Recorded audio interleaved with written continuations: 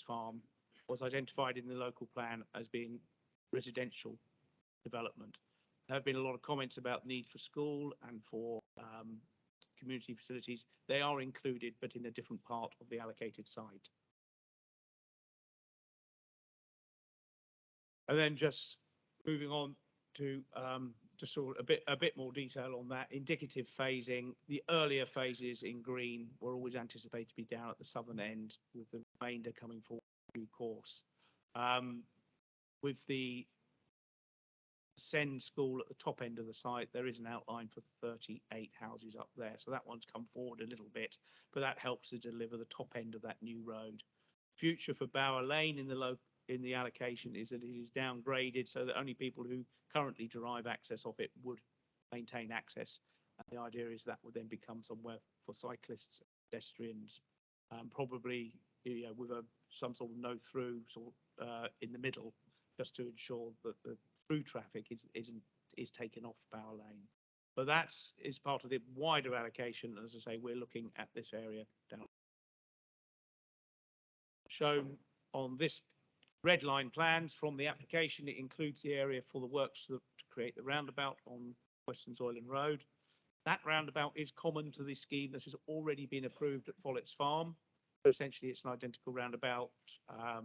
That Follett's Farm, as members may be aware, has certainly with groundwork started up. The roundabout, I understand, subject to technical approval from County Highways, that roundabout starts to go in the new year. And there's the detail of the roundabout as relates to this application. So it would have a southern arm swinging into the site. The idea of that, originally it was a southern arm coming straight down Dunweir Lane. There were a lot of local concerns about additional traffic that would have on Dunweir Lane, especially as at that point there was a southern entrance, vehicular entrance. One of the things we did is to take that out so that Bower Lane would not get any busier at the bottom end as a result of this development. So this would bring the development straight into the site. Obviously, as a consequence of that, Dunweir Lane now sort of would come out onto a new junction onto the road going into the site. And just really for your information, that's the roundabout as was shown on the Bower Farm application. So essentially it's the same thing, although this southern arm deflects this way into the site. But you can see there, same sort of idea. The new road goes into the development site, and the old road becomes a junction off it as a first stage of calming traffic on Bower Lane. Then we have a pedestrian and emergency access down at the southern end of the site. That's where the original vehicular access were. Generally speaking, a site of up this sort of numbers, 560 dwellings, would need a secondary access for emergency vehicles in the event that there is an accident on the main entrance. So, but that would be bollarded. That would be just simply for emergency access, and then be pedestrian and cycle permeability onto Dunweir Lane. And then just further to the bottom of the site, there is a pedestrian exit or access out onto Dunweir Lane. And then just on the north side of the Bower Farm buildings, there would be a pedestrian access to link up with the pedestrian footpath that comes out of the houses, sort of more or less opposite, just to the north side, Follett Farms buildings. So that would link up there. In terms of the master plan that's submitted with the application, this is what has been provided. It shows 4 edges, a strong edge along the motorway with the acoustic measures that would be necessary to deliver sort of the sound mitigation measures. I'll come on to some more detailed slides on that, but it's showing essentially residential areas with open space within it, sort of trying to retain the hedgerows where possible, with areas for play equipment for children and a larger or more grown-up children's a neighbourhood area of play, and with a mugger at the southern end. There has been some issue about whether or not that would be appropriately overlooked. This is indicating that there would be houses facing it in this area, and obviously the detail of that would come at reserve matters, but that was an issue that we did do some tweaking of this layout to ensure that that was going to be reasonably overlooked. And then just from the original master plan from our allocation document, it's very much showing there have been some tweaks to the access arrangements, but very broadly in accordance with what we were expecting when we produced the design guide. Just to show those sort of principal movements through the site, we've got the spine, the new sort of road running, the main road running through to the emergency access with these two pedestrian points to get out onto Dunweir Lane. On here, this is just an indication of the building heights. There has been a strategy initially to sort of manage the noise from the motorway using 3-story buildings. They weren't considered appropriate. The applicant accepts that. They are now saying, they can manage the noise with 2-story, maybe some 2.5-story buildings, so sort of rooms in the roof, generally speaking. But you're just showing there where the highest buildings would be for the noise mitigation strategies. The detail of this would come at reserve matters when we see the design of the houses and we know exactly what's going where. But as a matter of principle, this is quite reasonable. In terms of drainage, the site's got a very well worked up drainage scheme. There would be these sort of attenuation areas, the darker blue here, and they would then drain these various little catchment areas that have been indicated in the various colours. So we can see how that works with the open space and the relationship with the motorway, and then providing some space on this northern edge between Western Zoyland Road and the houses by a drainage area there. So the water would be collected, network of pipes discharged to these attenuation ponds, which would then discharge to the Rhine network at an agreed rate that our advisors in the lead local flood authority would pick up through conditions. In terms of the ecology of the site, it's pasture, mostly sort of ryegrass. There's a variety of hedges and some trees running across the site. Our ecologists advise that that there is the ecological impact can be managed through the submission of the reserve matters, which we're recommending a number of conditions on, including one to require the ecological enhancements to come forward as part of the reserve matters, so we see them at that stage as opposed to discharging them once the house types have been designed. We want to see these features designed into the houses. There is clearly going to be a change in the character of the site for many reasons. The ecological impacts of that are considered manageable with appropriate conditions. In terms of the noise, this is the indications of the levels of noise that would be anticipated here. So the dark is the blue area, thin line, that's the noisiest bit immediately adjacent to the motorway. Areas in this sort of reddy colour here, salmony red, that would be sort of behind the bund, that would be slightly higher. And then the front, with the creation of a sort of strong frontage set back from the motorway with acoustic measures, which I'll come to in a second, we would then create an area within the site where the noise levels would be at an appropriate level. There would be an area down at the south in the open space area where the play equipment is, where the noise levels would be higher. And that to a degree is inevitable given the relationship with the motorway. But the residential element, our environmental health officers and advisors can achieve satisfactory noise levels. We've got a condition that would require the exact detail of that to be agreed. We're also suggesting a verification condition to say that before the dwellings are occupied, evidence is provided to show that the measures that have been agreed by condition have actually worked and the sound levels are what we intended. The principal strategy for managing the noise would be a combination of the distance to the nearest house from the motorway and then a landscaped bund. We are suggesting that bund will need to be the exact detail of it agreed by condition, and then the management of it dropped into the Section 106 agreement, because clearly there'll be a need to ensure that the landscape planting is established, maintained, the fence is maintained in good order. But that, we suggest, is this is essentially the approach that was agreed at Bower Farm. It has been tweaked a bit in light of experiences there, but essentially bund, acoustic fence, space, and the design of the houses will achieve the noise levels that our environmental health officer advises us are necessary. So looking through the sections, the site that will create, there's one section sort of through the northern bit and one through the southern bit.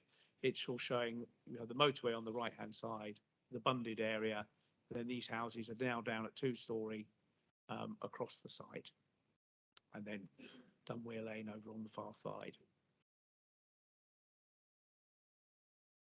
In terms of sort of the evolution of the scheme, this just really to give you an idea of what is there and what went through the designers' minds as they got to this stage.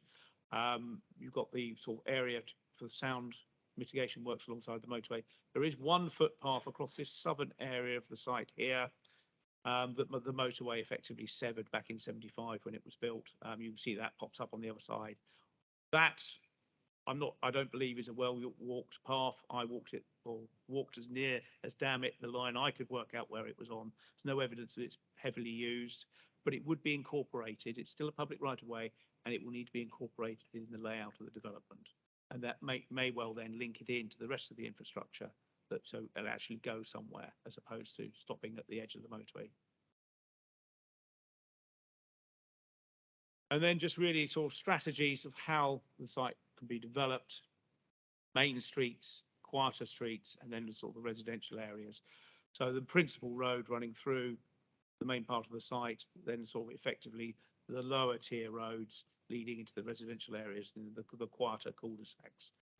What we're suggesting through conditions is that these design principles be carried forward. We're suggesting a condition to agree design coding to inform the reserve matters that will be based on the drawings that you're seeing now in terms of the detail that we've got indicatively. And that brings us on to sort of the character areas that are suggested. The yellow is a sort of village feel along the main street. You know, the village core in pink, the Dunweir edge in brown along Dunweir, and this area here where you have the power lines running across the site. And then in green, the green edge, which will have that landscape bund against the motorway. And we've got quite a bit of detail as to how this could look in terms of the green edge with the landscaping next to the motorway. This was an older drawing, well, the original drawing that came in, we're not anticipating 3-storey, but this will define the edge to the development and the new edge of Bridgewater next to the motorway. Moving into, so just to go back to that bund, and that bund is then formed part of that green edge. In terms of the Dunweir character, smaller properties, a mix of detached, semi-detached, to sort of replicate kind of the feel you've got along Dunweir Lane at the moment. But this sort of character to be taken forward. You know, here's the sort of how the open area around the power lines could look. But just really give an idea of what is in mind for this, and then a section just to show that it would be set back from Dunweir Lane. The green would be maintained, area of green space, footpath, the vehicular access, and then the houses. So there would be space from Dunweir. These houses are not being proposed to cram up against Dunweir Lane. And then the village avenue, that's along the main road through the site. So sort of houses set back from the road with their own parking on plot. And then in the village core, smaller properties, different arrangement of parking, sort of out front, and sort of, you know, some sort of flats over garages, for example, but basically the sort of smaller properties that would sit between the main roads. And then just to sort of quickly go around the site, what I've tried to do here, starting on the motorway bridge, going around the site, down Dunweir Lane and onto the bottom. So on the motorway bridge, you can see the view across the site. You've got the little woodworking site just in here. And then over the clump of conifers is where the farm buildings are. And then just that's to give you an idea of the separation. There's the Reen, the open space between the motorway and that Reen, and then the bunding would go in on that side, the right-hand side of that Reen. Just stood down off Western Zoyland Road, just panning round across the site, very flat, very level, with hedgerows and sort of pasture. And then just looking at the area where the new roundabout will go in, properties are down Dunweir Lane on the left there, and road. But then just to give you an idea, you've got sort of fairly you've got hedges, trees, Some of them are getting a bit gappy. Some of the trees will need a bit of maintenance, but we're looking to retain as much as possible. Then just looking out towards the motorway, you can see, yes, you can see the motorway at this stage, but in due course that will disappear behind the houses and the bunding.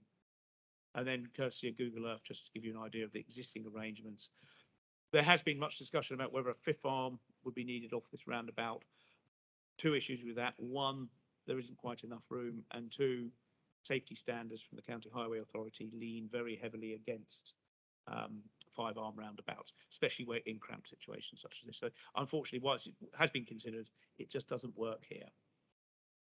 And then just in Dunway Lane, looking back up, see you've got the edge of the green with all the sort of the banks where it's been maintained, and looking down Dunway Lane, the junction into the houses to the east. Looking across that junction, you can see the farm buildings are down here. And then you've got a variety of house types, really, which we're looking to replicate with that Dunway edge. Go down here. You see the farm buildings and sort of clumps of vegetation. The hedges aren't particularly continuous in some parts of the site. Looking back up to Western Zoyland Road, again, to just get the feel what the site comprises at the moment. And then the existing houses on Dunway Lane, they're quite close on the east side. We'd be looking for them to be further set back on the west side. And then just the farm buildings, which are retained for the current owner. And then just on the edge of the farm buildings, looking up Dunway Lane, there's that entrance, footpath entrance through into the houses opposite. So we'd be looking to connect to that using the footpath coming out of the site. Follett's Farm itself, and the farm buildings are opposite. And there's the farm entrance gate there.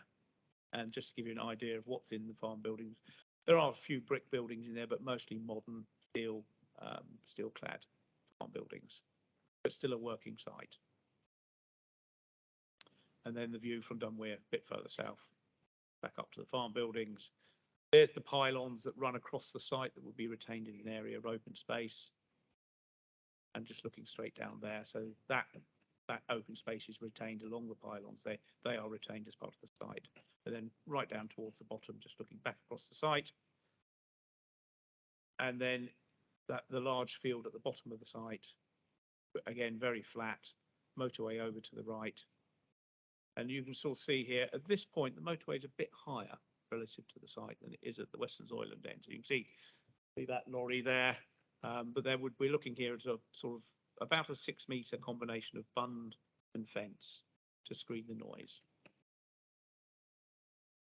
And then looking back towards the farm buildings and the property lane, and just sort of show you again, here's the other end of the green. The maintenance strip is from the motorway side. You can see that there. The motorway's then behind that clump of bramble, so you've got that much space. And then just looking back across the site and back down that line of pylons. So really turning to the key issues.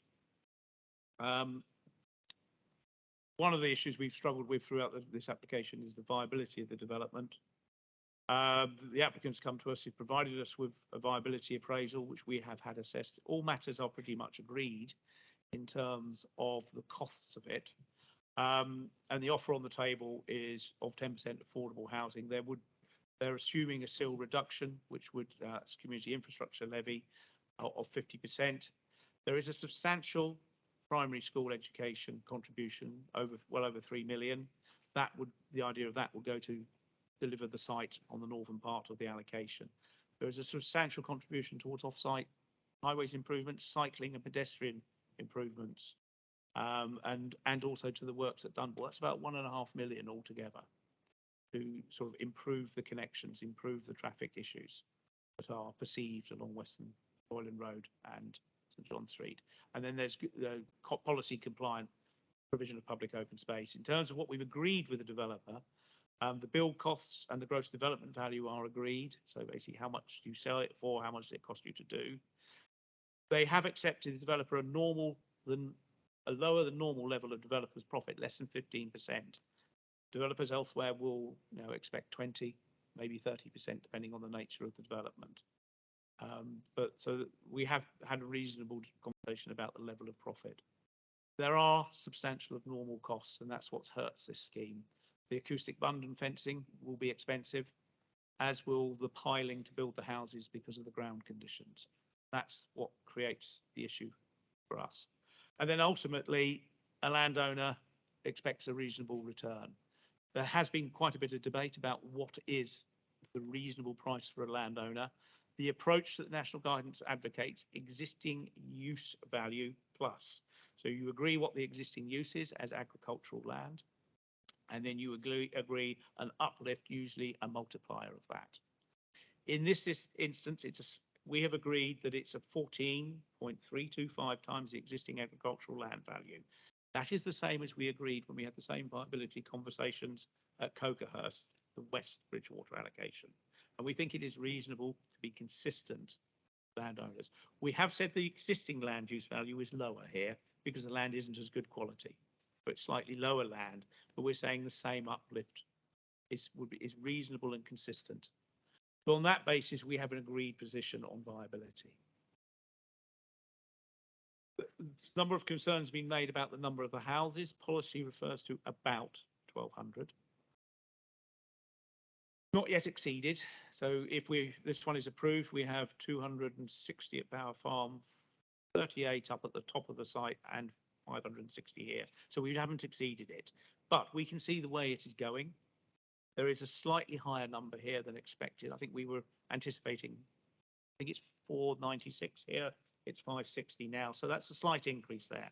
That increase in its own is not objectionable. And there's no reason to assume that 560 on this site cannot be accommodated.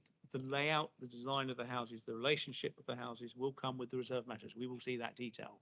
If it's unacceptable, we have issues that we will need to deal with then. Crucially, the roundabout design is there. It has been confirmed by County Highways as being able to accommodate the anticipated level of development across the whole of the East Bridgewater allocation. So we're not denying it. The numbers are creeping up, and it could be over 1,500 altogether, but we haven't got that detail yet.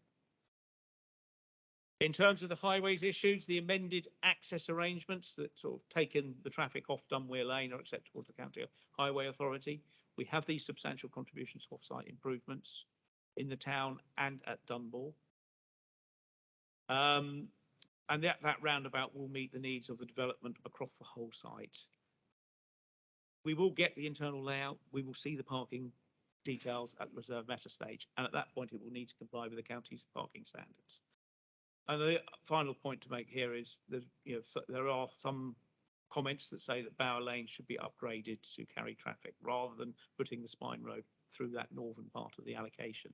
That's not what the allocation says. That has been agreed, that Bower Lane will be downgraded to become more pedestrian and cycle friendly, and such traffic that does want to move north-south will go through the new development between Western Zoyland Road and Bath Road. Noise management. A site this close to the motorway needs careful treatment.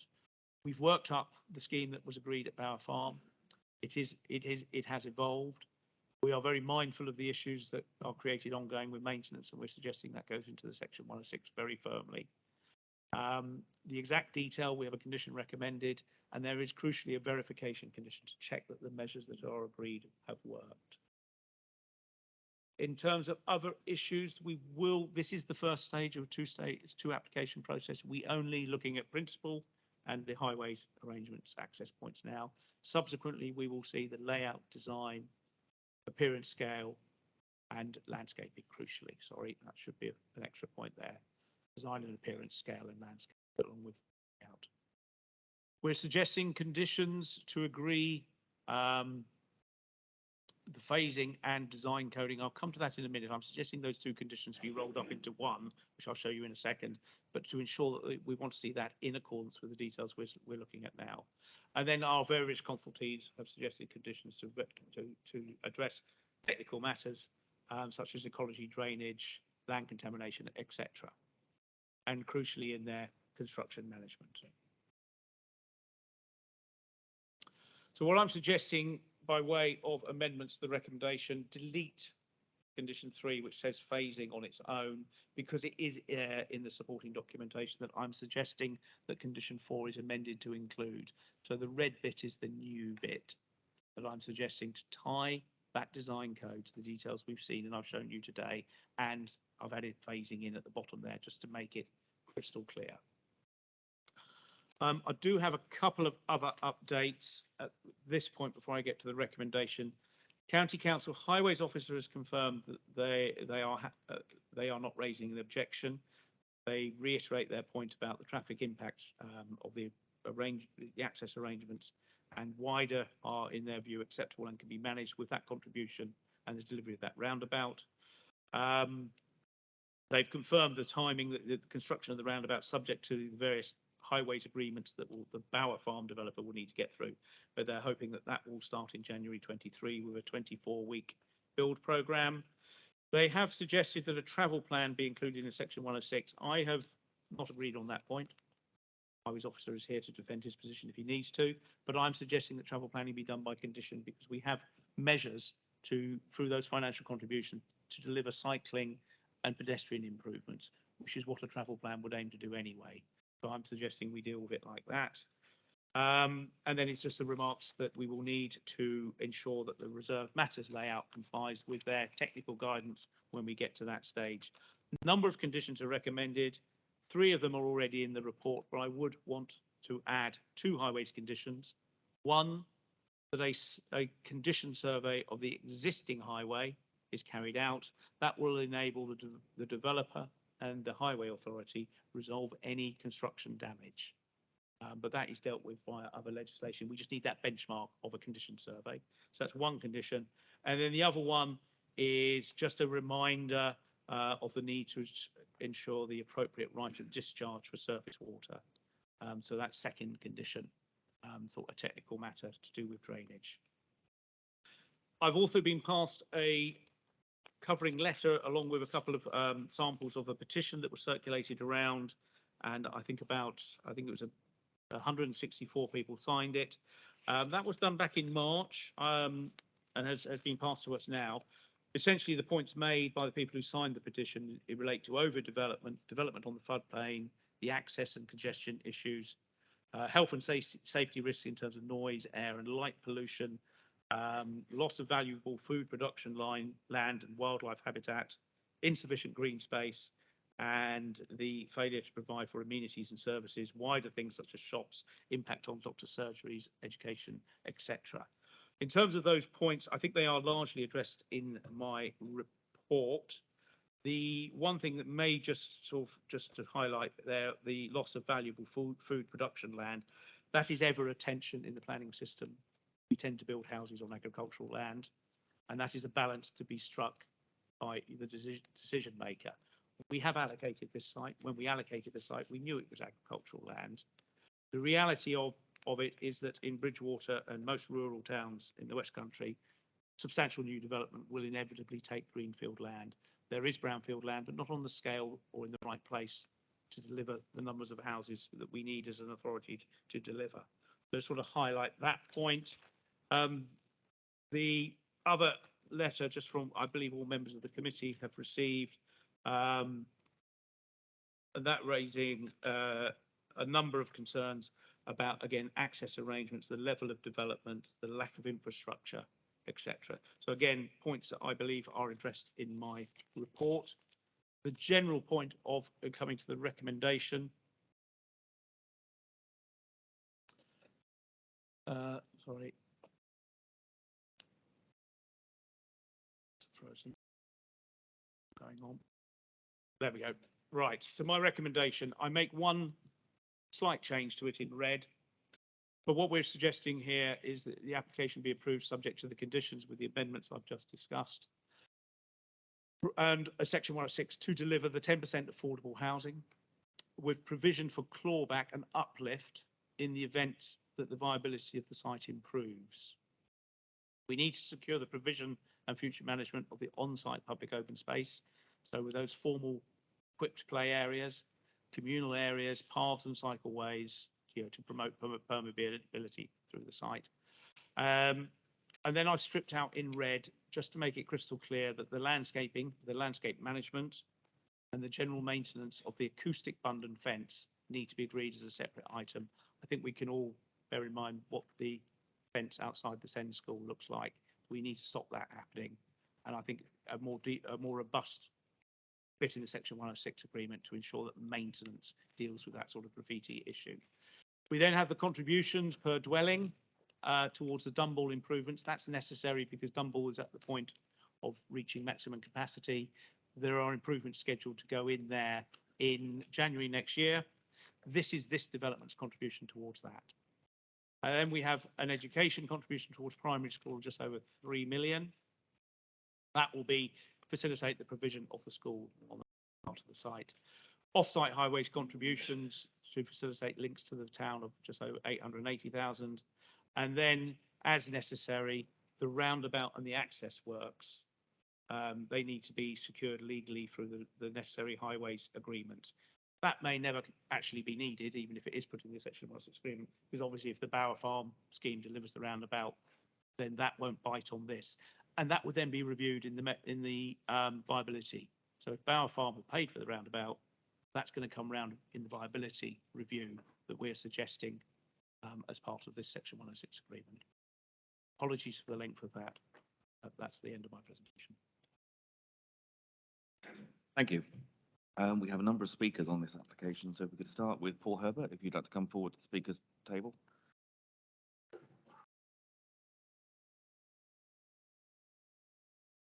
Good morning. Just reminding you, you can see the clock in front of you. You've got the 3 minutes. Start whenever you're ready, please.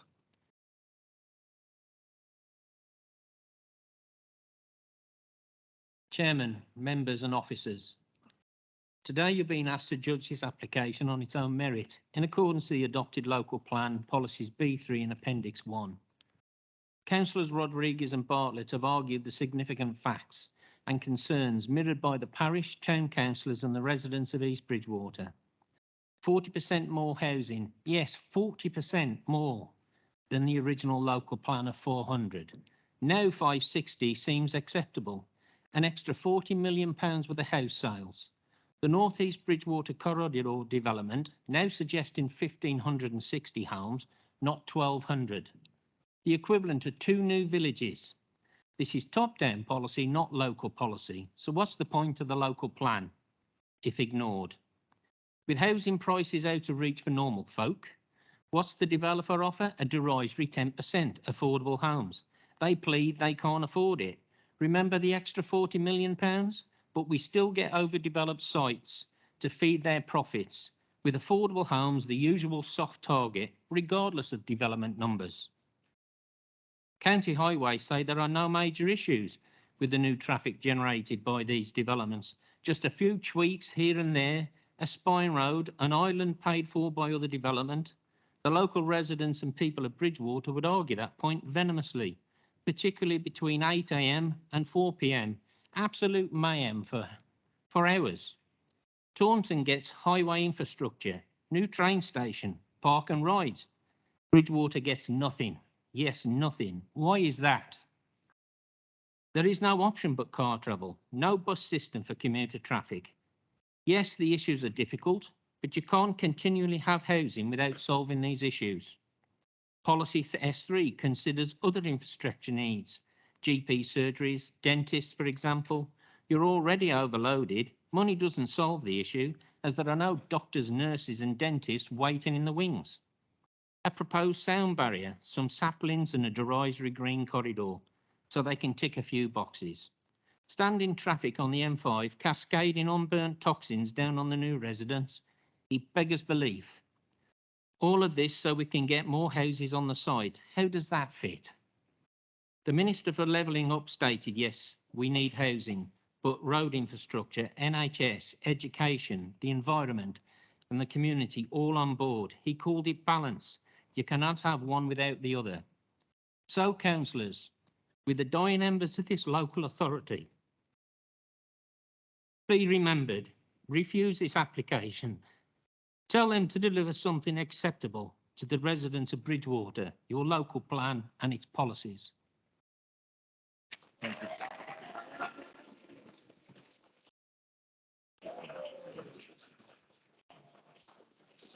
Thank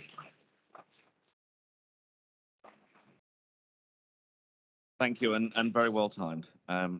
Liz Brown is our next speaker. I believe is speaking on behalf of Bridgewater Parish Council.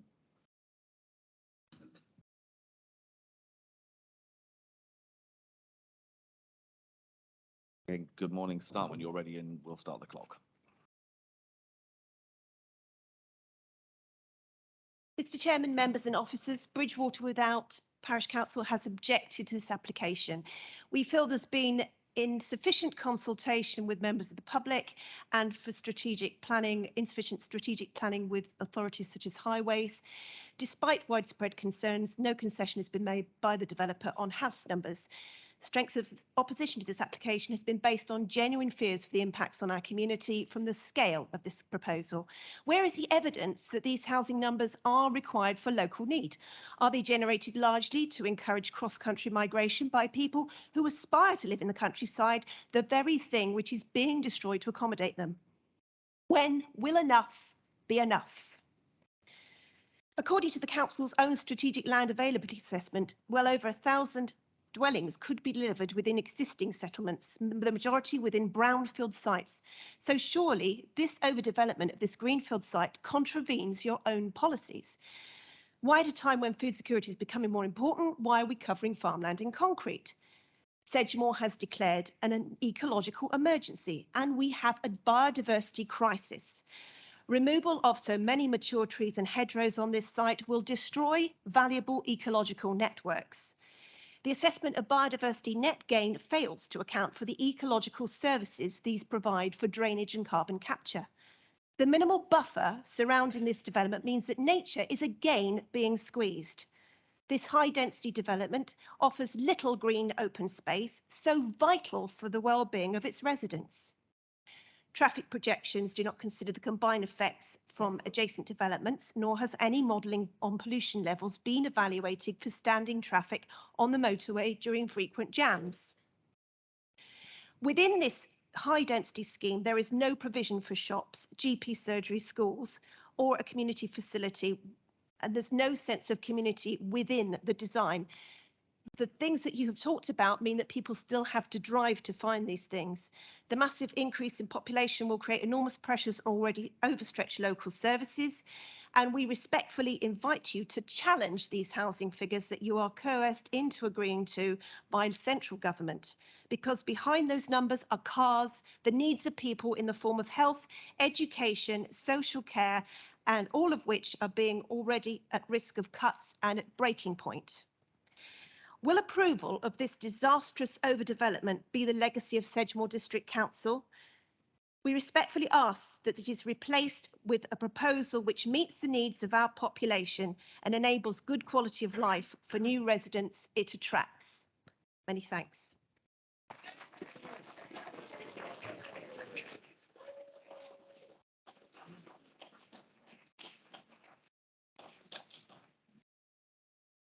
McLeary, I believe you're speaking on behalf of the Town Council today.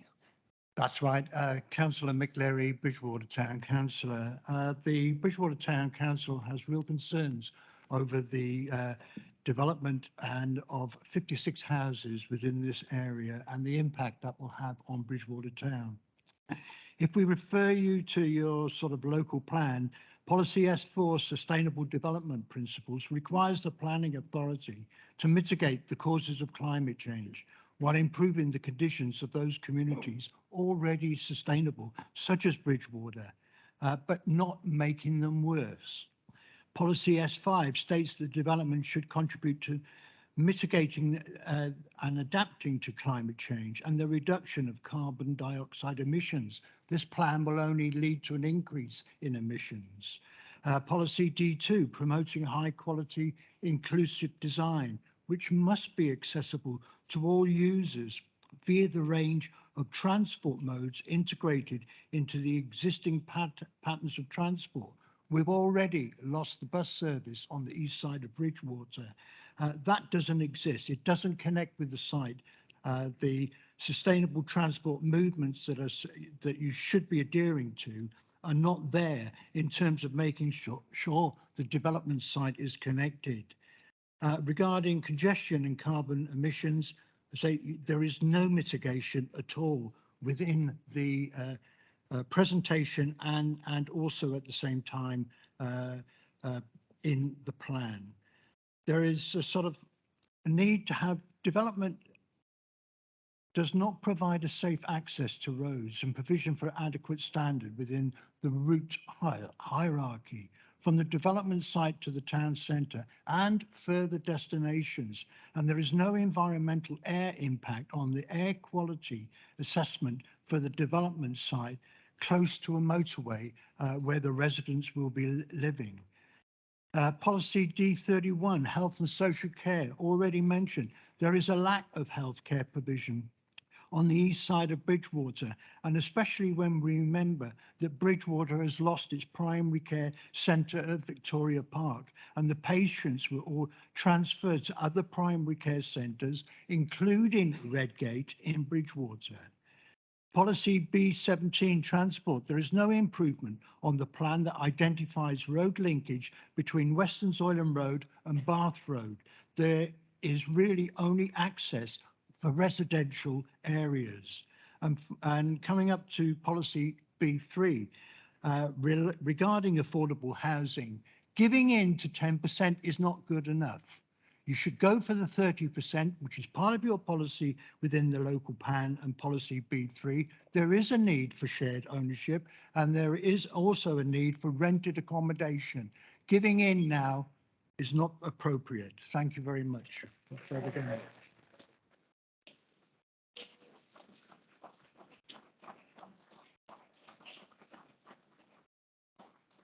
Our next speaker is Alan Herford, if you'd like to come forward.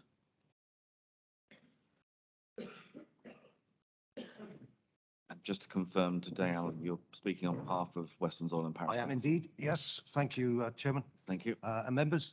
Just to make my position clear, I am a resident of Somerville Way, and I have written at length as each phase of this proposal has come forward. But because of the antiquated system we have, I'm precluded from speaking on any of those points. You are speaking on behalf of the parish council. You're Indeed, not I here am. as a private And resident I'm just today. explaining why that is. Fine. Thank you. Go ahead. Our issue is entirely highway based, obviously, and we can relate to the fact that this 1,200 plus houses on this strip to the west of the motorway has been a long-term plan. The essential factors are that the highway improvements, which are required because of the numbers of heavy goods vehicles now attaching to Western Zoyland with different developments on the airfield, etc., but also which are increasing in their activity in Dunweir Lane. All those factors are making the highway system into Bridgewater, which is restricted by the bridge, the ailments of the railway bridge, and indeed the roundabout and the way that operates at the bottom of St. John Street. So all those factors are meaning that getting into Bridgewater is more and more difficult from people from Western Zoyland and those on the A372. So what we would look for, planning used to be looking forward, but of course there was a proposal at one time to link from Dunweir in to what we now call Squibbers Way, but that was deleted rather short-sightedly, I would suggest, a long time ago from that plan. So my main point is that having come across the National Highways report and recommendations, that every one of those is absolutely vital. And I'm particularly interested to see that 900,000 is to be spent on highway improvements into Bridgewater. I look forward to seeing exactly what those are and how they will actually help the road system. Thank you very much. Thank you.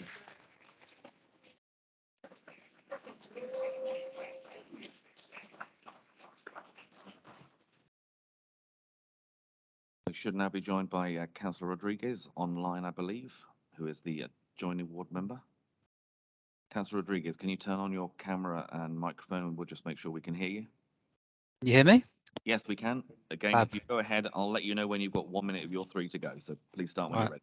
Right, hold on a minute. Let's get up here. So firstly, policy D5 refers to 30% affordable housing for this development, but the developer is proposing 10.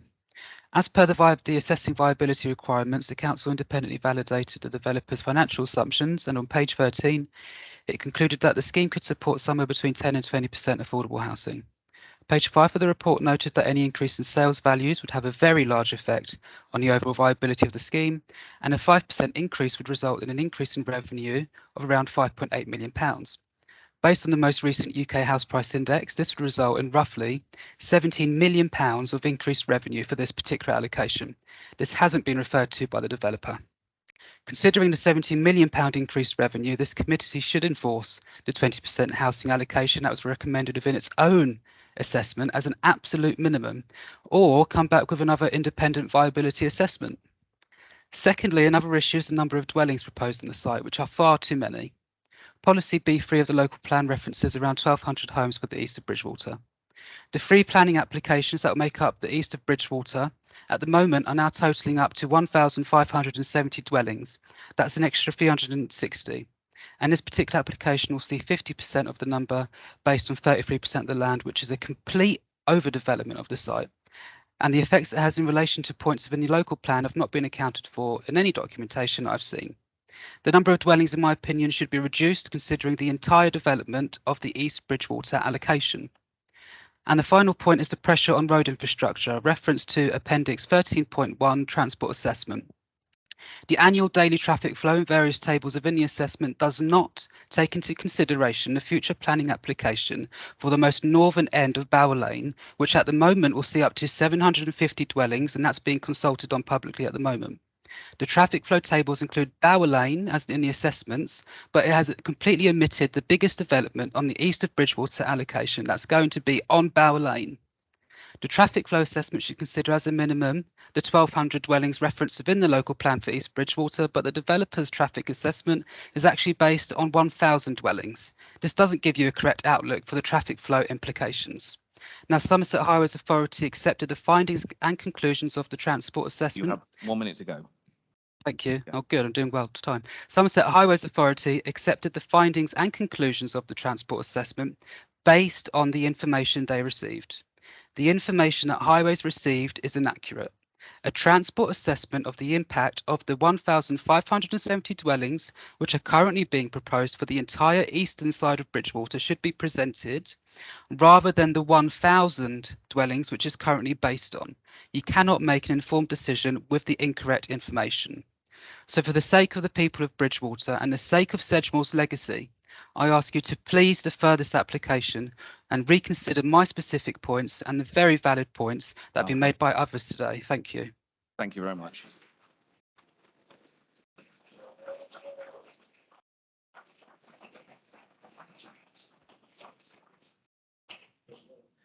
Thank you. Our final speaker is Phil Jones. If you'd like to come forward, please.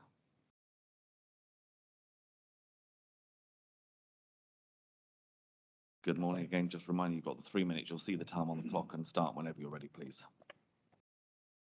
Thank you. Good morning, councillors, ladies and gentlemen. Hanek Homes has been working on this site for a number of years and has gathered a lot of information about the site, which led to the submission of this application. It is based on a detailed understanding of the site conditions and has been designed to work with existing natural and ecological features as far as possible. Hanek is engaged with the local community by holding a combination of remote and face-to-face meetings with residents. The intention was to listen to feedback from the community and make adjustments to the proposals to address concerns that have been raised.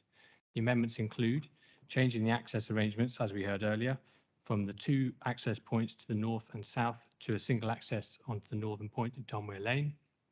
Concerns expressed about the additional traffic, so it has been changed to a single access and reduced the possibility of rat running through Silver Springs residential area.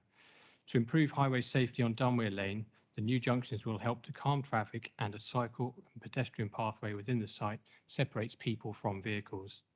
A connection has also been added to link the site to Sheridan Close, an existing well-used access point. The number and density of homes has been challenged by the local community. The application proposes 560, which is broadly consistent with the number envisaged by the council's own adopted design principles document.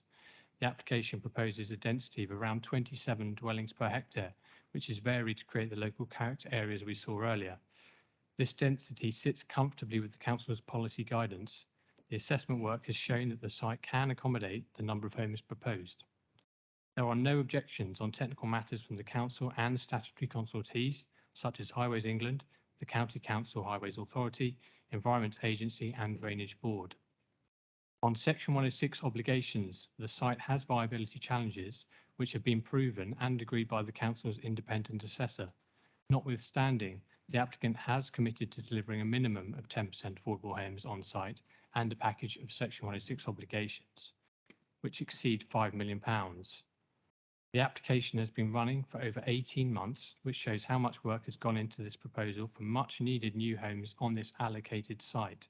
It will support the local economy, bringing significant benefits to Bridgwater and the surrounding area. It will provide at least 56 affordable homes. We'll stop the clock. We have listened, and everyone has listened with respect to all the other speakers. I think it would be only fair for us to do the same thing to this speaker. So I will be allowing you the time to carry on. And if there are any interruptions, then I will allow you the extra time to carry on. So if we will allow you to start again, not start right at the beginning, but carry on from where you were. And please, as I say, please do speak. Treat all the speakers with the same respect that you did the early ones. Please carry on. Thank you. It will support the local economy, bringing significant benefits to Bridgwater and the surrounding area. It will provide at least 56 affordable homes, which will help people get onto the housing ladder. Those homes can be distributed across the site in accordance with the council's policies when details are considered in future applications.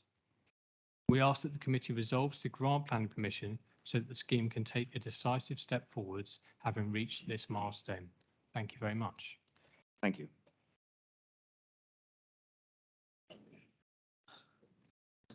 Members, any comments or questions, please?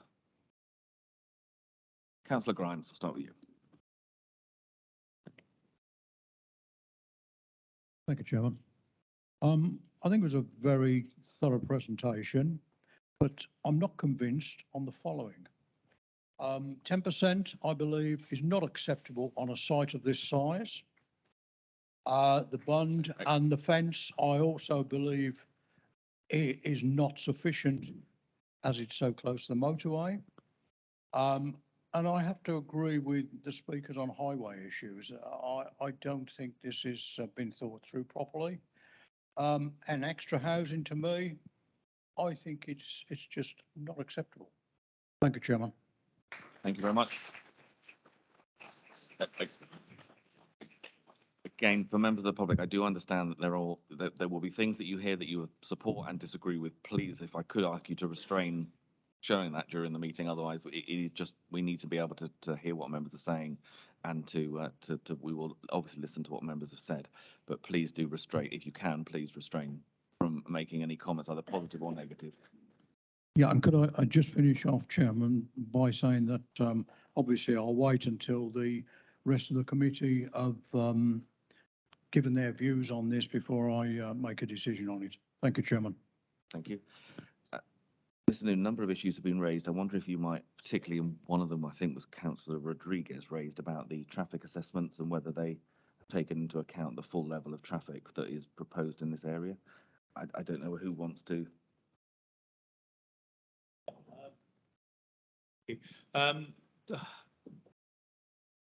Two answers. One, this scheme has assessed to the best of its ability the impact of the whole number of the development. However, there are more applications to come, and they will most certainly have to deal with the numbers because we will know the total then. But this scheme initially was looking at assessing various highways impacts on the basis of 1,200. I do accept that. We haven't hit over 1,200 yet with this application. We have certainly said to the application that's coming on the remainder of the land to the north that they will be looking at assessing the full impact of the full numbers, because they will be the ones who take it over 1,200. So in terms of what we have before us, the evidence shows us that this development at this point in time is accommodated locally. The full assessment will come when we know the exact numbers on the back of the application to come. Thank you. If I could come to Mr. Brinkman from the Highways Department. Hello, I'm Carl Brinkman from the County Council Highway Department. Just to clarify, expand on what Adrian just said, the traffic modelling was obviously subject to an original TA.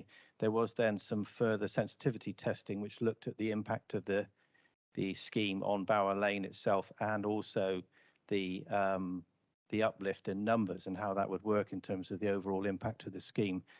So we had that information with us. We have that information. We've looked at it. We've checked that information. We feel it is appropriate and correct in this particular instance. So just to clarify, we did have the information when we made those comments, final comments to Adrian the other day. So I think that covers the modelling aspect. And also, Mr. Tate, in terms of the local plan allocation, there's been the question raised about the difference in numbers.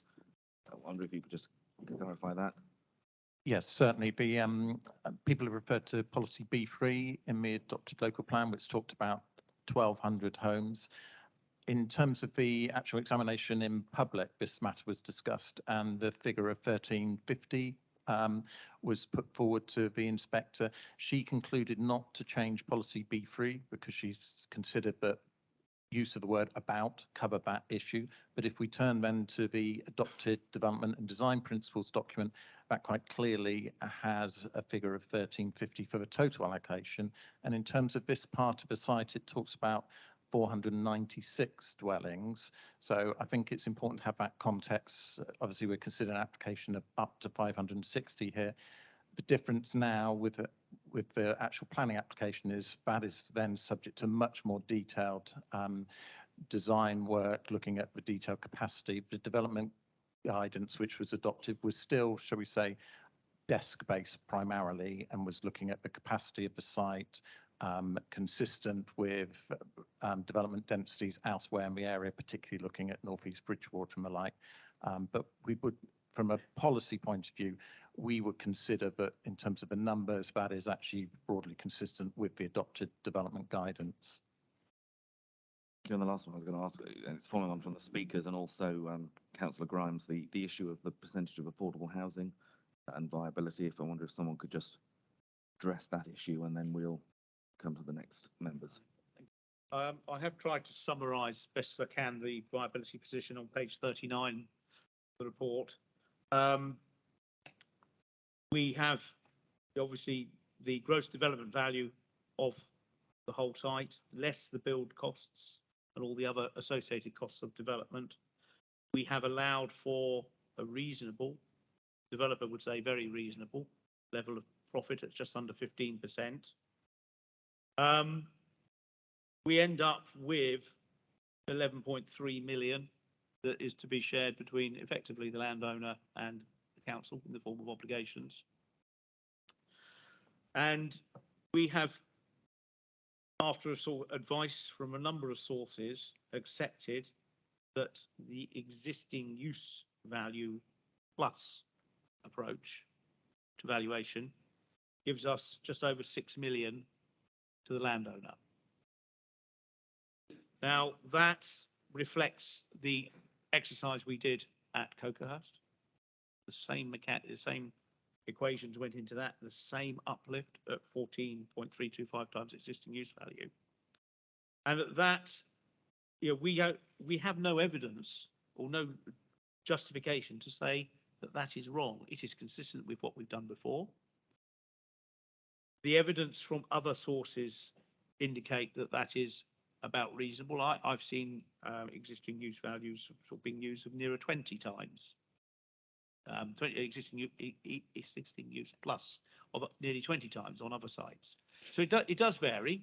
The applicant has accepted this uplift of 14.325, reflecting sort of certain aspects of the certainty and the lack of risk. It is an allocated site. It's not a speculative application.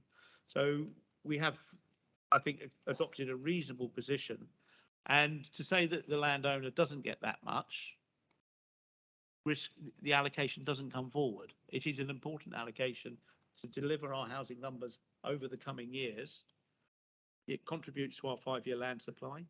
It's been factored in terms of our delivery estimations.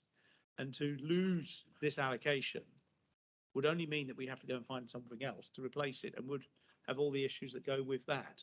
So we did look at the viability of it when we allocated it. It was always marginal. We accepted that, but it had a lot of other things going for it in terms of being the right land in the right place. There will always be those who have a different view, unfortunately. So that is how we've got to this. There's, there's no justification to at this point, I think, to turn around and say, actually, we disagree with your viability, because I can't put my finger on the reason we identify. Thank you very much. I've got a number of councillors who've indicated, councillors Betty, Perry and Hendry. So we'll start with councillor Betty. Thank you, Chairman. I have many different points. Can we just go to the slide with the noise barrier on, please?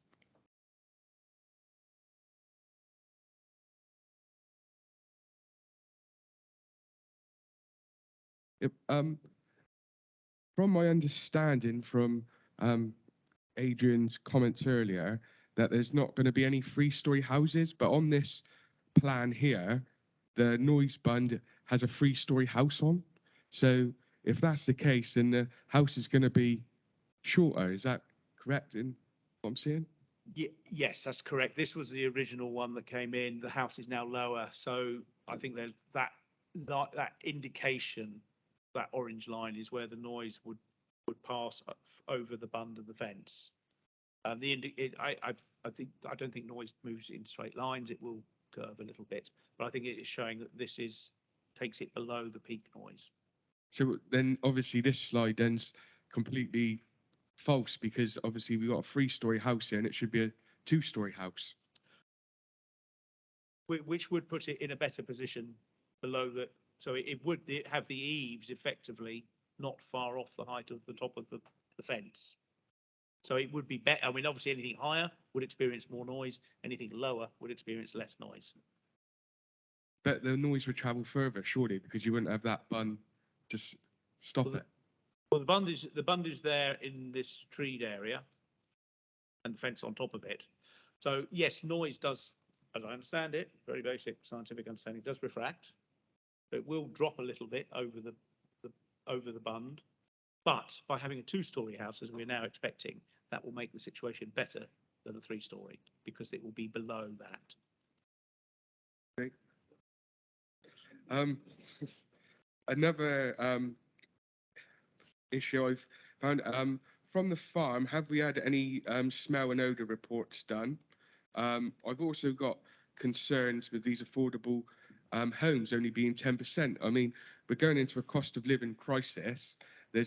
We're going to see more people needing affordable homes to live in, and here we are saying that 10% is okay because the developer's taking a smaller profit. Well, I'm on the understanding that when we're dealing with planning, we shouldn't be worried about how much money people are making, but this is people's lives that we are going to be affecting.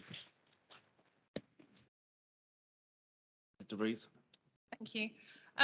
Just in terms of, Adrian, can we go to the noise level image that was just before this one, that one? In terms of the bunding, I appreciate the section is indicative. A lot of the plans that members have seen this time round are indicative. The separation distance is set. The height of the buildings aren't, but all of it's been subject to technical details and negotiation with environmental health. So environmental health are happy that if the height of the buildings are reduced to 2.5-storey instead of 3, that it would still result in appropriate noise levels for the occupiers and for the surrounding sites. So with that in mind, we're happy with that approach. The detail of it, and this is always the case with outlines, you know, we look at the principle of getting the numbers in. The description is up to, so it's not absolutely categoric. It would be definitely 560. It could be less if we can't accommodate 560 when we've got the detailed layout. But the professional advice we've had from environmental health is that the noise can be appropriately accommodated within the site. So we're happy to take that advice. In terms of noise and odour, or smell and odour from the farm, I'm not aware of anything, but I will pass back to Adrian in case there's any further information on that. But I don't think we've received that as a concern or complaint, and it's not been raised, to my understanding, by environmental health on the application. Thank you, Mr. Yeah. Noon. Yes, that is correct. The farming activities there would need to be reviewed at the reserve matter stage, depending on what is going on there. The layout of the houses may need to be tweaked in that part of the site, but it's not a block to the development of the site as a whole. We can look at that at reserve matter stage. Just the other point that was made there about the sort of what is, I don't know what the right way of putting it is, but what is taking money out of this scheme. I have sort of tried to sort of give you an idea of the level of abnormals in the little notes below the table on page 39. We are looking there, the piling is 7 million, over 7 million additional construction cost. The bund and acoustic fence just under 1.8 million. So we need to look at all these things in the round. The developers don't build houses for fun. Landowners don't sell land below its value. And when you have an allocated site, that hope value has crystallized at that point. We accept that house builders don't buy development land at agricultural land prices. What we're looking at is what is a reasonable price to pay. And similarly with the developer's profit, they are profit-driven beasts, house builders. We live in that world, and what is a reasonable level of profit? My advice is that just 14.9% is reasonable in this instance. Thank you, Councillor Perry. Yes, thank you, Chairman. I still have major concerns as to the traffic generation. What you've got existing businesses running out of Plum Lane using Arctic lorries, and also lorries coming in from the A372. And as I can understand it, this development you're saying is possibly 560 houses, and you've got about two cars per household, and they're all going to be using that same junction. And I can't understand why the county highways have got no problem with it, and why we can't get a correct traffic impact assessment done on that particular junction.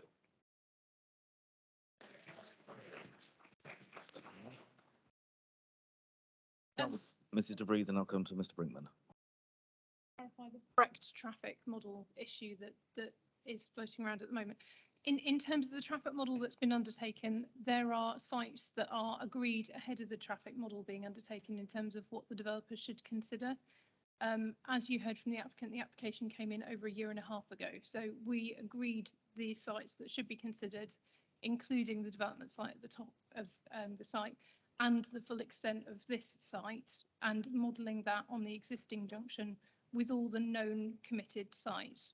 What's happened since is there has been an environmental impact assessment screening opinion for the site to the bottom for a larger area than what's remaining for the allocation. So that's the bit that hasn't been factored into this development. But as that is not yet a live application that's not ready for determination, we cannot consider the impact of that traffic and that traffic impact on this scheme. So what we're looking at is the impact of this development and this scale of traffic and the committed developments that already have consent or were already within the system.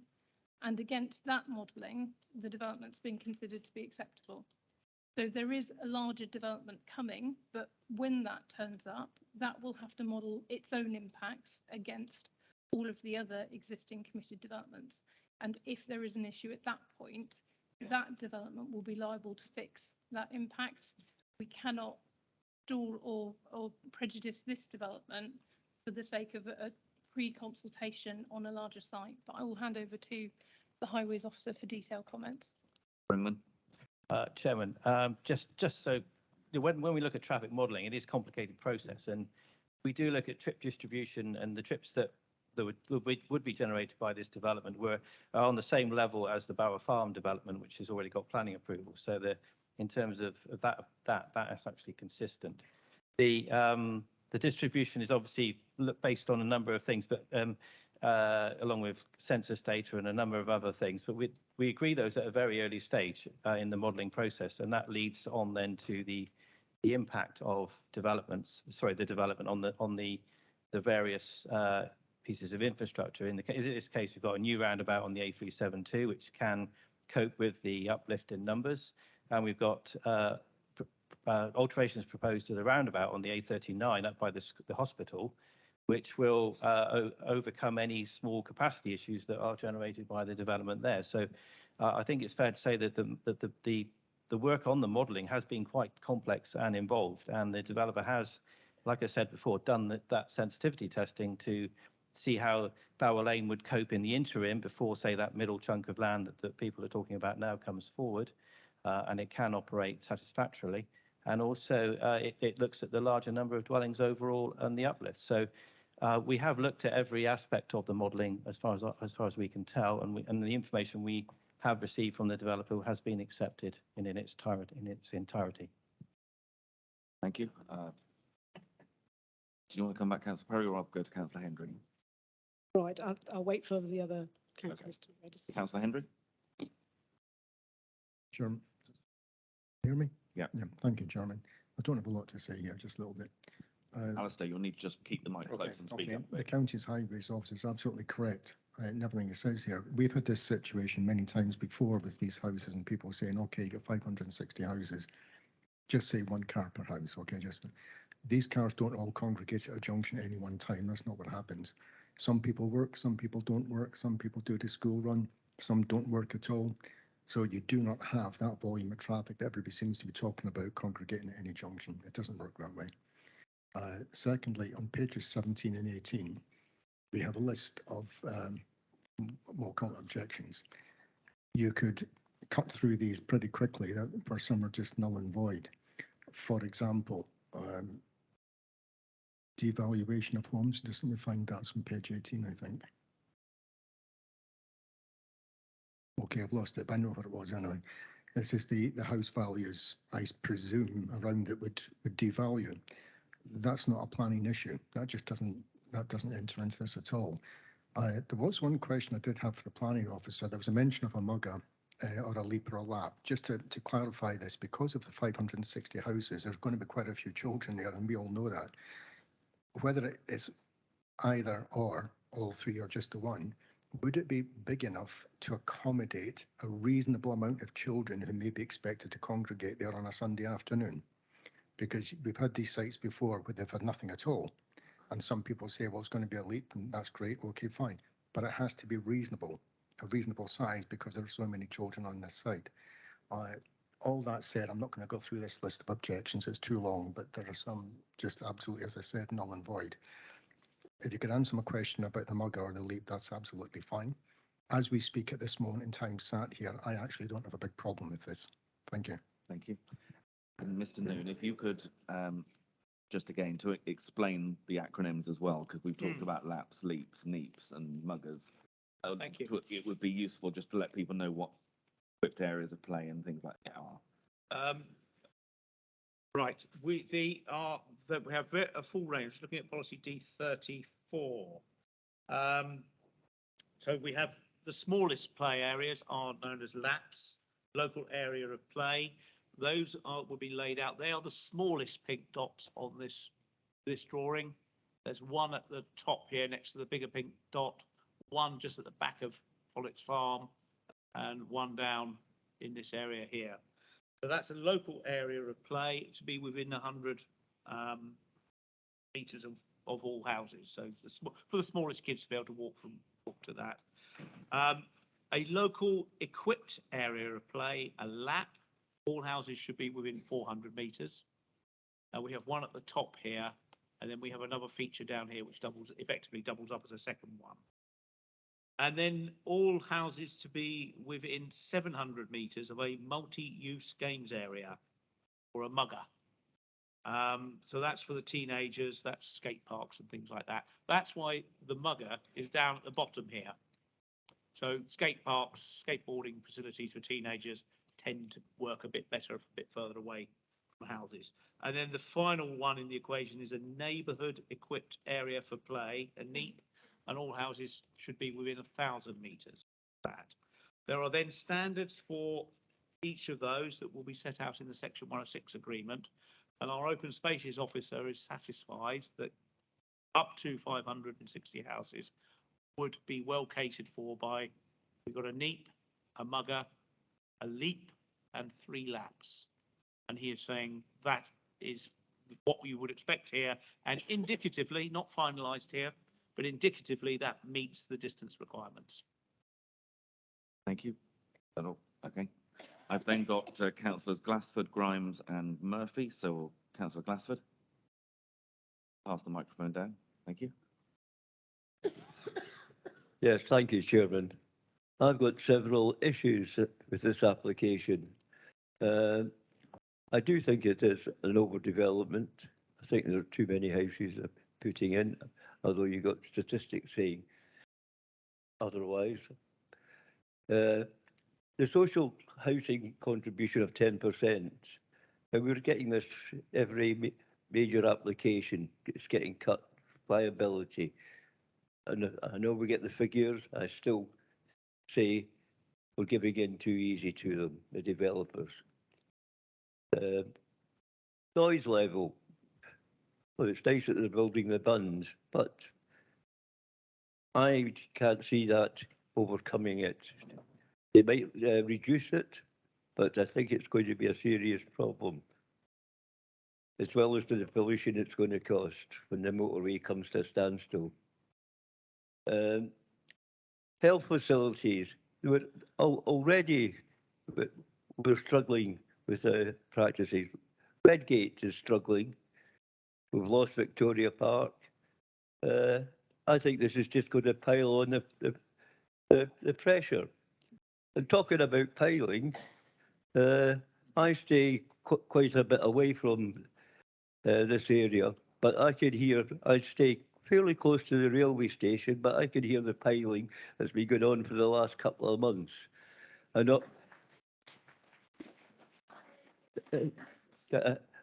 you know, this will be a bit closer to where I live, so I can't see it getting any better.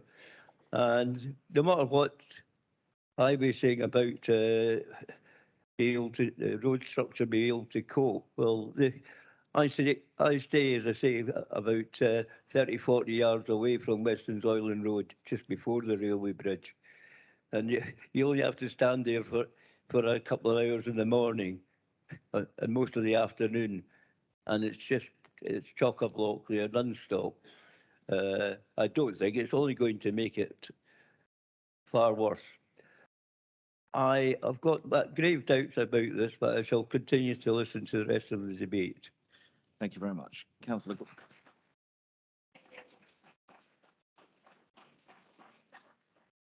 We've got Councillor Grimes, then Councillor Murphy, then Councillor Bolt. Councillor Grimes. Thank you, Chairman. I've listened to the answers to the concerns that I raised earlier, and I just have one more question, and it concerns the bund. I mean, it's a very nice picture you've planted, and it's showing mature trees on the top of the bund, look like 20 to 30 foot high. Am I right in thinking that this is all going to be completed with these trees before any houses would be occupied?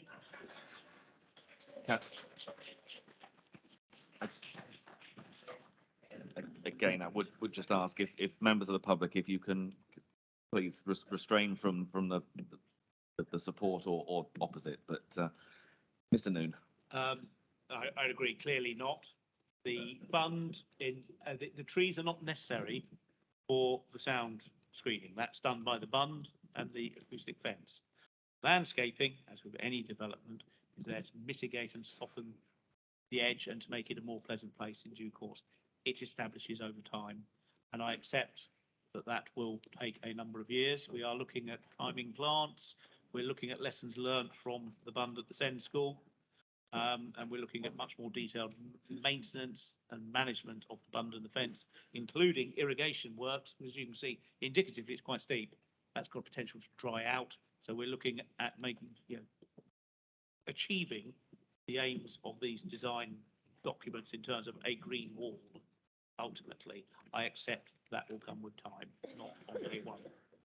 Thank you. Councillor Murphy and then Councillor Bolt. Councillor Murphy. Will this be on? Yes, it will be on. It is. Looking at that slide that we're seeing right now, could we go back to the one that was before it, where you showed all the houses in position? I think the houses is a complete, it's showing all the houses, the layout of all the. Sorry. The housing layout, that one there. Apologies. You'll notice that the top of just towards the top of it, there's a green section. And then down to the bottom, there's a green section. And my theory is that in the beginning, that green section extended all the way down to try and give a bigger bund, a bigger separation. Because in my opinion, the overbuilding, trying to get an extra 50 houses into that site has resulted in pushing the houses more and more towards the motorway, which is the most unacceptable place they can be. If you drive further up the motorway, you will see lots of different developments of housing, which are quite substantially more away from the motorway. And a number of people have said here, it's about human lives. I mean, I want to look, can you switch please to the bund? Can you switch please to the bund? I'm just saying that line should have been all green instead of houses. You now have the bund, and the bund, I think bunds, not bunds, acoustic fences to me are often laughable today. I mean, how that shows an acoustic fence, which is no bigger than the bund, but is actually, showing the cars on the motorway halfway up it almost. So it's almost laughable itself. How wide, Mr. Noon, is that bund? It shows it as being very wide. Clearly, all this is an artist's impression, which has been proven by the trees. But how wide is the bund? I've seen acoustic fences which are no more than a foot wide, a foot deep. We'll call it deep, the depth of the fence. Whereas I've said that this is something I've said before. If you drive even through Poland, you see polycarbonate fences that are 30 feet high, protecting houses, because they have much more of an eco look at this thing and want to protect people from the fumes that are undoubtedly coming from the motorway. And I think a previous person, I think it was maybe Councillor Glassford, talked about static traffic on the motorway with diesel fumes. And I think we are seeing something here which has not been well thought out. I mean, we are seeing houses that are very close to the motorway, closer than they should be because there's too many on the site. And we're seeing an acoustic fence. How thick is the acoustic fence, Mr. Noon? I, at this stage, don't have that answer. That's what it's a matter for the condition. High density material, yes, you could be right. It could be at all 30 centimetres thick, depending on the design and the materials. Footprint of the bund, again, we haven't got the detail. You can see a width of cars there. It's about three cars wide, so about 6 metres. I'm not sure, but I mean, I'd have to say that I am very unhappy. I am always unhappy with our British versions of what constitutes an acoustic fence. It just doesn't work. It's not high enough for a start. It's not high enough to stop the noise levels. And at 55 to 65 decibels in your lounge, you would hear it. You would hear it all day and maybe even all night. So that's I just want to make that point that we need to look at that. Thank you. If we move to Councillor Bolt, please, if you could pass the microphone down to, oh, you got it. Thank you. Thank you. Just a couple of questions. When was the financial viability study done? Earlier this year. And that was based on 560 houses? Correct. So when they bring in any reserve matters, should it get that far, and it's less houses, does that mean they're going to take off the 10%? The recommendation is at 10%, so they couldn't drop below that without having to present a new case to us. Sorry, maybe I'm being a little bit simplistic. If they're going to build less houses, there's going to be less profit, which means the viability would change. There is. The things to consider in the viability. So the information that's gone in is the full extent of the costs that are required to deliver the site. At the moment, that includes construction costs towards the roundabout for the site at the top of the site, which is already committed to delivering the roundabout. But the roundabout needs to be in place for this site to come forward. So at the moment, in the viability assessment, the figure of that junction construction has gone into the assumptions. So the reason for putting the clawback on the 10%, so the viability report we've had demonstrates it can only support 10%. We have had a revised comment from the Affordable Housing Manager, which unfortunately wasn't reported on the committee report, but it does say it's 10%. That's what's been demonstrated in the report. It's unfortunate, and it is usually affordable housing that unfortunately takes the cut, because if it isn't affordable housing, it comes out of the heads terms for the other obligations. So if it's still within members' gift, if members decided you wanted 30% affordable housing at the cost of other expenses in the 106, you know, that is still within your gift, but it is something that would have to be proportioned out for members to agree on alternative balance. But usually, unfortunately, it is affordable housing that takes the cut. So the revised viability that was done in March assumed the position in March. As we know, with the economic crisis, the cost of materials, the situation is not looking any better now than what it did in March. But the point of having the viability clawback on the 106 would be that in the event things did change, in the event that the inputs in terms of the construction costs reduce, so if the roundabout's not required to be delivered by this developer, potentially that's funds that will go back into affordable housing. But because it's not absolutely signed off with the other developer today, we can't discount it at this point. So at the moment, it's taken as an assumption for construction costs. But in the event that this developer doesn't deliver that, that fund would be recycled back into the affordable housing, hence the need for the reviews in the 106. But the 10% has been demonstrated through viability appraisals. It has been accepted, unfortunately, by the Affordable Housing Manager, but it is within the gift of the committee if the committee consider that 30% affordable housing is more important than the contribution that's currently on the table for the primary school on the site, or the contribution that's currently on the table for the highway infrastructure. But this is the balance that we've gone with, given local concerns on the highway issues, given the fact there is a primary school to provide for this site. We have gone with a 10% affordable housing contribution, but that 10% is set and established through the 106. So if through the approval of reserve matters, the size of the development falls back to, I don't know, say 550, 540, you know, the 10% is absolute in the 106. In the event that it gets varied, it is back to committee, similar to another scheme that members have seen, and it would be for committee then to have a look at the evidence and any changes. Councillor Bolt. Speaking really with regards to the development, the other side had X amount of percentage of affordable housing, and then the road infrastructure that they were going to have to put in negated that, and yet I understood that they had the total cost for that road infrastructure. Both schemes have the total infrastructure costs for that bit of infrastructure, because in the event that the first scheme doesn't come forward, that infrastructure is required for this development to come forward.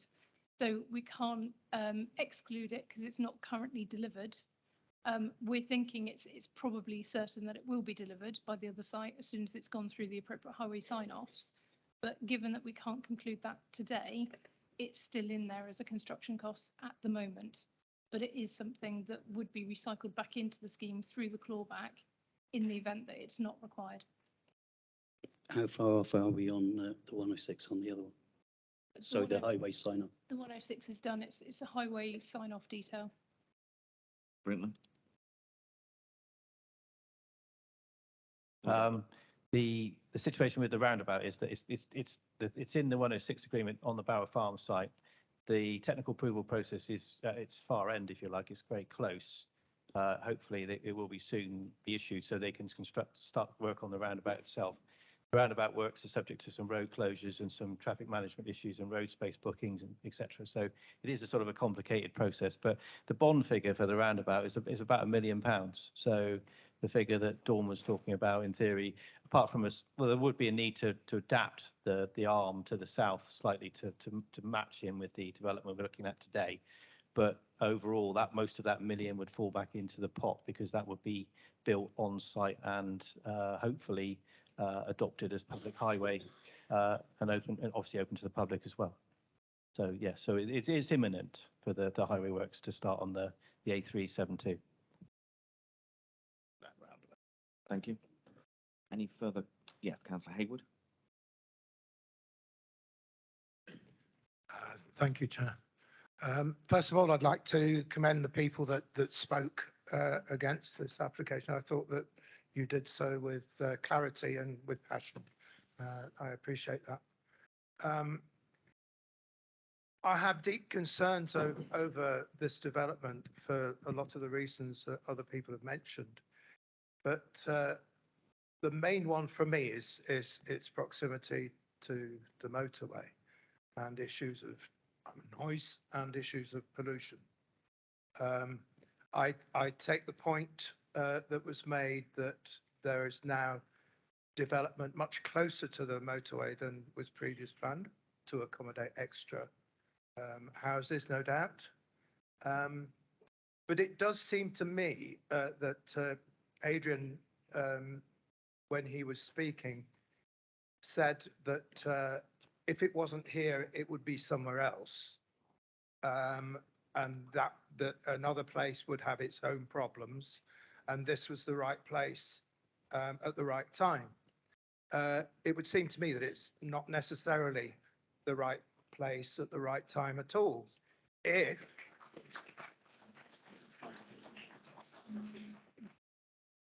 If what we're having to do is lean over backwards to make it financially viable for the developer, because it does seem to me that that's what we're doing.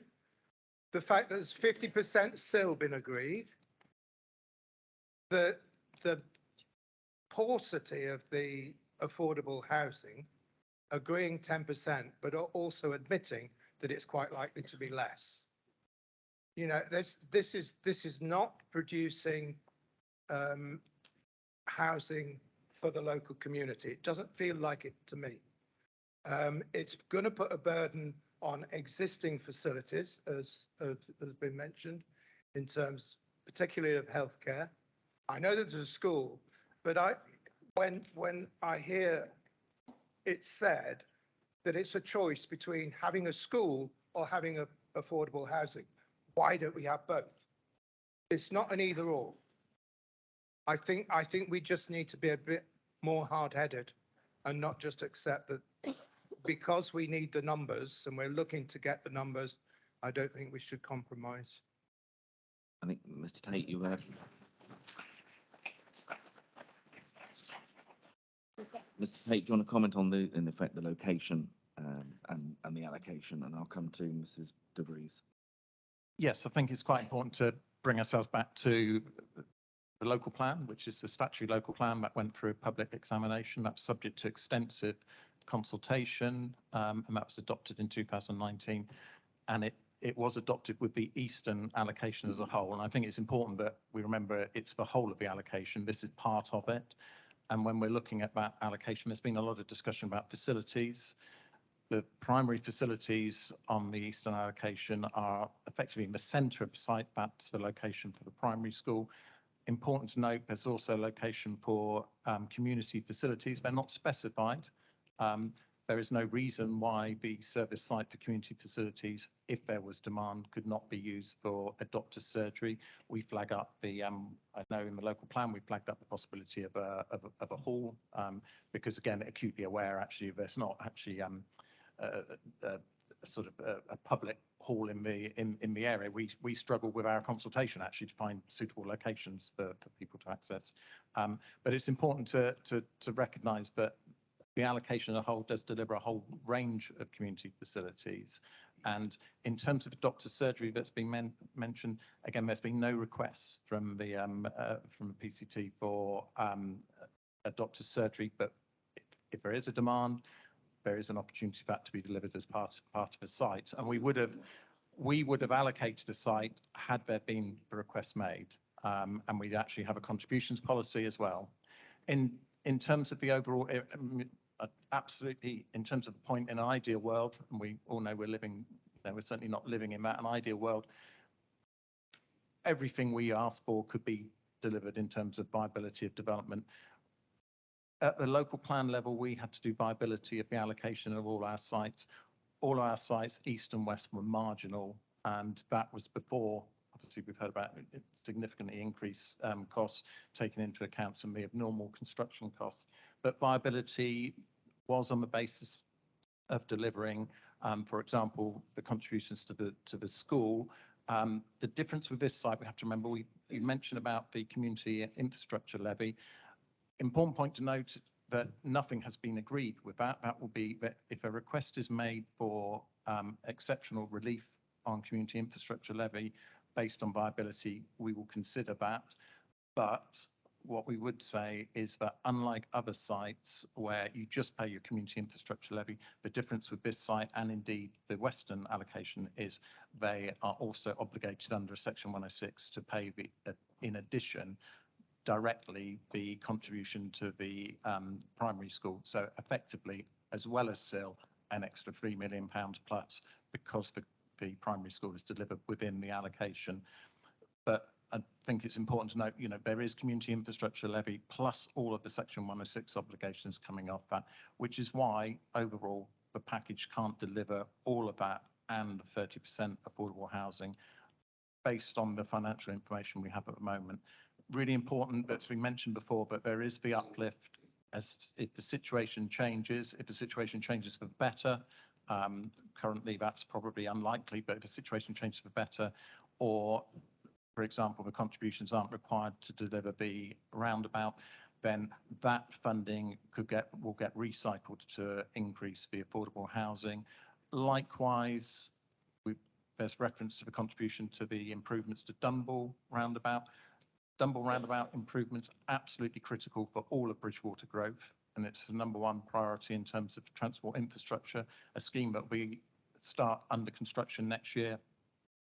Again, if all of those developer contributions aren't required to deliver that scheme when the detailed design is finally approved and contracts let, there is the opportunity, again, through that viability clause, to recycle that into affordable housing. So we do have those safeguards in place in terms of looking to increase the offer all the time.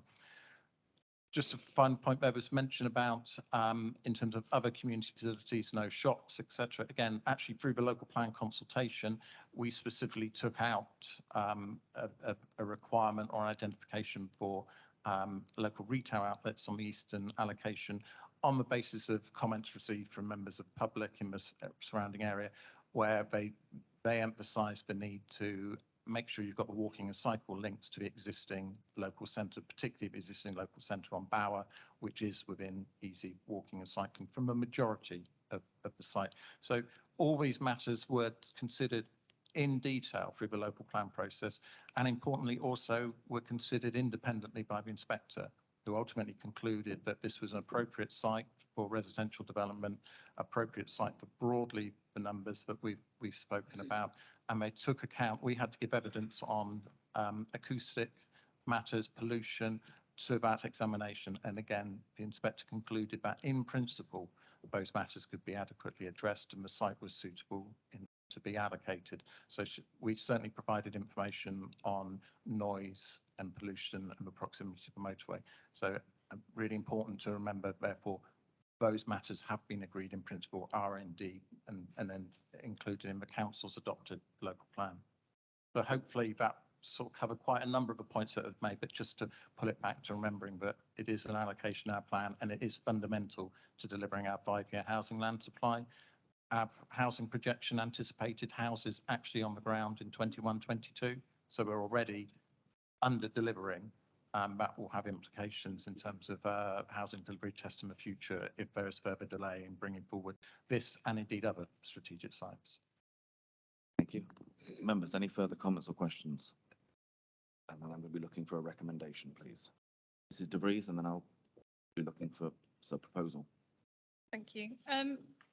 I just wanted to summarise up the points or the main points that I've heard from members around the table, and just to sort of have the considerations fresh in your mind in terms of the concerns that have been raised. So the concerns that have been raised that I've heard during the debate is overdevelopment, because the development of the site is over the numbers that are set out proportionately in the allocation, and it's over the anticipated numbers set out in the design principles document. In terms of the scale that it's over, it's about 50 dwellings. All of the consultee responses we've got haven't raised any objection in principle in terms of the scale of numbers. The detail, because it's an outline application, of course, follows with the approval of reserved matters application. So if size, siting, layout, design needs to be changed to bring those numbers down, it can, because the description is up to 560. So if there are concerns by members on overdevelopment, the one question I will ask of you is that you think about what the harm of the overdevelopment is to justify the objection, if that's how members are feeling. In respect of affordable housing, our affordable housing policy does require us to consider policy compliant position, which is 30%. If 30% can't be achieved, it does require an open book viability assessment, which they have done and they have provided. And our affordable housing manager has agreed that the 10% as set out is unfortunately the case for the provision. So again, if members are having concerns with affordable housing, the question I will ask is what evidence do you have in terms of backing those concerns up if we were to find ourselves at Peel defending those decisions? In respect of highways, but there's been quite a lot of debate about modelling, about the scale of transport impact, and about potential concerns with the further phase coming forward and the potential overlift above current numbers that would give. That is a problem for a future application. From the details we've got for the current application, all of the work's been done. It has been subject to audits. It has been subject to consultation with Somerset County Council. At the moment, the statutory consultee responses we have back on all of those indicate that the development is not unacceptable. I've also heard concerns about noise. There has been significant information go into the background of this application in terms of the bunding, the attenuation vents, but we haven't got the detail. There's enough negotiation between the applicant and the environmental health officers that they are satisfied it can be achieved to an acceptable level, and there are conditions imposed on the application in terms of minimum noise levels in usable spaces to ensure appropriate amenity, and a verification report to ensure before any of the properties are sold off and occupied by a third party that those measures are met. So again, if there's noise concerns, I would ask, what additional information you need in terms of addressing those. The other issue was pollution. I think this is probably a gap in the report and the summary, if I'm honest. I'm not aware of any pollution issues on the motorway, but if members had concern about this particular issue, what I would strongly recommend is a deferral to allow time for us to investigate this and present back the information to members. If you are having concern on the other issues, my question as sort of trying to instruct you on defensible decisions would be, what evidence have you got in terms of going against the concerns or going against the officer recommendation? This feels like a horrible position to be into, and I'm sorry, but in terms of pollution, if members are not satisfied with everything that they've heard and feel they want more information, I would suggest a deferral to allow that to happen. But it is open to members, as always, for you to consider and vote on the application. Thank you. Thank you very much. Members, any looking for a recommendation or a proposal, please? Councillor Hendry?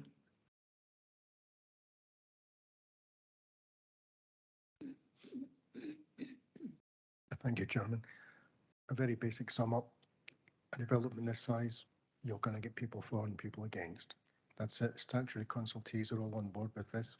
They've had consultations with SDC. The applicant likewise have had consultations, and everybody's ironed out all the problems. Unfortunately, a decision has to be made. That's it. And in this particular case, I go with the officer's recommendation to grant permission. Thank you. And just to confirm, Councillor Hendry, that includes the additional conditions and the updated conditions as outlined Absolutely. by Mr. Noon. Okay. Is that seconded?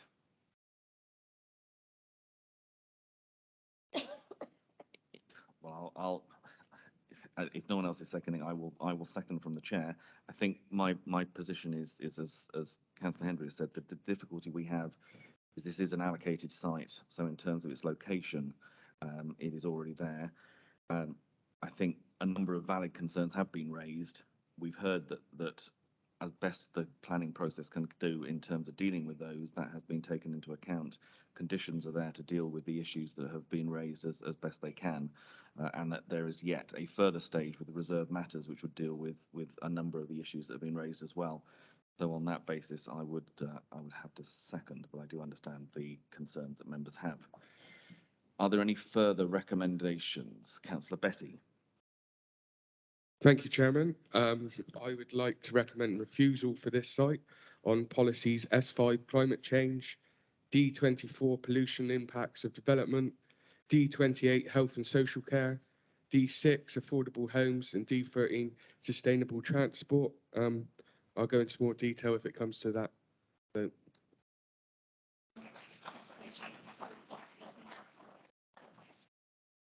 we will need to come for the further details as to why those particular policies you feel are an issue for this application. Is that seconded? Obviously, Councillor Perry, thank you. So obviously the situation is we have two recommendations before us. We have the first, which is the grant permission subject to the amended conditions. That, as the first one, we will have to take first. Would say to obviously members, if that recommendation falls, we will move to the second recommendation. But you will have, as I say, we need to have that justification in terms of, were we to make a decision that we then cannot defend, that would be a poor position for us to be in, because it will give members of the public a reassurance that will then come unstuck. So we just need to be careful as to where we go, but that's members' decision before us. Is there any further comment before we go to vote? You're happy from a legal point of view where we are? Yep. Okay, members, we have the recommendation then to grant permission that's been moved and seconded with the updated conditions. Those in favour of that, please show. And those against, please show.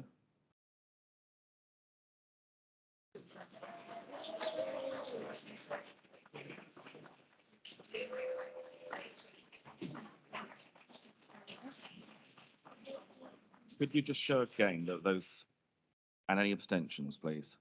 Okay, that was where I was missing. Okay, so that is clearly lost. So then the second recommendation, we need to just have the planning reasons for the issues that you raised, please. Councillor Betty.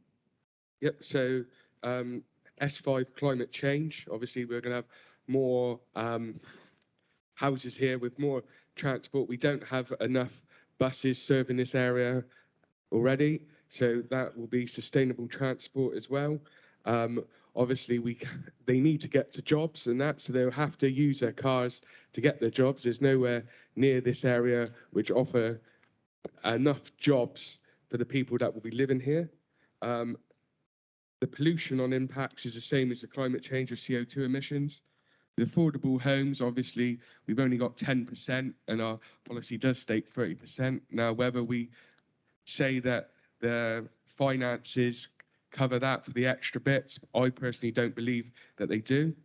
And health and social care, the NHS is at breaking point, and with this many more people here, our health and social care in the vicinity is already not coping, and with these extra, it will become even more to a breaking point?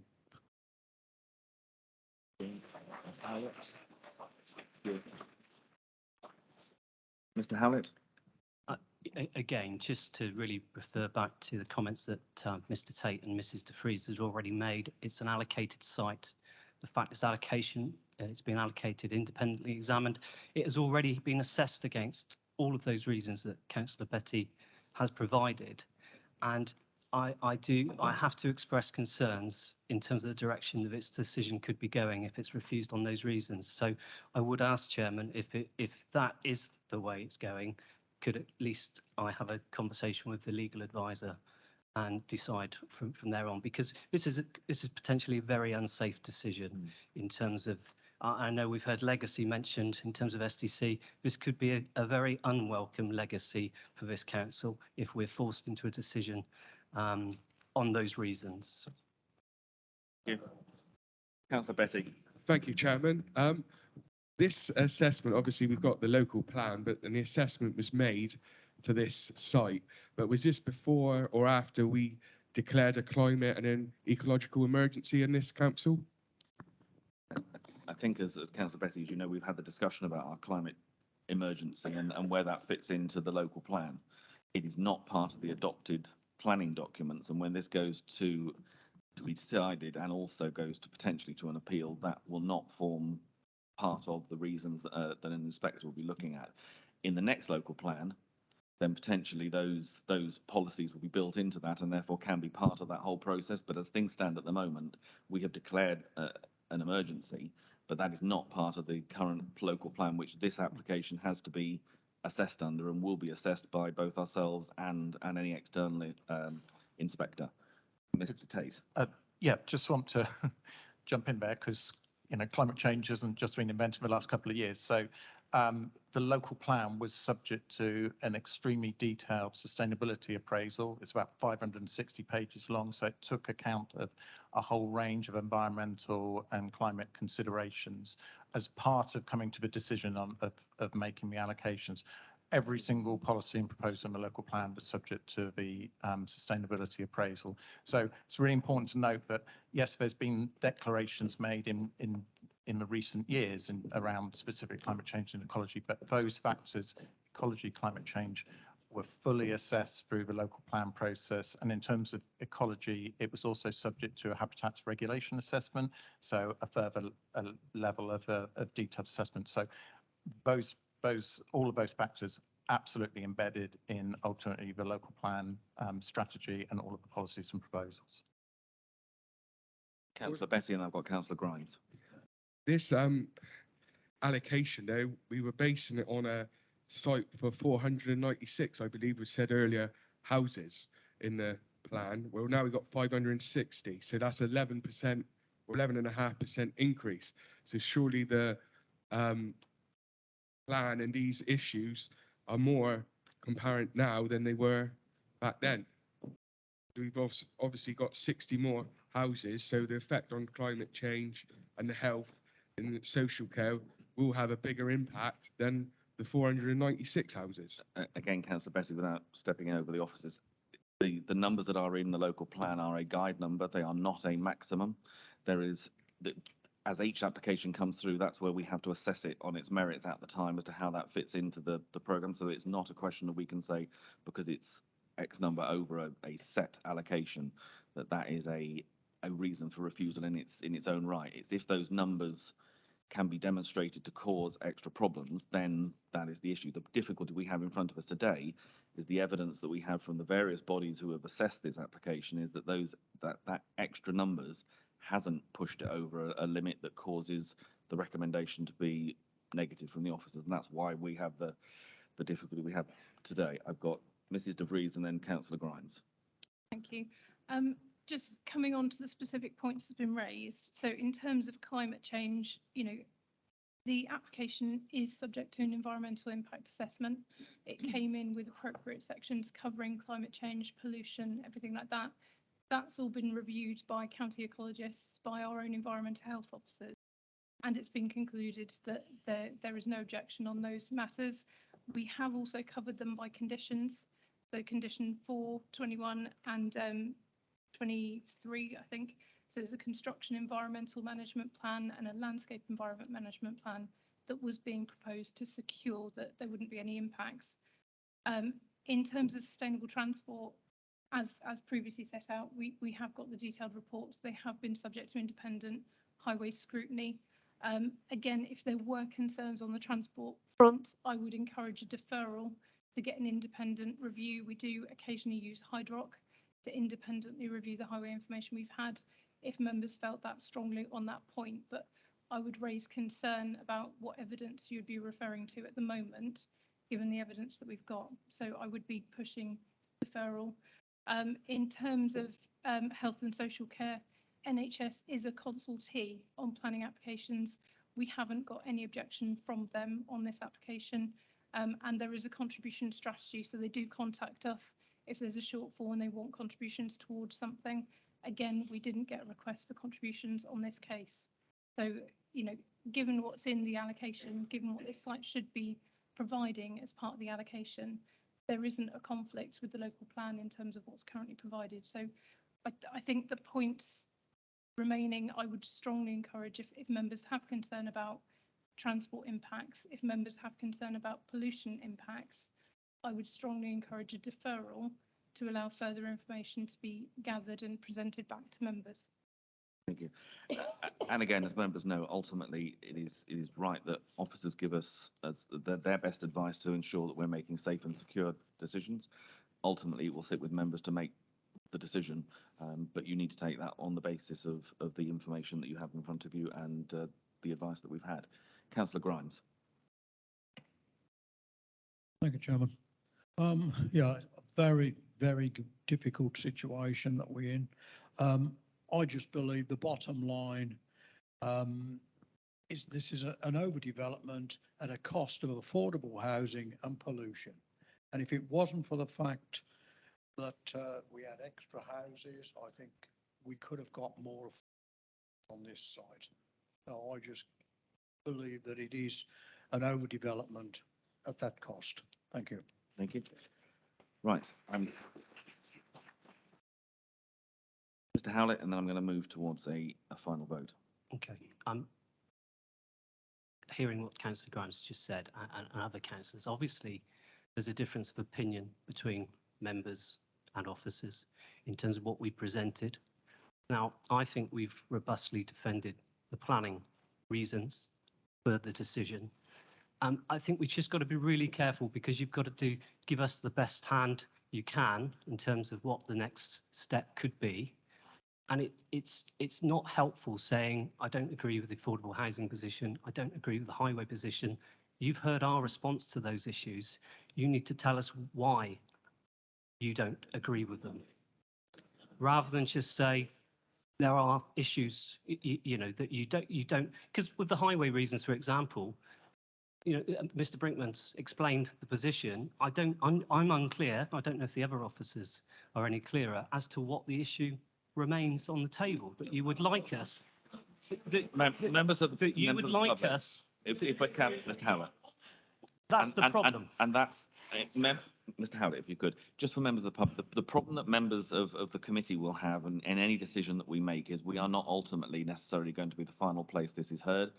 If this goes to appeal, then obviously our officers need to defend the decision that we as a committee make here today.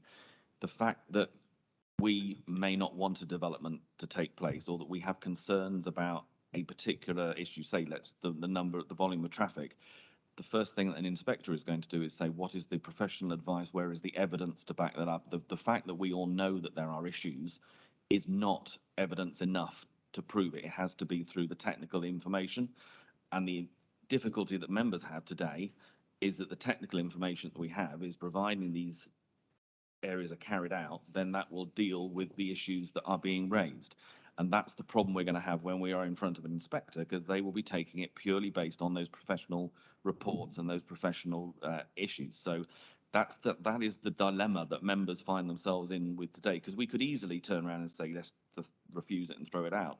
But when it goes to appeal, every reason that we give will be taken apart piece by piece. And if they can show that we have not made decisions based on the professional information we have, we would not only lose the decision, we will end up paying the developer for the fact that we've lost the position as well, which ultimately is the worst position to be. So because you as residents will end up being charged for the fact that we've made a poor decision. We can make a decision against something as long as we can back it up. And that is why members are being pushed to say, give us your reasons so that when it goes to that state, we can defend that and make sure even that this authority and the local residents are not out of pocket.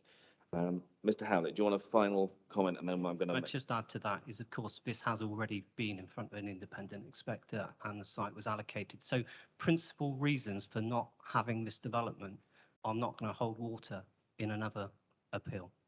So, you know, over to members. Okay. Members, you've heard the advice. I'm coming back to Councillor Betty. I would just like to get a final resolution from yourself as to, obviously, its recommendation that you're saying is for refusal, but I need to know the particular issues that you want us to be refusing it on, so that those are very clear in the sense that we know what is the defendable position that we will be asking our officers to do. Councillor Betty. Thank you, Chairman. I've listened to the officers. I'd probably say that I'd rather go for a deferral to get some comments from the NHS about the health and social care, so that we have a stronger backbone to stand on and fight against here. Also, I would like to see a different road survey done that includes the entire East Bridgewell allocation sites, so we can see the real effects of what these allocations and all are going to do. Because it's all very well saying this one's okay, but then we get down further down the line and all of a sudden we're in a problem. We should be proactive now rather than wait until we have a disaster and we need more work done, costing more money, which will come out of the taxpayers' money in the end.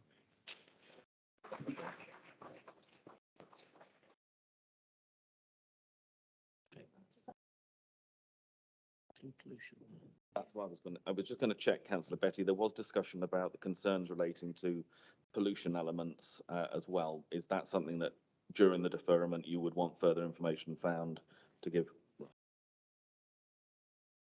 So that's three elements, as I understand it. Recommendation for deferral on the basis of further information on the transport impact, the impacts of pollution and its mitigation, and the impact on the health service and social services through the NHS to get further information back from them. Is that your understanding? That's a deferral to... And a deferral on the basis to get that information. Okay. Okay. So the second was Councillor Perry. Are you happy to second that as the proposal, which is? Oh, yes.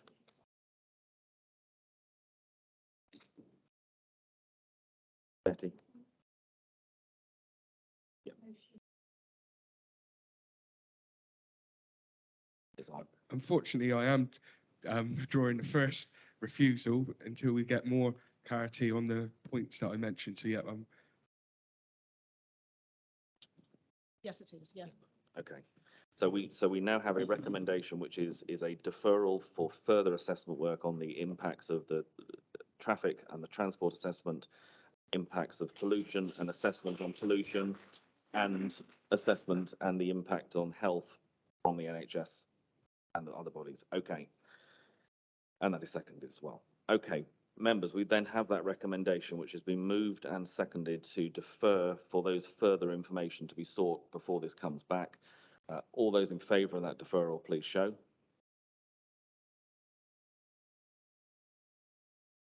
That's unanimously carried, so that is deferred, and we will await that further information to return. Members, I'm going to suggest we take a 10-minute comfort break at this point before we restart, and to also give people the chance to leave should they wish to. Take your seats again, please.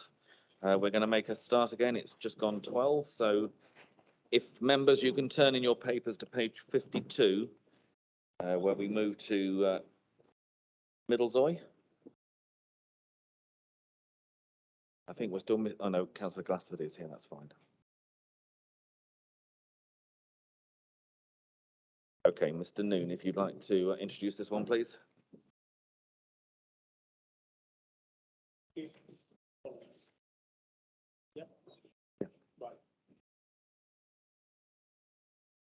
Thank you. This is an application for 26 dwellings, of which 40% would be affordable to meet local need at a site off Back Lane in Middlezoy. Here's just an aerial photograph of most of the village. Caught on that, the little star is on the site we are talking about. And zooming in more detail, so we have main road running through the village, Back Lane coming down from the site, Nethermoor Lane running around the back here, the allotments here, and the site is this field and this little orchard area purely for the attenuation purposes to the south. Just to give us an idea of where we are relative to local plan considerations. The pink is a sort of area of high archaeological potential, but the green line is the settlement boundary, and our site today is next to that settlement boundary. The allotments are specifically sort of protected by local plan policy, as is the cricket ground, and then there's this field here where the drainage would go. So for the purposes of the application, red line includes the site for the houses, and then a link across a little drove type track to an attenuation area where there would be a pond down at the far end to deal with the surface water of the site.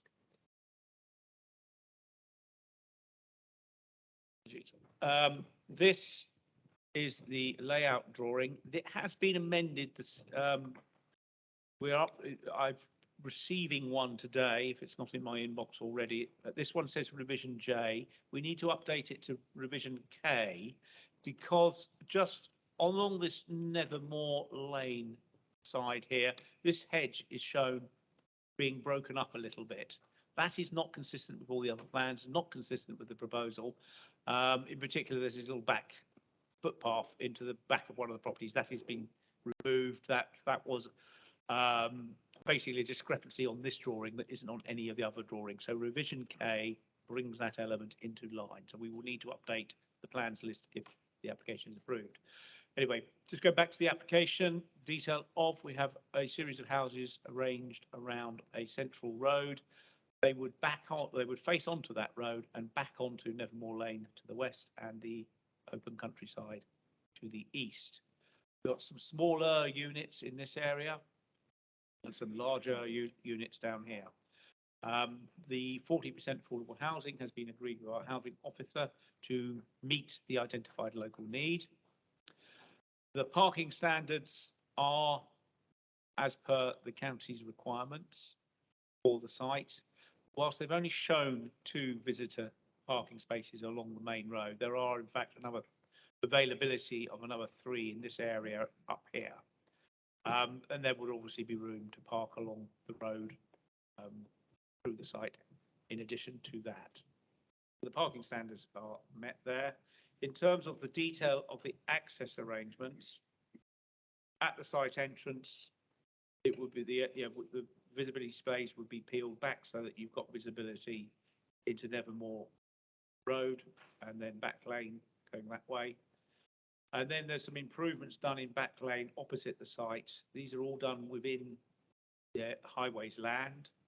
That's been confirmed by both the applicant and the highway authority. So we get a little passing area immediately opposite, and then Back Lane goes through down towards main road. So this shows the blue dotted lines, just showing that the visibility space appropriate to the location can be provided. And then the next drawing just simply shows the visibility space that would be coming the other way from Back Lane towards the site.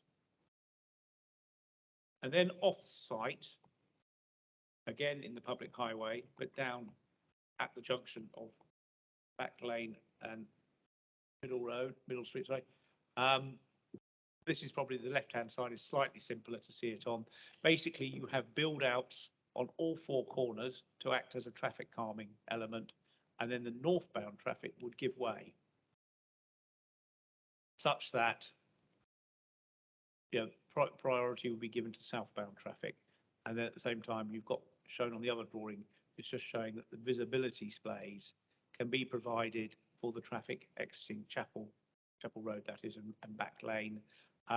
These build outs are not physical structures, so they're not raised in curbs or anywhere like that. It's marking on the road. And to go with this would be the applicant would be required to apply for a traffic regulation order, a TRO, to introduce a 20-mile-an-hour speed limit through here, which would help, not essential, and also to deal with introduce parking restrictions, because this area is parked. Again, that as a TRO is not deemed to be, it will make it work better, but it's not essential to the working of this arrangement. Do have some updates on those highways matters, which I'll come to in a moment. And then I'll just best I can just to superimpose that on the existing road with Google Earth photograph, just to show how it fits in. And then just going to the detail of the application, the drainage on the site on the left shows the water from the hard surfacing of the roofs of the roads rather, and parking areas being picked up, taken down to the south, pipes down to the far end, where there would be an attenuation pond that would then discharge to the appropriate greenfield rate. This has all been accepted in principle by the lead local flood authority, and the detail would come through the discharge condition. In terms of landscaping, we've got sort of the provision of a new hedge along the east side and the retention of the hedge along Nethermoor Road on this side, and then planting down through the scheme in terms of introducing some street trees and some interest in the front gardens. Then we have a small lap, a local area of play within some public open space down at the bottom end here, and again that's all landscaped, but the vision here is to retain that hedge, and this is what's shown on the landscape drawings, and this was the inconsistency with the planning layout, which we've now ironed out. Turning to the house types, we have a variety of house types. Just quickly canter through those. And the 3-bedroom, type in the top left, a 2-bedroom type in the bottom right. These are attached. It's all in pairs and one little terrace of 3. Then another house type here, again 3-bedroom. One of the larger houses here, 9. That's a one-off house type. And lots of 10 and 11, again, slightly larger properties. 13, similar type of property, just with different detailing. And then a brick. So we have a variety of materials, render, brick, and some sort of stone. We would agree the detail of the materials through the discharge condition. And finally, these are the 4 little 1-bedroom units. Rather than flats, we've done 1-bedroom houses, felt more need at the entrance. And then we have a variety of garage types. And then just moving to the photograph, starting at the bottom of the site, working my way round anti-clockwise. So I stood at the bottom there, looking up Livermore Road on the left, Back Lane. There's some barn conversions going on at Merrick's Farm there, and then just putting it all in context, so sort of southeast corner site looking across the entrance would be, and then just looking up, you can see on the right hand side is different some sort of different farming going on there, and then this site has obviously been sort of reserved for this proposal on the left hand side, a slight little raised area there just to delineate the two. And then there's those barn conversions at Merrick's Farm. Merrick's Farm is the nearest listed building. It's some 60 odd meters away. I think the chimney you can see is just over there of it. Given the distance away and those intervening barn conversions, this development is not considered to adversely affect the setting or that listed building. And then just in the top of the site, just looking back, there's Nevermore. Then stood just looking back, sort of in the top corner of the site, there's a footpath that goes across the site, just in front of just about where this photograph is taken. That's looking up Back Lane. You can see there are some farm buildings on the right. The barn, one of the barn conversions has access here, as does that house we saw. Then looking down towards where the new junction will be, that's one of the other barn conversions, access there. Then just closer to the junction, so the site entrance would be on the left, and then Back Lane going down through there. The passing bay would be provided in that area there, just where those bins are. And then this area down here was up until quite recently grassed. It's recently been, I guess that house owner has sort of taken the grass out of the surface there. That again is highway land. And then stood at the junction looking back up Back Lane, just to give you an idea of the width. And then down Sedgemoor, the hedge on the left. And then back into Back Lane, heading down to the junction with Main Road. So you can see here you have a low wall around the pub car park. I mean, okay, this was taken at my eye height, but you can see there is some visibility over that.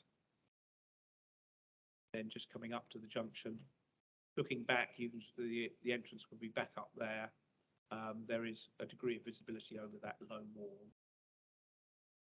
And then looking right, approximately 2.4 from the existing junction across the frontage of the pub, there's pretty good visibility to the right, but none at all to the left. And that's what this application seeks to address. There is just a view of that junction looking south past the pub, and just to show you that there is some traffic that occasionally uses that. A bus met a pickup truck whilst I was out there. So I suspect that bus isn't the most regular of services, but it does show that there is currently a situation whereby vehicles can't pass at that junction. And then just looking at the junction arrangements again, just in sort of context of the photograph, you can see those build outs, and then you would be looking at giving way just about here, past next to this entrance house. And then the build outs would then provide a bit of traffic calming, and you would have priority coming south. That would give visibility to vehicles leaving Back Lane. And then, as you can see, there are some parked cars here. This probably van is far enough down the road that maybe it's an issue, but there is parked cars. You can just see the other side of the junction. That would need to be looked at through a TRO. Then just looking back up towards the site, down Nevermore Road. Then just give you that's the sort of the typical backs of the existing properties on Nevermore. And then looking along that little track between the development site on the left and the drainage site on the right behind the car. And looking into that drainage site, so the pipes will be run down next to this hedge, and the new attenuation pond will go right down in that far corner. In terms of the key issues, with the matter of principle is addressed by policy T3A. That allows for schemes to deliver affordable housing to meet an identified need at a rate of 40% to be delivered outside but well related to the settlement boundary. I would regard this as well related to the settlement boundary. It is right next to it. There is a housing needs assessment which shows us there are 26 needed in Middlezoy. This development will provide 40% of its 26. It can't be expected to provide all 26 in one go, but as long as it meets the 40% as required by policy T3A, then that would meet the policy requirement. This one would provide slightly under 40%, I think 38%. It's a point something of a house. We're equating that to a financial contribution, which could then be used to pump prime the next scheme that would look to be delivering the remainder of the affordable housing. And our affordable housing officers are happy with that, and again, and also happy with the units that are proposed as meeting the need that has been identified. Highways has been raised as an issue. Internal layout and parking standards have been agreed by County Council. The off-site mitigation has been accepted by the County Council. We have the officer here today if there are any particular questions, as have the works at the entrance. Now, quite late on, the parish have provided a safety audit that identifies a number of concerns with the scheme, principally the arrangements we see here today. They make, there's a number of concerns in that. Firstly, that they query about whether or not the areas in Back Lane that are being sort of used for this application to create passing areas are in public ownership. We can confirm they are. The other issue they raise is the construction phase. That has been specifically discussed with the County Highway Authority, and it has been agreed that a construction management plan would be the appropriate way of dealing with that. We accept that construction is a potentially disruptive phase, but that in its own right cannot justify withholding planning permission, provided the impacts can be reasonably managed and mitigated. And that's the intent of the construction management condition that is recommended. There is a little bit of confusion on the visibility splays that are shown across the site entrance here. There was one that got into the system showing 18 metres. It should have been 20. That has been corrected. That drawing is now on the plans list. There is a concern about the lack of street lighting and limited footways in Middlesoy. But as a whole, the response to the Highway Authority is that as a whole, you know, the lack of that doesn't justify refusing planning permission. You wouldn't want to introduce lighting in just one little bit of the village. It's not characteristic of the village. It creates issues when you go from light to dark in one environment. Therefore, you know, that is in itself is not has not been sort of supported as a reason. Clarification that the lining of this junction is just white lines. It's not a build out. Now that sort of that's why the 20 mile an hour would be nice. I mean, but it's not essential, because if people are going a little bit faster, there isn't something in the carriageway that they would hit. That's the thinking. We have also, just underlying it, that the county council have undertaken stage 1 audits of them in their own right on this application, and that has informed the county council highways officers' comments on this. And there was also an audit done by the applicant, and those 2 audit processes met and resolved the issues that have been identified. So whilst the parish council's comments are noted and are the comments of their audit are noted and have been considered, they are not considered to raise any fundamental issues that have not been addressed through the audit process that has been carried out as part of the application. Just one other comment that I believe has been circulated to all members of the committee, a letter just highlighting a number of issues and concerns which are largely reported in my report, but there are suggested planning reasons to reject this application on the grounds of highways, the lack of commercial and sort of other services and facilities, overdevelopment, the effect on the local community, and the lack of consultation. The highways issue, I think, has been sort of thoroughly examined with the County Highway Authority. The parking for the pub, it's saying it's a very small car park. Without parking, it would severely limit its income. That was something that was raised by myself as a case officer quite early on, but it wasn't felt as an issue that we could really do anything about for this application.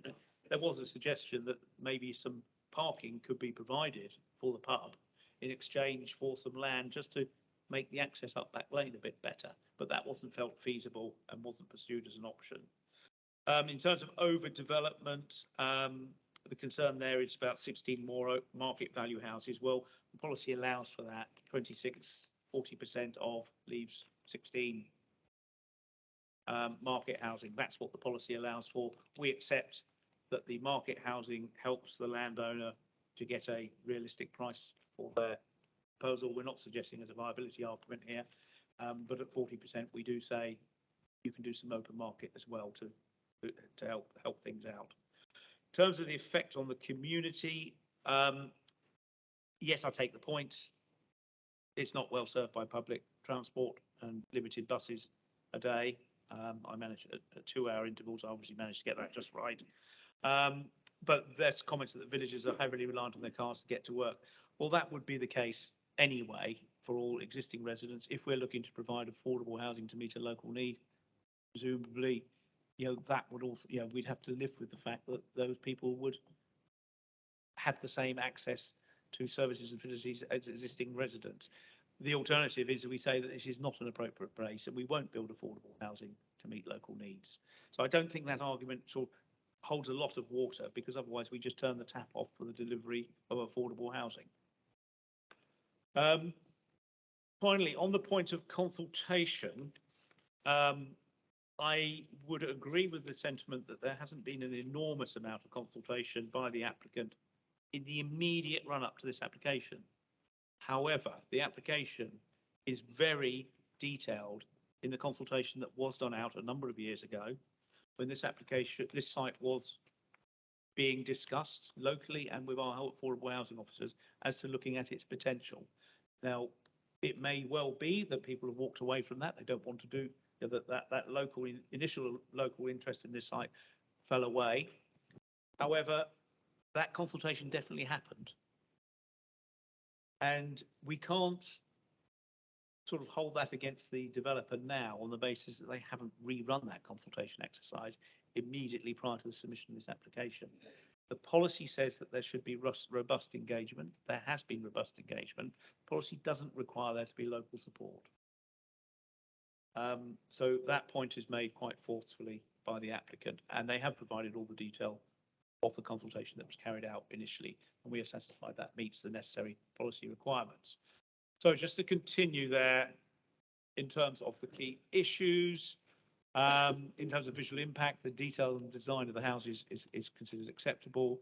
We've got a condition to secure the landscaping, and these bullet points have been pulled out from the landscaping strategy, including the protection of that mature oak tree in the bottom corner and the hedgerows, supplemental planting.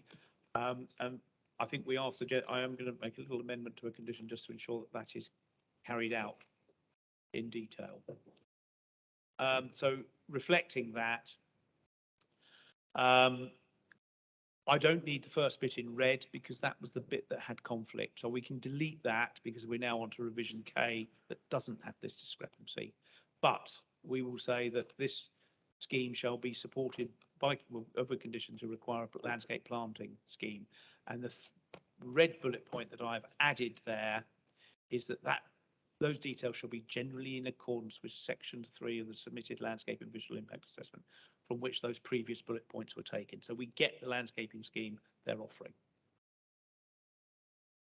In terms of residential amenity, we have a lap and incidental open space on site. We've got good private amenity space for future occupiers.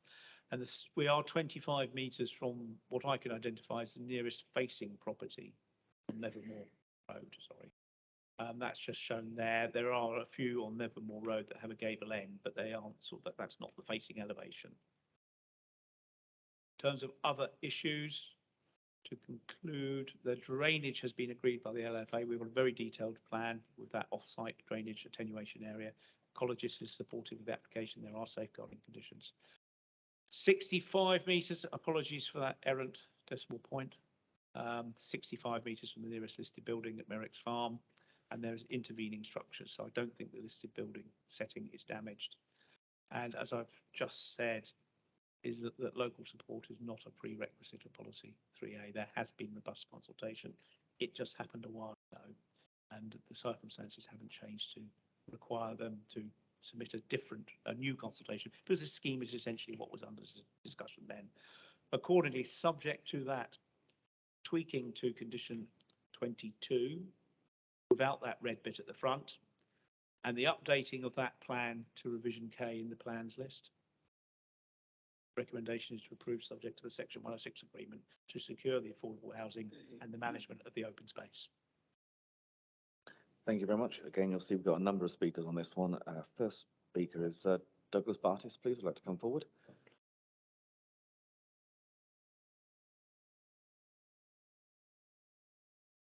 Good afternoon. Again, to remind you, you've got the 3 minutes on the clock. Start whenever you're ready, please. Thank you for this opportunity. Just over 2 weeks ago, in a televised interview, the Secretary of State, Michael Howard, echoing other political parties, declared government policy to be, and I quote, the right homes in the right place. And he further said, any development must have the support of the community. Summerfield's proposal meets none of these criteria. As a result, along with many others, I would have great difficulty understanding why a local planning authority might adopt a contrary view to a clearly stated national policy. Why do I say this? How can I argue it? It's simple. The planned 16 market value homes are unneeded and unwanted. They're merely profitable. 10 affordable homes are planned, but might these reduce or even disappear altogether? Even with this number, it remains less than 40% of the parish's target of 26, a target which has wide local support. So they're the wrong homes. Back Lane was the least worst option considered for possible development in Middlezoy. Both Sedgemoor and Middlezoy Parish Council deemed the site non-viable in 2019. The site's limitations and general infrastructure deficit are as obvious today as they were then. So it's the wrong place. Back to Mr. Gove and community support. The community's vehement opposition is best reflected in the 152 detailed objections registered from residents by the original deadline of December the 11th. That was made all the more remarkable from such a small community, given so little time from publication of the application, which was the first any of us knew of the plan. Underscoring all that, and the near 400 signatories to an online petition opposing the plan. That's over 60% of the village's adult population. Please also note the complete lack of support expressed then, even from those interested in the affordable options. So there is no community support. The wide range of practical issues, which I contend weigh heavily against this application, are in your information bundle. In there, you will find the responses of departments, consultants, officers, and agents in a detailed page after page of long-winded prose, whilst the reasoned concerns of villagers are reduced to mere bullet points. That, I think, is outrageous. But notwithstanding, know you will have attached equal importance to all the inputs in your deliberations. In summary, this proposal was compromised from day one.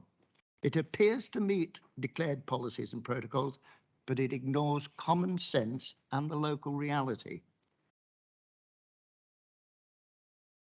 Thank you.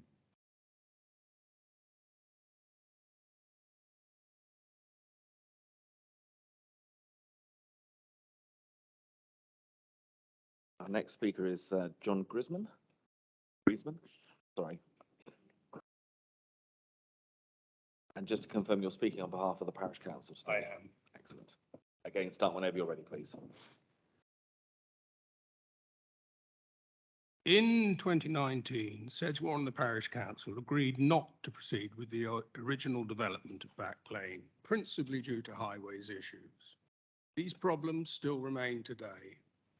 As has already been said, there has been no consultation since that date. The original proposals, which are allegedly well discussed, are not the same as the proposals that are now being made. I would also like to reiterate the number of members of the public within the village community who have commented adversely against this proposal. Sedgemoor, at the behest of the Parish Council, carried out a survey in 2020 to identify requirements for social housing in the village. The results of the survey identified that 26 social properties required. This survey appears to have totally ignored the current proposal. Been totally ignored. The current proposal gives us only 8 social properties and 2 partial ownership properties, even if they are built. None of the properties in the development appear to be eco-friendly, as evidence of oil-fired central heating is included in the specification. Parish Council have commissioned an independent traffic survey. members of the committee have been circulated with a copy of this report, which highlights the various dangers. Back Lane is principally used by walkers, often with their children and dogs. These people are being put at risk on this single-track road. In addition to Back Lane, the problem with the blind junction at Main Road are also highlighted within this report. There have been numerous accidents there over the years. Proposed calming measures will not deal with this issue. It will, however, significantly aggravate the on-road parking problem which already exists. To quote from a previous planning application that was rejected, from a highways viewpoint, Back Lane is very narrow and is not a location where I would wish to see any development take place which would generate additional traffic on this narrow lane. Parish Council have identified 2 housing associations that are prepared to build the 26 social properties that are required on a different site in the village, which does not have the access problems. It also meets the requirements of the village. If the current development goes ahead, there will be no prospect of the village getting the additional 16 social properties that it needs. In the summary, the village have not been consulted, the village does not want this development, and the village does not want the traffic dangers and chaos that will be created.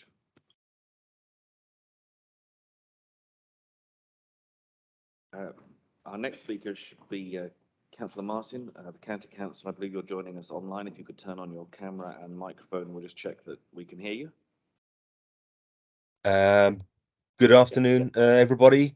Yep, Am we can I hear you. So am I again, online? you are, and we can hear you okay. Your 3 minutes will start. I'll let you know when there's a minute of that time left to go. So please start when you're ready. That's great. Thank you very much. My thing. Yeah, as noticed, my name is Matt Martin, and I'm one of the 2 county councillors that represent the King Alfred division, of which Middlesoy is a part. I'm also a Mendip district councillor, where I'm a long-standing member of the planning board, and have previously served as a parish councillor for my own parish of Mere and West Hay. I've long felt that I need to speak out against this application, not that there is any inherent problem with building more properties in a nation that has suffered a stagnation in construction since the right to buy policy was instigated 42 years ago, but that any development must, at all costs, be sensible to the needs of the communities on which it will inevitably encroach, should not harm or hinder the current inhabitants of these communities, and must not be permitted to sacrifice social benefit for the sake of dispassionate profit. The development before us goes some way to addressing the housing question, but it demonstrably fails to satisfy points 2 and 3. We've also learned that the applicant wishes to introduce a TRO on Main Road to restrict the extant parking provision. This is not a site suitable for development. Its lack of suitability is born of the fact that Middlesoy is an historic village which matured in an age where there were no cars, no HGV movements, no 6-ton tractors, and no dormitory towns, and the infrastructure reflects this. Middlesoy is also an agricultural village. The application document for this proposal states that there will be an additional 52 parking spaces allocated for the 26 new dwellings, although by my calculations and according to the Somerset Parking Strategy of 2013, there should be a little over 58. I couldn't find the details on plot 2. Given that the employment opportunities within walking distance of Middlesoy are at best limited, we can probably assume that every morning and evening at least half of the population of the proposed development would need to drive through the George Back Lane junction, hoping that there are no refuse lorries, delivery vans, tractors, HGVs or emergency vehicles, not only in the Back Lane bottleneck, but anywhere else in the village's one-way system. It's interesting to note that the Somerset County Highways have registered no objection to the plans, subject to safeguarding conditions, while the access to the utility and emergency vehicles is so tenuous, and while the whole cul-de-sac is subject to the vagaries of a parked silage bowser. Councillors, I implore you to refuse this application. There are other reasons one could give for this being a poor proposal, and I focused on just one. Yes, we need more homes to be built, and yes, there is a sound argument for building in a region within shouting distance of the M5. But as long as this current plan remains so poorly composed, while it is destined to be so detrimental to the well-being of the village, and while there is another, far more suitable site within Middlesoy itself on which to build, if build we must, there can surely be no alternative but to return the papers to the applicant, the agent, and the architect and ask them to think again. Thank you. Thank you very much. Neil Gillings, please, would you like to come forward?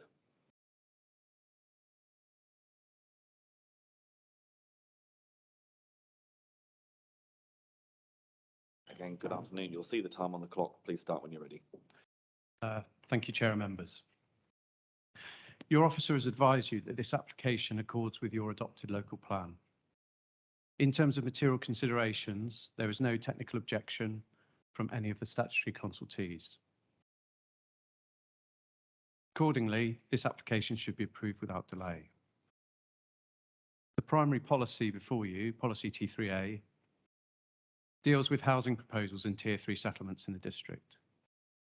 It expects and wants to see housing proposals coming forward.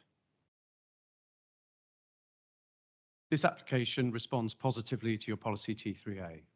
It is an affordable-led scheme. There is a long-standing and significant need for affordable housing in the village. The identified need in 2017 was 11. This survey resulted in the parish council, assisted by your housing officers, undertaking a site search process which actually chose this application site. In 2019, the parish council then decided that they no longer supported development of the site. The subsequent delay in meeting housing need has been unfortunate. By the time of the updated housing needs survey in 2021, the identified need had risen to 26 from 11. Whilst you have been addressed by comfortably housed objectors, it is unfortunate that those households who identify as being in need, who have a strong connection to the village, are not here to speak in support. Your decision should take into account the needs of, for example, the young family who may have grown up in the village but have had to move out due to lack of affordable housing in the village. It is to help the farm labourer who is similarly unable to access affordable and suitable accommodation and has to travel to his place of work from Bridgewater, for example. It is for these people that you have policy T3A. For your plan to work and the affordable housing to be delivered, it is necessary to accept that, for example, a 5 or 6 metre wide road with footways on both sides will not always be available in the villages where housing is most needed. It is necessary to accept that rural villages have rural characteristics, but also that housing should be delivered where the need arises. Villages must grow, and your adopted policy T3A acknowledges this. The application accords with your adopted local plan and has no technical objection. I commend the officer's recommendation to you. I should add very quickly as well, I've made a note here, condition 25 refers to net zero carbon commitments from the applicant. Thank you very much. Thank you. Members, any comments or questions, please? Councillor Perry. Yes, thank you, Chairman. I am really concerned that there hasn't been any meaningful or robust engagement or consultation with the Middlezoy Parish Council or the locals with this proposal. And also, this goes way below the figure of the housing needs. And they're only going to supply probably 8 affordable housing when 26 are available. Now, I don't know whether the affordable housing team are about, but can they just verify that they have had the other site, which I have just heard, which will probably be able to supply the full quota of affordable housing on the other side of the village. Can you just verify that they are still looking at that site? No. I'm afraid I haven't had that conversation. I believe, going back to that plan there, would that be the site over here? I think if I might just query, I think there have been. They may well be another site that may be being discussed. As far as I'm aware, there's no application in that we are dealing with. The case, yeah. Mrs. DeVries? Yeah, I was just going to confirm they have been in discussions on another site. They have been discussions on delivering potentially 100% affordable housing on that site, but at the moment we don't have an application in on that site, so we can't consider it as a material consideration for this application. In terms of the percentage that's being delivered on this site, it's less than the full amount of the housing needs assessment that's been identified, but that's normal with applications where you're looking to meet a local identified need, because the policy allows for a mix of market and affordable housing to get the affordable housing in the right location. So we have had a comment from the affordable housing managers supporting the application. I am aware of the other discussions, but because the application is not in, we can't attribute any weight to that at this time. I'm still unhappy with that particular answer to it, because obviously 8 is nowhere near the figure that is needed, and it's below the 40% anyway, the affordable housing. Mr. DeVries or Mr. Mims? Just confirming, because you made me doubt myself there. 10 homes to be provided on site of the scheme, which would be 38 point something percent, and then a financial contribution in lieu of that little shortfall to the delivery of affordable housing projects in Middlesoy. So we need to bear in mind that affordable housing delivery in Middlesoy is done on a 40-60 basis. If we were to provide all of them on one site, that overall development would be 60 in one place-ish. So quite sensibly, yeah, in some arguments, split it into two, have two sites delivering 40% each to spread the development outside. I suspect 60 in one location would probably create issues of another sort. But we do need to bear in mind that policy only asks for 40%. If someone wants to offer 100%, that's great, but we can't make a reluctant developer do more than 40%. Can I just clarify in terms of this 8 or 10? Is that's the relation between the tenure of the house rather than so some are rental and some are? I think I know where that may have come from, because it's 10 in total, 8 of which are rented, 2 of other alternative, probably shared ownership. But again, that sort of offer, not everyone needs a rented home. There will be low cost, affordable to own properties, would also meet the definition of affordable housing. Thank you, Councillor Betty, and then Councillor Grimes. Thank you, Chairman. Sorry.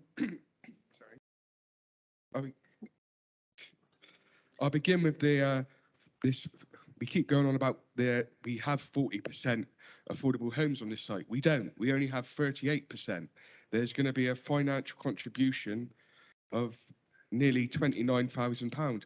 So we keep batting about 40%, which it's not 40%.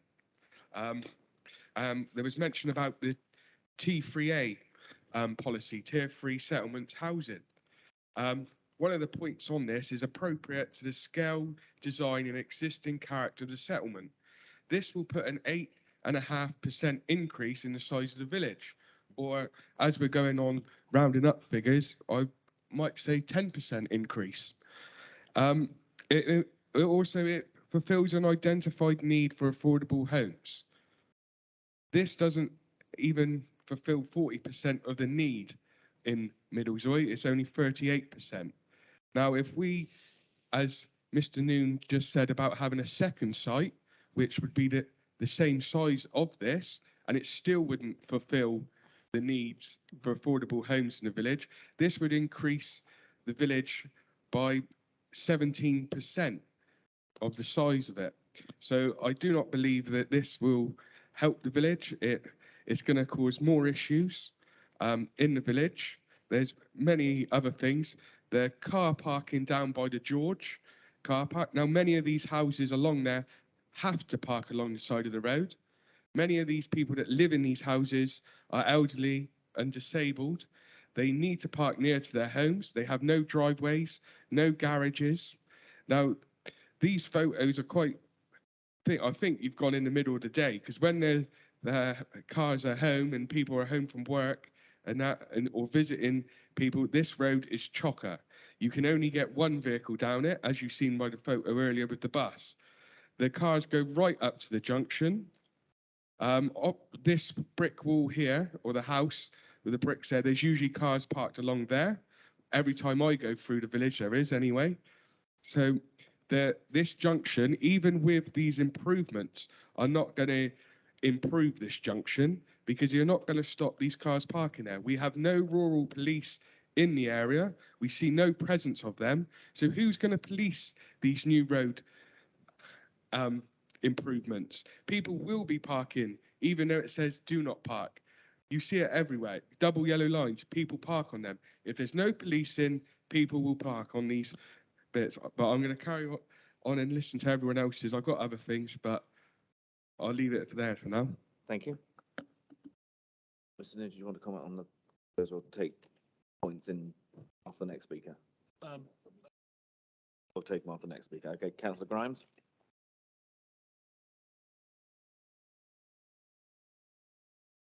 Thank you, Chairman. Yes, looking at the plans that we've got before us, the roads look very narrow around there. I wonder if the highways officer could comment on that, because it does look very substandard for what is proposed on here. Thank you. Just a comment on that. Yeah, so Jody Grabham, Highways Officer.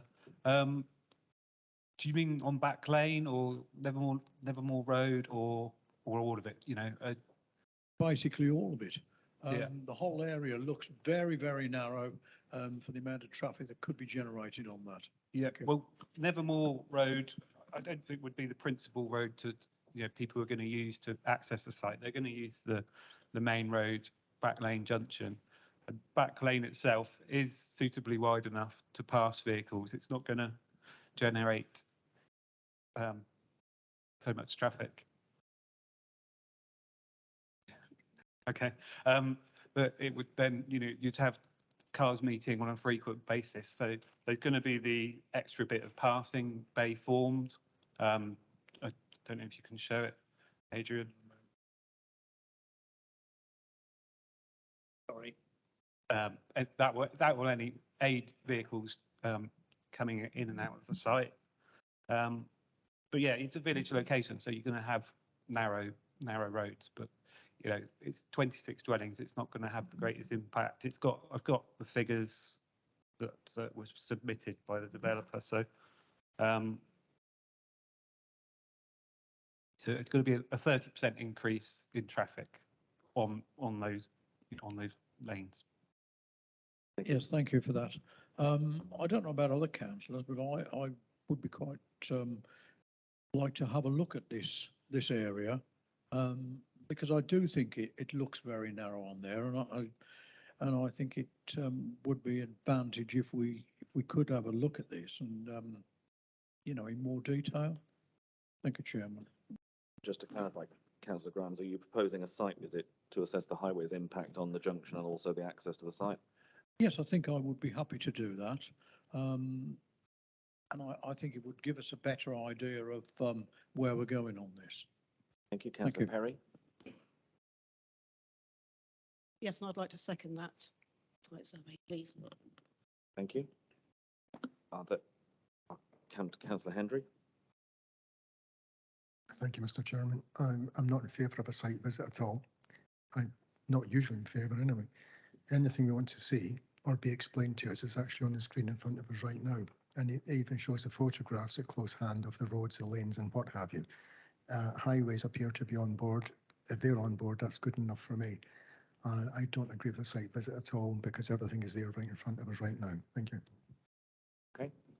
Anybody else want to comment on the site visit before I Okay, we have a recommendation then for a site visit to assess the highway's impact both on the access to the site and also at the junction that we've just been seeing the pictures of. Those in favour of that site visit, please show.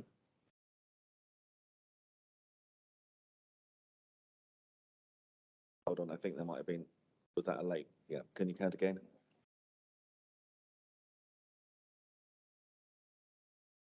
Those against, please show.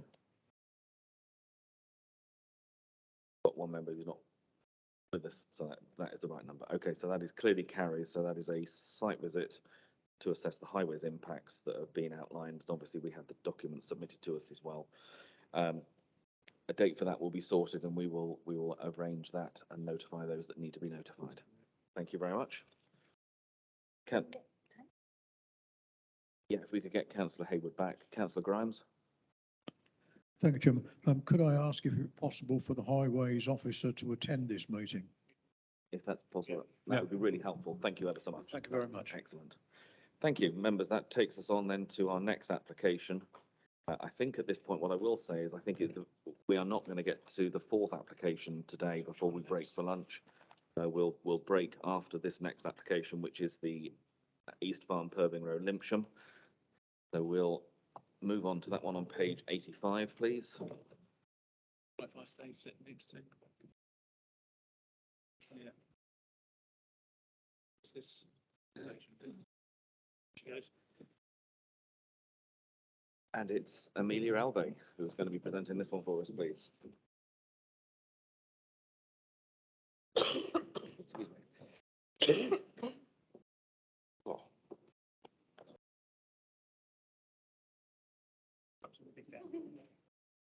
I believe you. Is that your little black book?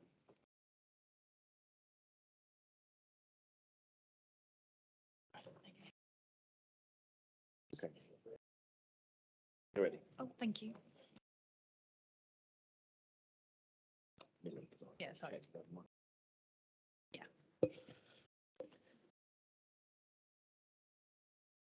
Okay. Okay. Yeah.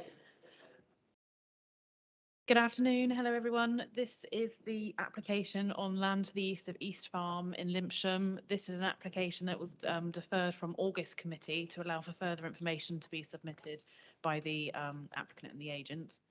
So just a quick recap on what the application is about. It's to do with a new dwelling. These are the relevant policies. It's the same as last time, other than this time round, the introduction of policy D10, the rural worker dwelling policy, is now also under consideration. So the application site lies to the south of the hamlet of Eastertown within the parish boundary of Limpsham, the village centre of which lies to the west. The application site itself is an agricultural field sited to the east of Purving Row, an unclassified road. To the west, the site of the farmyard, and to the north and northwest lies residential properties. So here is the location plan. And then the block plan showing the proposed dwelling and associated sort of driveway. The proposal includes reusing the existing field access. So the application seeks consent for the erection of a detached dwelling. Property will have 2 stories and provide 2 bedrooms. The property will be finished with render, and it's proposed to be finished with pantiles and timber cladding to the gable ends. Here we have some site photos. So where the cows are is approximately the application site.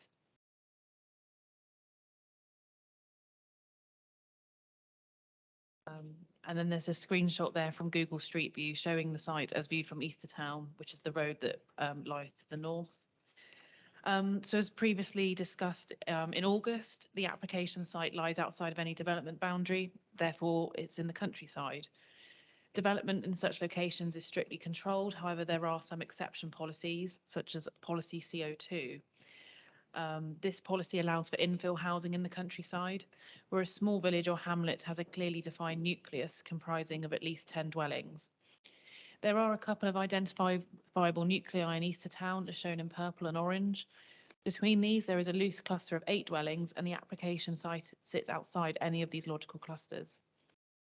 In the immediate area, there are agricultural buildings, approximately 40 metres to the west, and there is a dwelling approximately 30 metres to the northwest. For these reasons, the site is not considered to be classed as an infill plot due to it not lying within a clear defined nucleus of 10 existing dwellings. Additionally, the application would introduce development to the east side of Purving Row Lane and would allow encroachment into the countryside. The proposal would not reinforce the identified character of development of the settlement, and as a result would detrimentally impact the visual amenity of the countryside.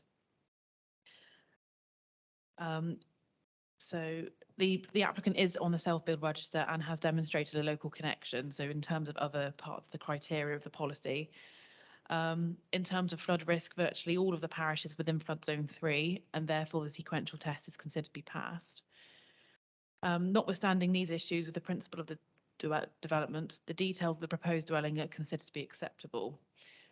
However, since the application was heard in August, there has been some further information to try and make the case for a rural worker dwelling.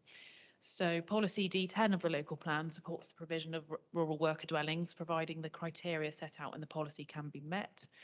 This includes demonstration that the dwelling is required to satisfy a clearly established existing functional need to live at or near the place of work. It requires the rural business to have been established for at least 3 years and is profitable and likely to remain so, and that there is not an existing dwelling or a building that could be converted that can fulfil the functional need. The applicant has been a tenant of East Farm for over 35 years. The existing farmhouse owned by County Council is to be sold. The application site is approximately 100 metres from the existing farmhouse. Information has been submitted stating that the applicant will continue to work in agriculture, however on a part-time basis. It is noted that the applicant intends to carry out grass cutting in the area and keep sheep in the locality. However, no details of stock numbers or financial information have been provided. It therefore cannot be confirmed if there is a functional need for a rural worker to live in this location. Also, due to the lack of financial detail, it cannot be assessed if the future rural business would have a prospect of being profitable.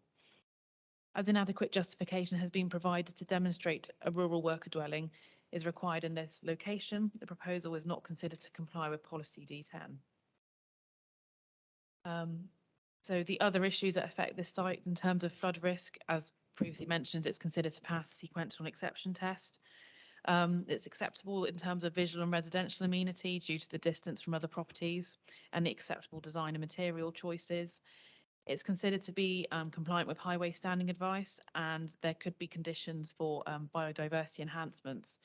However, notwithstanding all of this, the principle of development is not considered to be acceptable, and the officer recommendation is to refuse planning permission for 2 reasons. The first reason is, as previously discussed in August, to do with the proposal not considered to be compliant with the infill policy CO2. And then the second reason, which is an addition since August, is as it's not been adequately demonstrated that a clearly established functional need exists for a rural worker dwelling. Thank you. Thank you very much. Again, we've got a number of speakers, so if I could ask George Tuttiett to start with, if you'd like to come forward.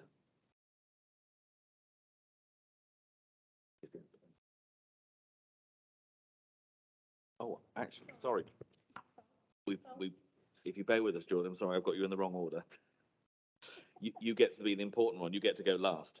So, Councillor Heather Alsop, would you like to come forward first with the Parish Council? As I say, again, sorry, George, I didn't mean to put you under any more pressure than you already are.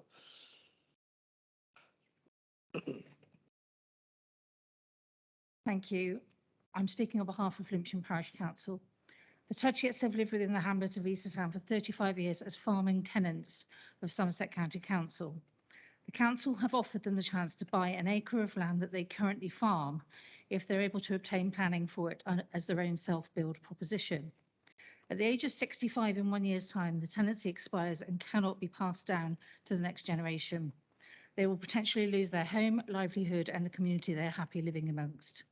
We believe the County Council have some obligation to find a housing solution for the Tudgets as such long-standing tenants, and that their proposal to build a small-scale, self-built home with natural sustainable materials and ecological values and low visual aspect, but yet no additional impact on highways and other services, means they could build their own ideal retirement home with room to keep George's machines so he could continue earning a living as an agricultural contractor whilst he's fit and well to do so. It would also mean they can continue to live in and support the community they value and still be close to their daughter and granddaughter living in the adjoining village of Flintshire. Read the issue of infill. Eastertown is unusual, being quite a long hamlet, and whilst there are some houses close together near the entrance to Purving Row where they live and wish to build, there are also many sizable properties set well back from the road or spaced well apart. Purving Row is just off the Eastertown Road in what could be described as the hamlet nucleus, as there are more than 10 houses in close proximity. and in order to be considered infill, the site needs to be near the nucleus of the hamlet. We consider this is the case, being located down Purving Row. It should also be pointed out in recent years there have been several planning applications passed in Easter Town, many of which are of a much larger scale and have a far bigger visual impact and dominance on the hamlet than the modest proposal from the Tudgets. If one were to play devil's advocate, one could say in the future the proposed site may well become infill anyway, as once their farming tenancy ends, Somerset County Council may decide to sell off the farm, land and outbuildings at auction in different lots. There are several traditional outbuildings very close to the proposed site, being just along on the opposite side of the lane, which could well be sold with the relevant planning permissions as potential for conversion into residential dwellings. And though we can't say with absolute certainty this would happen, there have been precedents set in previous years as other farm tenancies have ended and the county council has needed to raise money. We could also end up with different housing and planning policies becoming part of a unitary council. In short, whilst you may not at present consider the site to be infill, we believe it may become infill as it's close and there's outbuildings which we believe could be sold for future conversion. We consider giving the long-standing connection to both Easter Town and Limpsham, the applicants can demonstrate the full support of their neighbours and villagers with the 10 letters provided backing this modest country-style build down a country lane, and believe it's worthy of support from Limpsham Parish Council. We'd ask the Planning Development Committee to give this proposal serious consideration as it ticks so many of the other boxes. Thank you. Thank you very much and well timed. Councillor Gilling, would you like to come forward?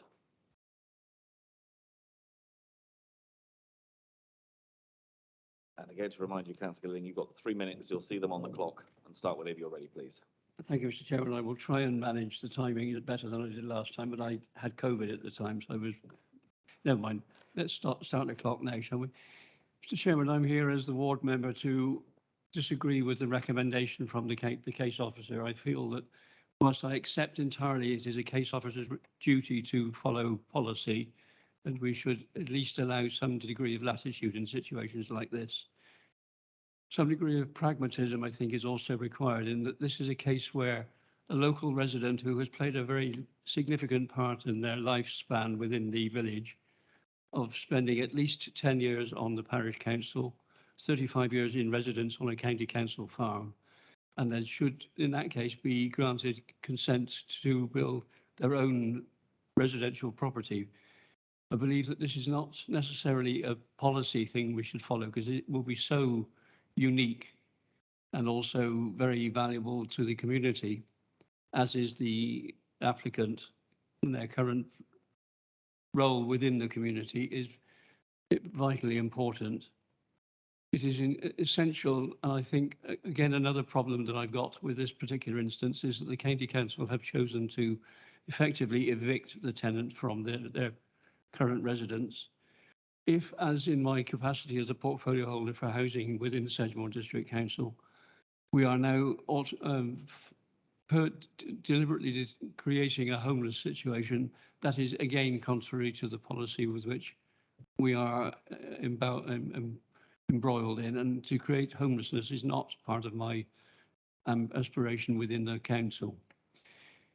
I believe that this is a very strong case to answer, and I believe that the farming community would be the worse for their absence, and I'm sure that the labour that Mr. Tessier can be, or the applicant will be able to provide, will be of great benefit to the local community. That being the case, Mr. Chairman, I can have no further interest in asking you to grant consent for this particular application, and hope that you will overturn the recommendation, because whilst I'm nothing against the case officer in question, nevertheless, I believe this is a case where we should make an exception. Another point that's been raised is the flood zone. At no point in the report does it refer to flood zone 3 or flood zone 3, which is divided into two categories, flood zone A and B. B is an active floodplain where nobody would even contemplate construction.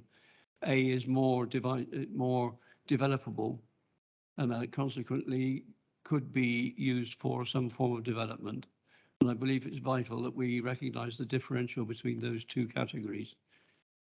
B is a much more difficult one to, or it's almost impossible to construct property on. And so we're now dealt with a. Thank you. Hang on, Thank you very much. And Mr. Tuttiett, who'd like to come forward. And again, I'm sorry for the false start earlier, but start when you're ready. Well, everyone spoke for me. I've been farming for 35 years in Eastertown. Part of the scenery and part of the land. I feel like what's the right word? It's a place that I love. I work. I try and do my little bit for Eastertown and Limpsham over the years. All I want to do is have a place to live and work, and that's all I'm going to ask the committee for. I can't ask any more.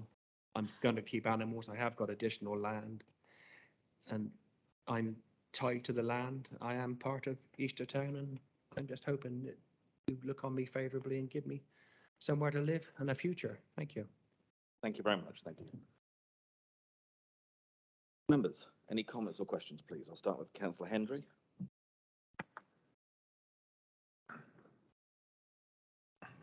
Okay, Chairman. When this came up before us 3 months ago, I actually spoke for quite a long time. I'd gone through the paperwork as I have done again today. I've even done a drive-by of this place.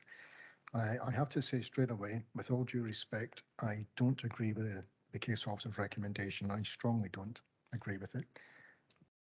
Many points to come. If you look at page 88 on the first paragraph, it says, and I quote, it's the same last time as well, there are a number of policies that allow for exceptional residential development in certain circumstances. Now, I picked up on this last time too.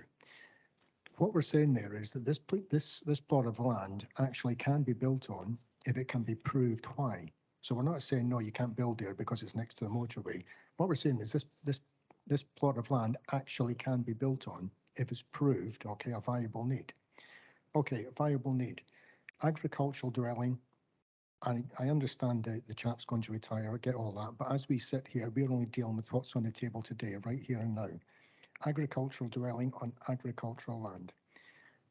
The highways, standing advice, no problem. Drainage board, standing advice, absolutely no problem. The parish council, which I believe was the speaker over on the far side there who spoke very much in favour of it, being a small 2-bed dwelling, and it's not visually intrusive. It's not abhorrent to neighbours. In actual fact, there's been not one single complaint from any neighbours, but quite the opposite. I think there's about 10 or 11 who actually wrote in support of this very much. I thought the family had been there 25 years, but I just heard the speaker say 35 years, so it's okay regardless, because it's still a long number anyway. There is nobody against this property being built whatsoever, absolutely nothing. So it comes back again to exceptional circumstances. It's a bit of a chicken and egg situation. This chap is on the self-build register, so he's got over that hurdle. He's applied for planning permission. Oh, no, sorry. Had he applied for PP 10 years ago, he would probably have had it under the functional need basis. So what we're saying here is that because he had a going concern farm 10 years ago, functional need, he has to have this done. What we're saying here today is no, he can't because he's due to retire. But it comes back again that this land can be built on if he can prove why. I think he can prove why. Flood zone 3, not a problem, perfectly okay. The sequential test is considered passed. The exception test is passed. The policy D1 of the local plan, sorry. Let me see where we are. To sum up, we should be seen, and I mean this, as a fair, transparent and hands-on positive attitude planning committee. And to refuse this today for this chap here, because it's the second time round, is absolutely awful. It would just be awful. And I wholeheartedly support this 100%, and I cannot see a valid reason to turn it down. Last point, nucleus of 10, I understand that totally, of course I do. But as somebody else just pointed out, if you look at the size of the village as it is on page number 11 there, and all the houses spread about, the one he wants to do in the yellow circle is not out of place by any means, not at all. And it doesn't intrude on anybody. No light pollution, nothing. This should be granted permission. Thank you. Much. Councillor Betty.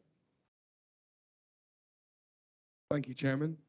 I feel like I'm against the officers today. I can only agree with Councillor Hendry. I think it's just crazy how we cannot support, how anyone cannot support this. I mean, the gentleman and his family are going to be made homeless by no fault of his own due to the county wanting to sell the county-owned farm, which I believe is going to be coming more and more about as it is already, which I don't agree with at all, selling county-owned farms, being a farmer's son and growing up on a farm. I think we need to use some common sense here and support the family in the area. He's the family is well supported in the village, as you had the parish council is supportive, the local ward member is supportive. There's no objections, so I do not see a problem with this. Thank you. If I'm going to comment as well, because I happen to be, as I declared the interest earlier, I am a ward as well. To be fair, I think I do understand where the case officers come from with this in terms of the strict adherence to the letter of the policy, and that's ultimately what the officers are there to do. They have the policy, which is our policy, which we've obviously adopted. I think the issue is whether we have the flexibility on policies when there are exceptional circumstances.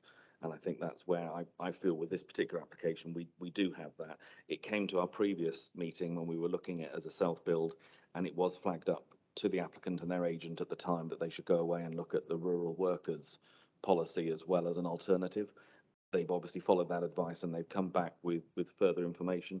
I think, as the officers have said, if you're looking for 100% compliance with the policy, it misses it slightly on both, but it is perilously close on both, and that's where I think we can, my view would be, we can take that into account. In looking at the layout in terms of the clustering of the buildings, the nature of Easter Town, as you've heard from the parish council and the other speakers, is it's a series of loose clusters, and which in this particular instance, I think with this proposed site, we're being clustered with the farm building and there's an old dairy house as well there, which in itself forms a loose cluster and therefore, in my view, would be in the character of that particular area. We've heard it's a local tenant farmer who is wanting to remain part of the local community. He is still an active rural worker and does have not only his own holdings, but works off-site as well with other people. So I do believe there is a justification in terms of the rural workers policy as well on that. And so from my view, I think it does have, in this particular case, the exceptional circumstances, which I would be happy to support the application, subject to obviously suitable conditions that would make sure that it goes ahead. It's also notable, I think, it's very unusual that we have planning applications come before us at committee where nobody whatsoever seems to be objecting. We have our statutory consultees who've all not objected. We've got the parish council speaking on behalf. We've got a significant number of letters in, and all of them are in support. And I haven't seen anything against. But as I say, I do understand why the recommendation is there before us. That's why it triggers things to come to this committee for us to look at. And so on that basis, as I say, I would be minded to support the application that's before us. I've got Councillor Grimes and then Councillor Bolt. Councillor Grimes.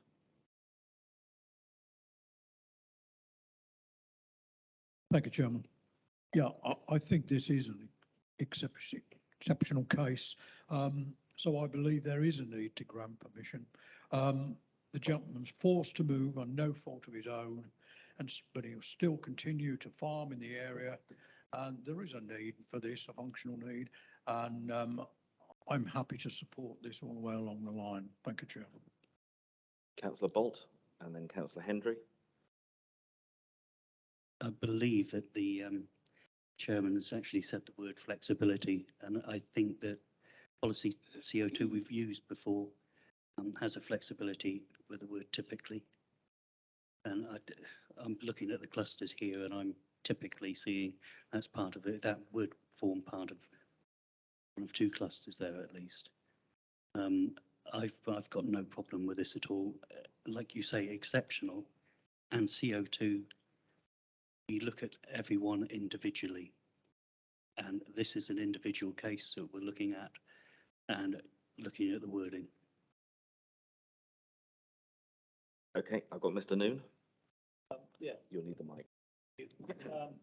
Listening to the general consensus around the table, I think the key issue here is what is Where does the justification for the dwelling fall? We need that in principle justification. There's clearly no objection to the detail of it or its local impact. So we feel, as officers did last time, quite strongly that the clustering issue is paramount here. It doesn't fall within an identified cluster, which is the sort of bluey purple and the red one. The green one isn't 10 dwellings, so it falls without that. But what we did suggest to the applicant last time is, well, what if the agricultural worker bit was mentioned? Now, if it is the case that you have heard and you know enough, you feel enough that there is a justification on an agricultural basis, then that is one option for you to go down. The alternative being to have to say the case of why it is clustering, or it complies with policy CO2. I think that's probably a harder thing to do.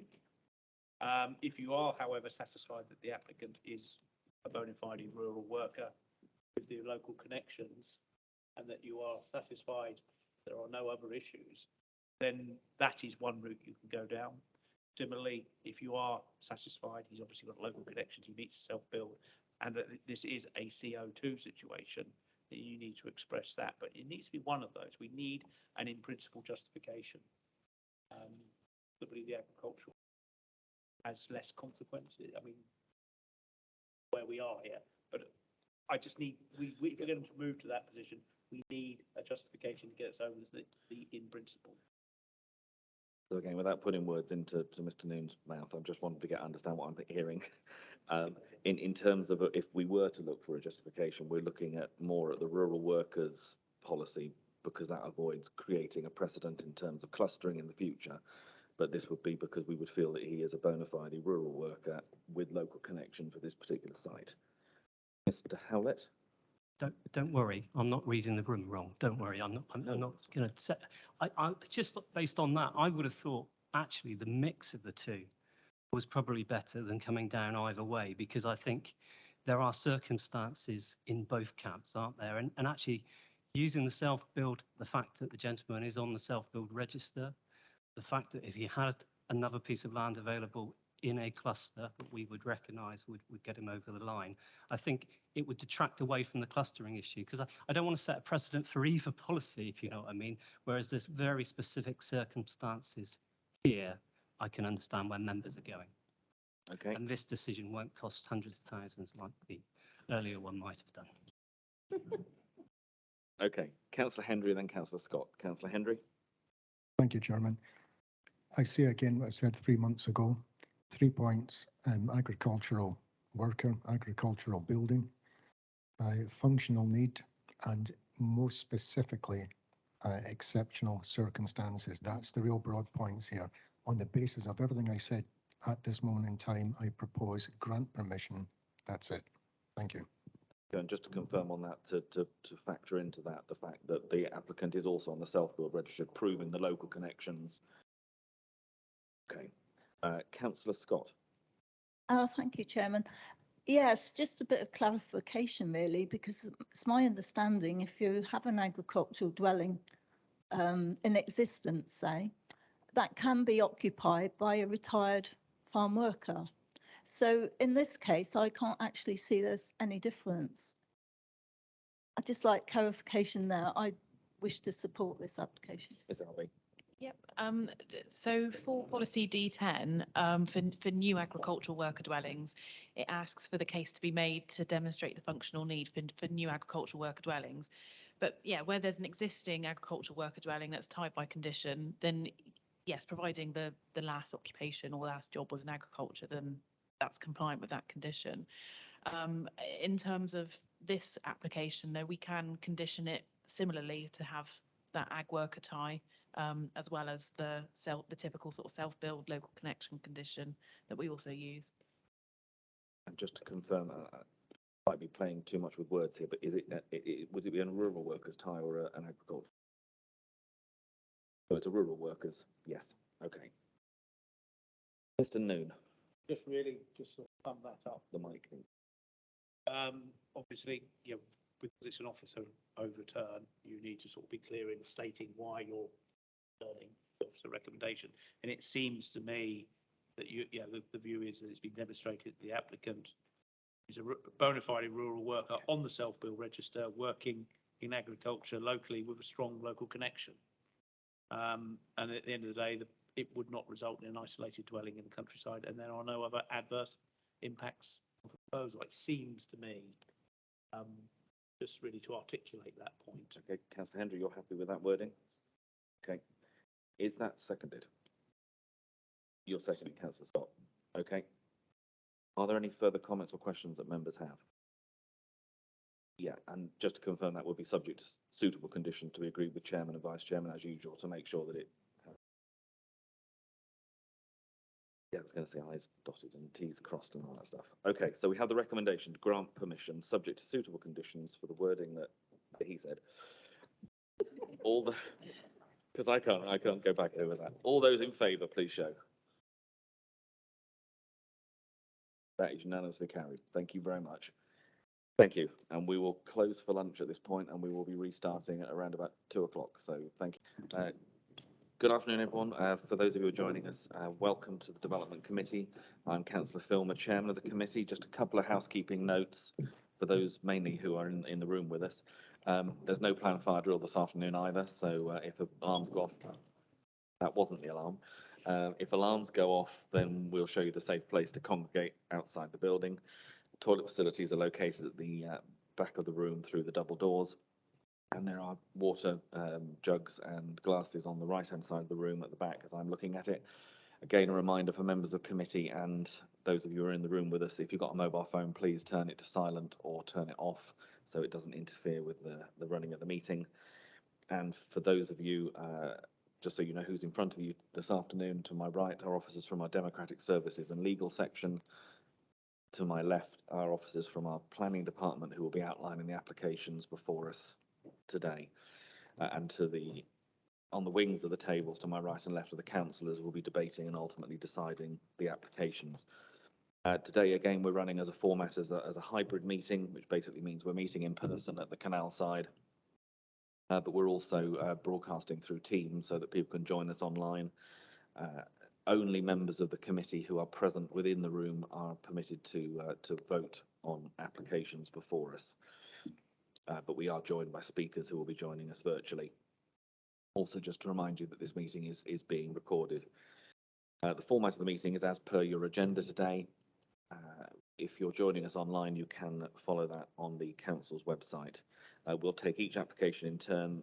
The officers will outline the details of the application. We'll then, if there are public members registered to speak, we'll ask those to step forward and address the committee. The committee will then debate and ultimately decide on the application. At the end of the vote, there will be a vote. Members can either vote for, against, or abstain on the proposal that is put before the meeting. If we move then to our agenda itself, item 1 on the agenda is apologies for absence. And do we have any? We'll get there. You're ahead of me already. But off you go. Apologies. Thank you, Chairman. We've received apologies from councillors Pearce, Revans, Branter, Facey and Betty. Thank you very much. I think all our members are present in the room. I've not been advised of any urgent business that isn't on our agenda. Members of the public, for those of you who are registered to speak, public speaking time, we allow 3 minutes for members of the public to address the committee. When we've had the officers give the outline and background of the application, I'll ask you to either, if you're in the room, to come forward to the speakers table, or if you're online, I'll ask you to enable your microphone and camera. For those of you in the room, you'll see there's a clock on the front which counts the time down. You'll see how much time you've got left to go of that 3 minutes. For those of you who are joining us online and speaking, you obviously can't see the clock. So when there is a minute of your time left to go, I will interrupt you and just let you know that there is that amount of time left to go. Which brings us then on to declarations of interest and Councillor Kingham. Thank you, Chairman. Having a word with legal, I'm have to leave the room as it might look as if I'm predetermined. On which application? The one that's coming up next, on page 95. Page 95. Okay, no problem. Councillor Perry. Yes, thank you. I've got the same board Councillor Perry, member. can you just put the mic in? Yeah, page 95. I'm the ward member and took no part in any discussions. Thank you very much. Councillor Grimes. Thank you, Chairman. Pages 131, 138 in my county division. I've taken no part in any discussions. You want to add 105 to that as well? Sorry, I thought I'd done that. 105. Yeah. Okay. Councillor Scott. Again, Councillor Scott, we need the microphone, otherwise people can't hear you online. Agenda item 5.4.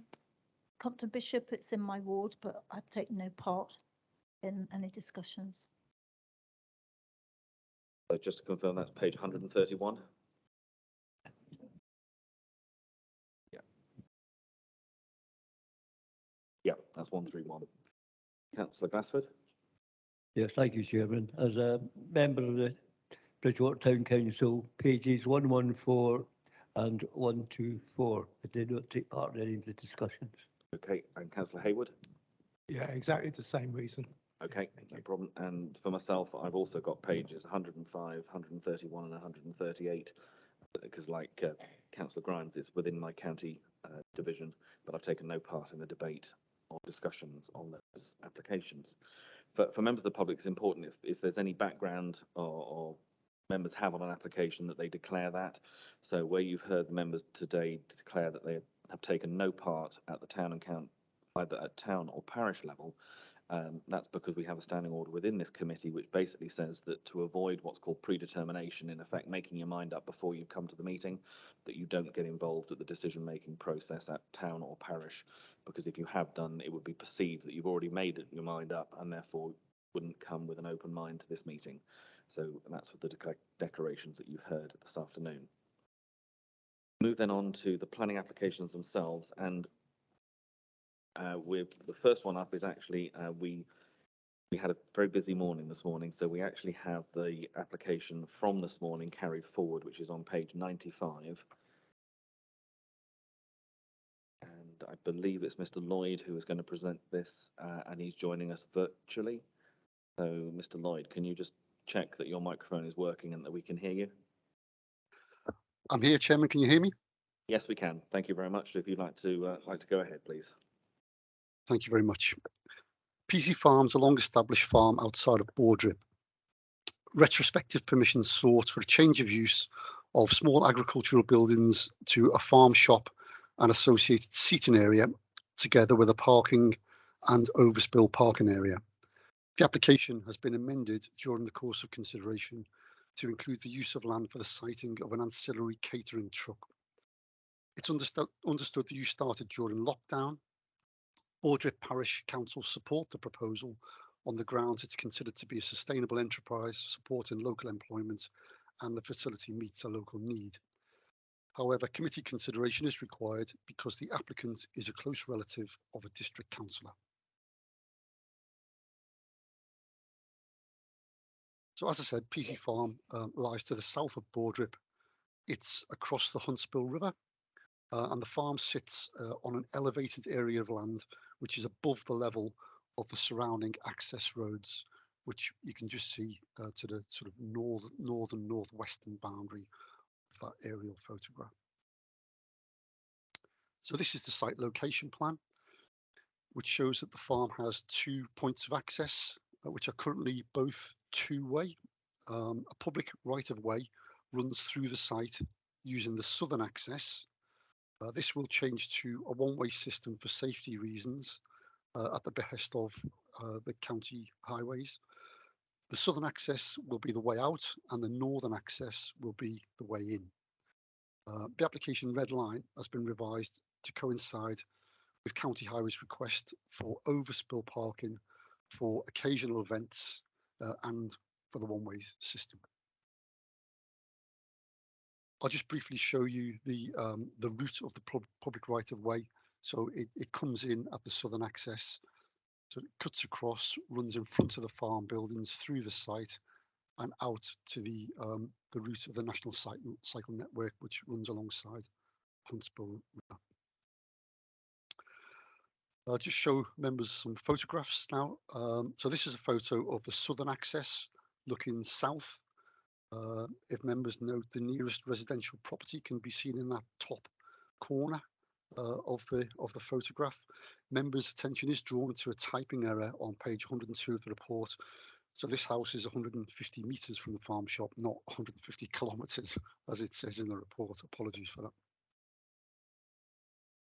So this is the photo from the same access, that's southern access, looking in the northerly direction.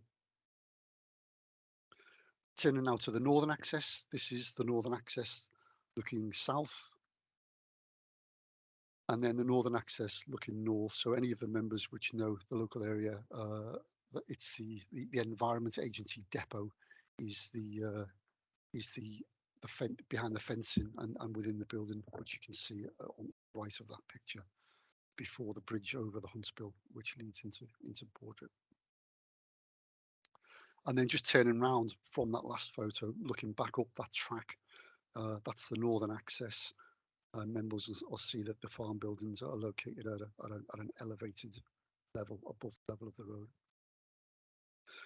So turning to the photos now within the site, the proposed parking area is to be in front of this new silage clamp, which is under construction. Just in the foreground to the silage clamp there. This is the picnic area at the top of this southern access, beyond which is some overspill parking, again on open green pasture. This is the view east, past the agricultural buildings and towards the area of parking with the silage clamp, where you can just see that red Euro bin. So the farm shop itself is within the first corrugated clad building with a door there that members can see on the right, and just in the foreground of that, the stone traditional stone building, that's the building which is used for seating. So that's just a reverse view really from the parking area looking back up. And the thing to note here is that beyond the farm shop and the seating building, members can just see the white catering truck, which is sited just to the other side of the seating area. And then this is just an overview from the top in front of the farmhouse, which just shows the view with the Environment Agency buildings in the sort of middle ground beyond the blue container and the mobile home, and then Bordrip Village is above and beyond that. So turning to a detailed block plan, the main issues are the principle of the use, some character issues, parking and highways issues, as well as neighbouring amenity considerations. Highway concerns are resolved through the introduction of the one-way system. No undue character issues arise. Regarding the principle of the use, the farm shop is small. It's 4.7 metres by 4.84 metres, so a total area of under 23 square metres. Policy CO4 gives support for retail provision in the countryside, such as farm shops. There are no other local shop. There is no other local shop, and it therefore has no wider viability impact on other retail outlets. And the proposal does have parish council support.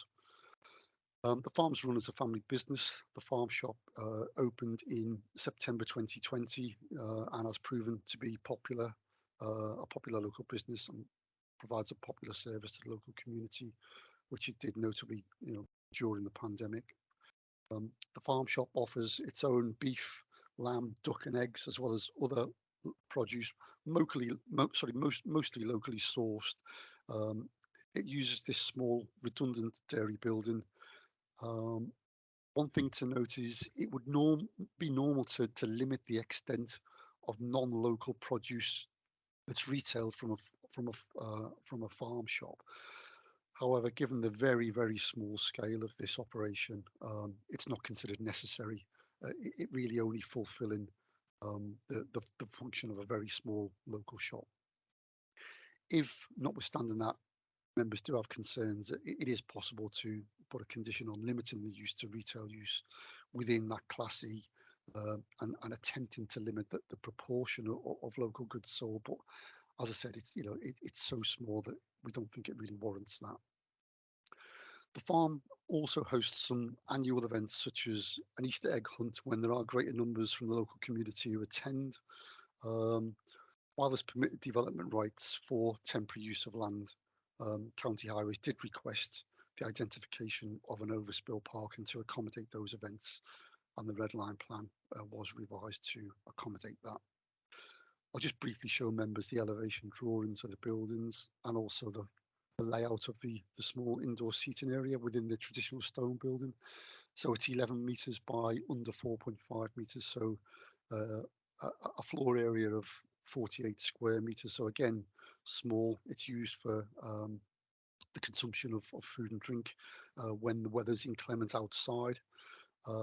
That's produced in the catering van or purchased from the shop.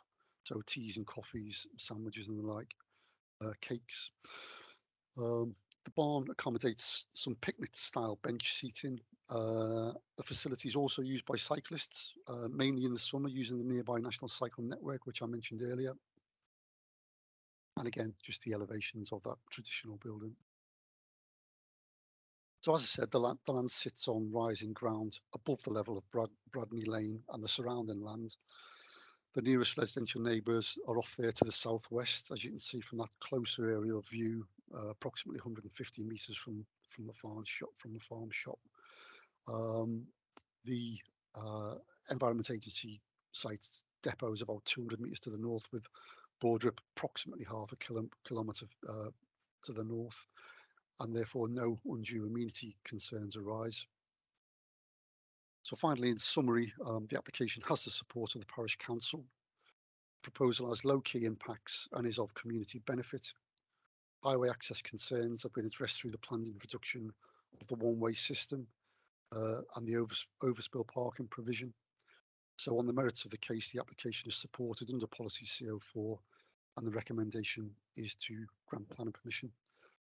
That concludes my introduction, Chairman. I'd be more than happy to answer any questions members have. Thank you. Thank you very much. Annie Haxforth, if you'd like to come forward, please.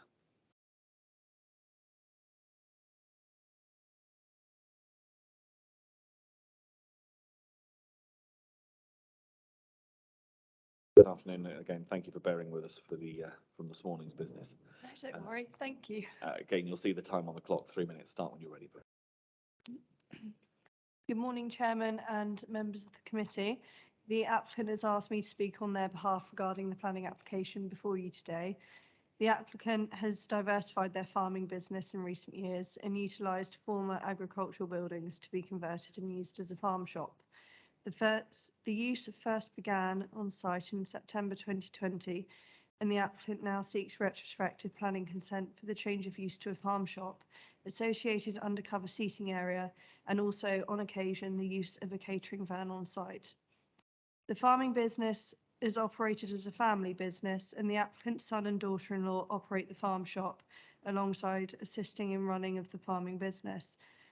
Due to market price volatility and increasing cost pressures, the applicant has been required to diversify their farming income in order to secure the long-term sustainability of the business.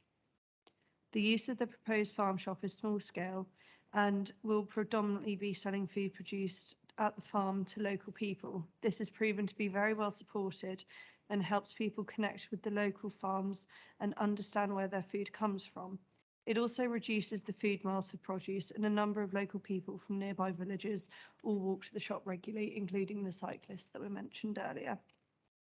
As part of the application, we've worked with the planning officer and overcome and addressed the concerns by Highways in relation to the access to the development. It has therefore been agreed that the access will have a one-way system.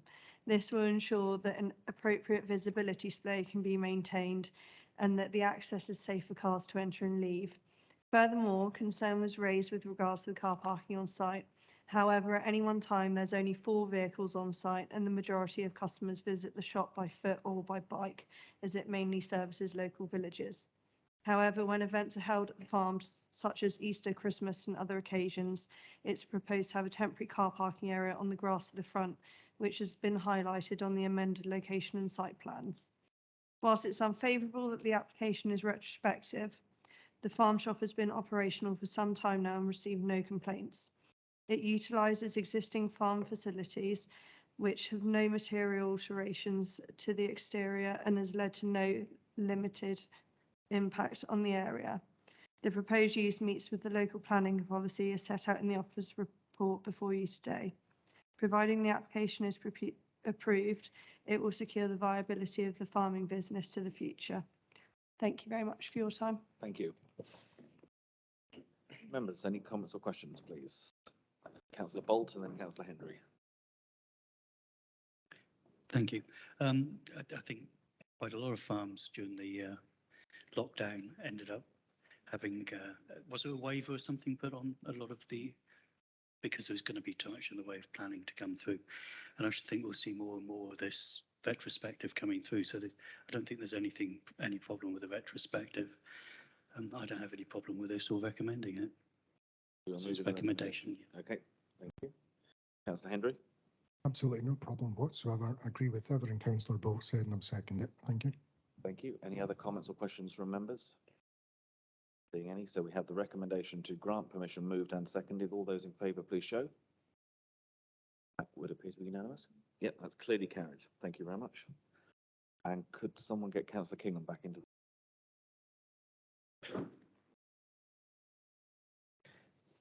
Members, if you turn on to the next application where we have speakers present, and that's on page 131 in the parish Compton Bishop. And I believe, Mr. Titchener, you're going to be introducing this, but if you bear with us 1 minute while we get the members back in the room.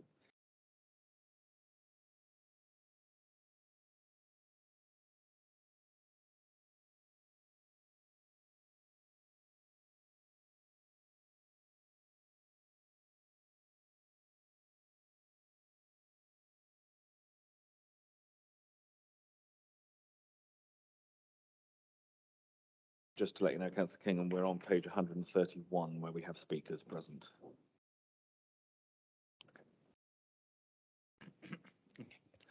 Thank you, Chairman. So this application is for the erection of an agricultural building. It's located at a farm called Newland Farm on Crossmoor Drove towards Lower Weir. The application is before members of the committee due to the objection of the parish council. The red line, the application site is just down here. The red line is for planning purposes, just to show a point of connection to the public highway, which is here off the A38. This is Newland Farm here, an existing farm complex, and the proposal is just to go on it. We've not got it on screen.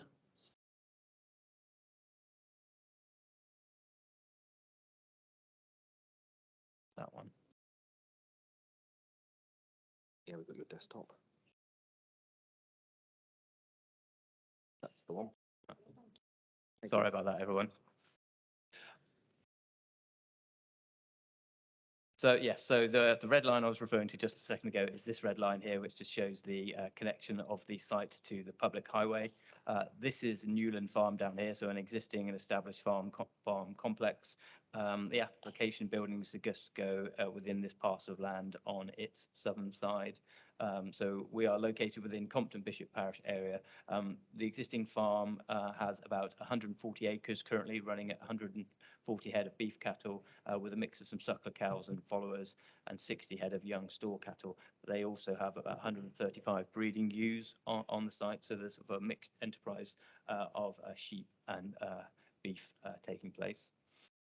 So this is the existing complex here. So the existing farm dwelling and some of the other buildings, they've got other existing sort of cattle buildings down on its southern side, and the proposal is just to then extend immediately next to those, so just running off of the existing access and have this additional cattle building here. So it's to be a general purpose building, but its primary use is to be used for livestock.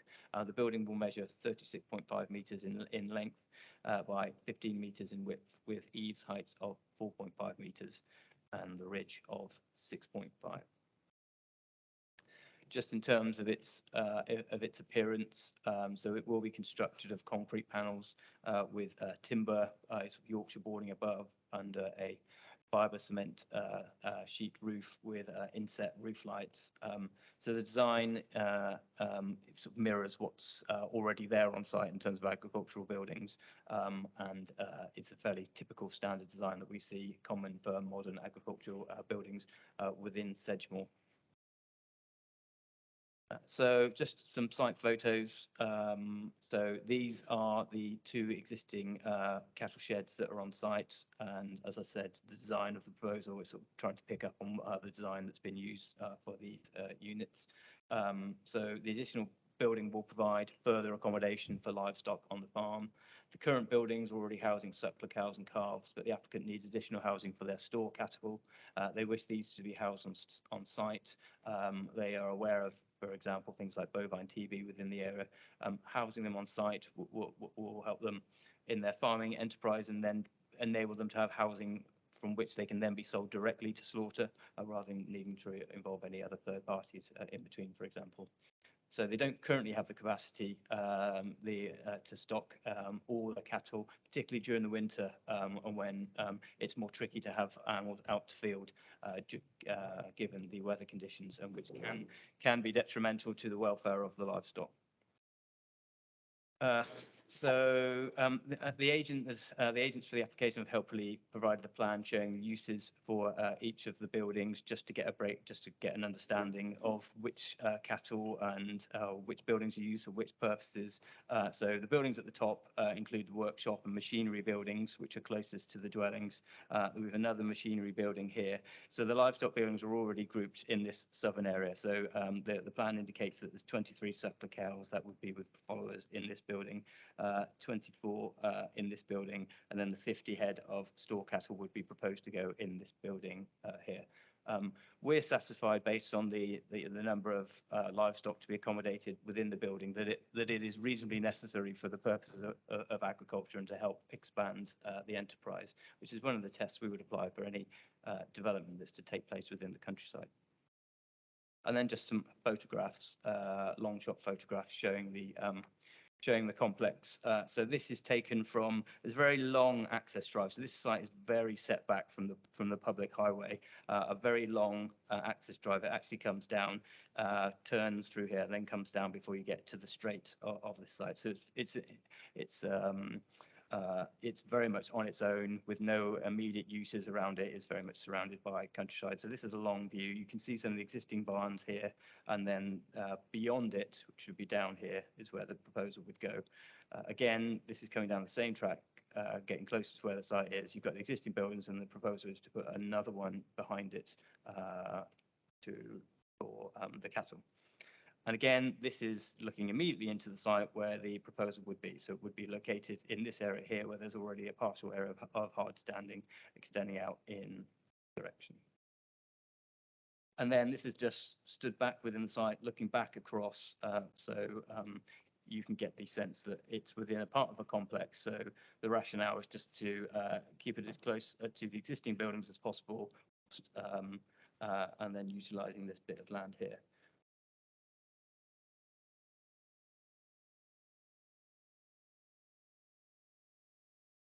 There's just for context, and just in terms of assessing things like visual impact, we've taken some photographs just from longer viewpoints. So this just to get a sense of the sort of wider impacts of the proposal. So this is taken from the edge of Axbridge, where there's some slightly higher land as you come in off the A38, with the potential to give views towards this area, so we can get a sense of what it's going to look like. The proposal is where the red arrow is indicating. As you can see, the complex at present has a very minimal impact in terms of the wider landscape. And beyond Axbridge is, of course, the Mendip Hills area of outstanding natural beauty. We would consider that the separation distance from the site to the Mendip Hills area of outstanding natural beauty is such that the clustering of buildings is such that it's not going to, it would be viewed as a complex, as a farm complex, as many of these units are, and therefore not give rise to unacceptable visual or landscape impacts. And again, this is a photograph that I've taken from a previous application, but it's helpful here just to identify the site. So this is taken stood on some of the very high ground that's immediately behind the village of Cross, looking back down towards the application site. So the application site is this complex here.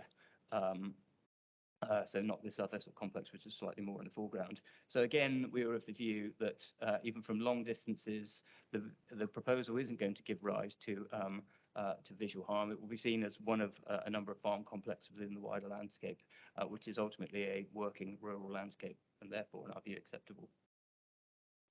We do consider that the proposal would be comply with Environment Agency standing advice for flood zone 3, which does allow agricultural development in flood zone 3 locations subject to design stipulations. And one of those stipulations is that they should be open fronted, which would effectively allow in the event of a flood that it could flood. That's so that it doesn't take up flood storage. And another condition about floor levels, about not raising floor levels, and that condition is proposed to be imposed on the permission and is set out in the report. The Drainage Board had requested a condition to be imposed on the permission regarding surface water drainage, and that would be a condition that the applicant would need to get discharged with the approval of the IDB prior to commencing work. So in summary, we do consider that there is an agricultural need for the building, and subject to the conditions that are proposed in the report, we do not consider there's any issues which cannot be readily addressed, and therefore we are recommending planning permission is granted. Thank you. Thank you very much. We have a couple of speakers on this one. The first is Terry Mason, I believe, should be joining us through Teams. Mr. Mason, if you can turn on your camera and your microphone, and we can just check that everything's working. Can you hear me, Mr. Chairman? Yes, we can. Thank you very much. Again, just to remind you, you've got the 3 minutes, and I'll chip in on you when there's a minute of the time left to go. Please start when you're ready. Thank you very much. Thank you, Mr. Chairman, for the opportunity to present the concerns of Compton Bishop Parish Council. Erecting such a large structure in the countryside using materials described will clearly have a detrimental impact, visual impact on the countryside and the Mendip Hills AONB. Compton Bishop Parish Council is concerned that the application states that there are no plans in place to deal with the effluent that the 50 animals confined in the space will generate. In particular, if there is flood access into the building, then the effluent will leak into the drains and could cause further damage to the environment downstream. The random positioning of the buildings of various sizes of ever-growing development does not sit well within the natural countryside. It is a muddle which harms the countryside scene previously enjoyed by locals and regular visitors. The addition of a further large building will exacerbate the negative impact of the development. Exacerbate, I should say. Compton Bishop Parish Council has resisted the development partly because it is unconvinced of the need and largely because of the negative visual impact. Compton Bishop Parish Council does not seek to hinder legitimate agricultural progress, but neither does it wish to witness such damage if there is no particular overriding need. Since Compton Bishop Parish Council desire for the case officer to fully investigate the necessity or otherwise of the building, and it is minded to grant the permission applied for, to do so upon condition to minimise the visual impact of the buildings on the landscape. For example, the choice of predominantly green coloured materials on the wall and the roof. We do have further concerns about the potential long-term use for these big agricultural buildings, in that that particular area has got a large number of buildings building up, and what will happen to them should the farmers decide to no longer use them for agriculture is something that we worry about in case they turn into industrial developments. Thank you very much, Mr. Chairman. Thank you very much. As you can see, we have a second speaker, Henry Worrell, if you'd like to come forward, please.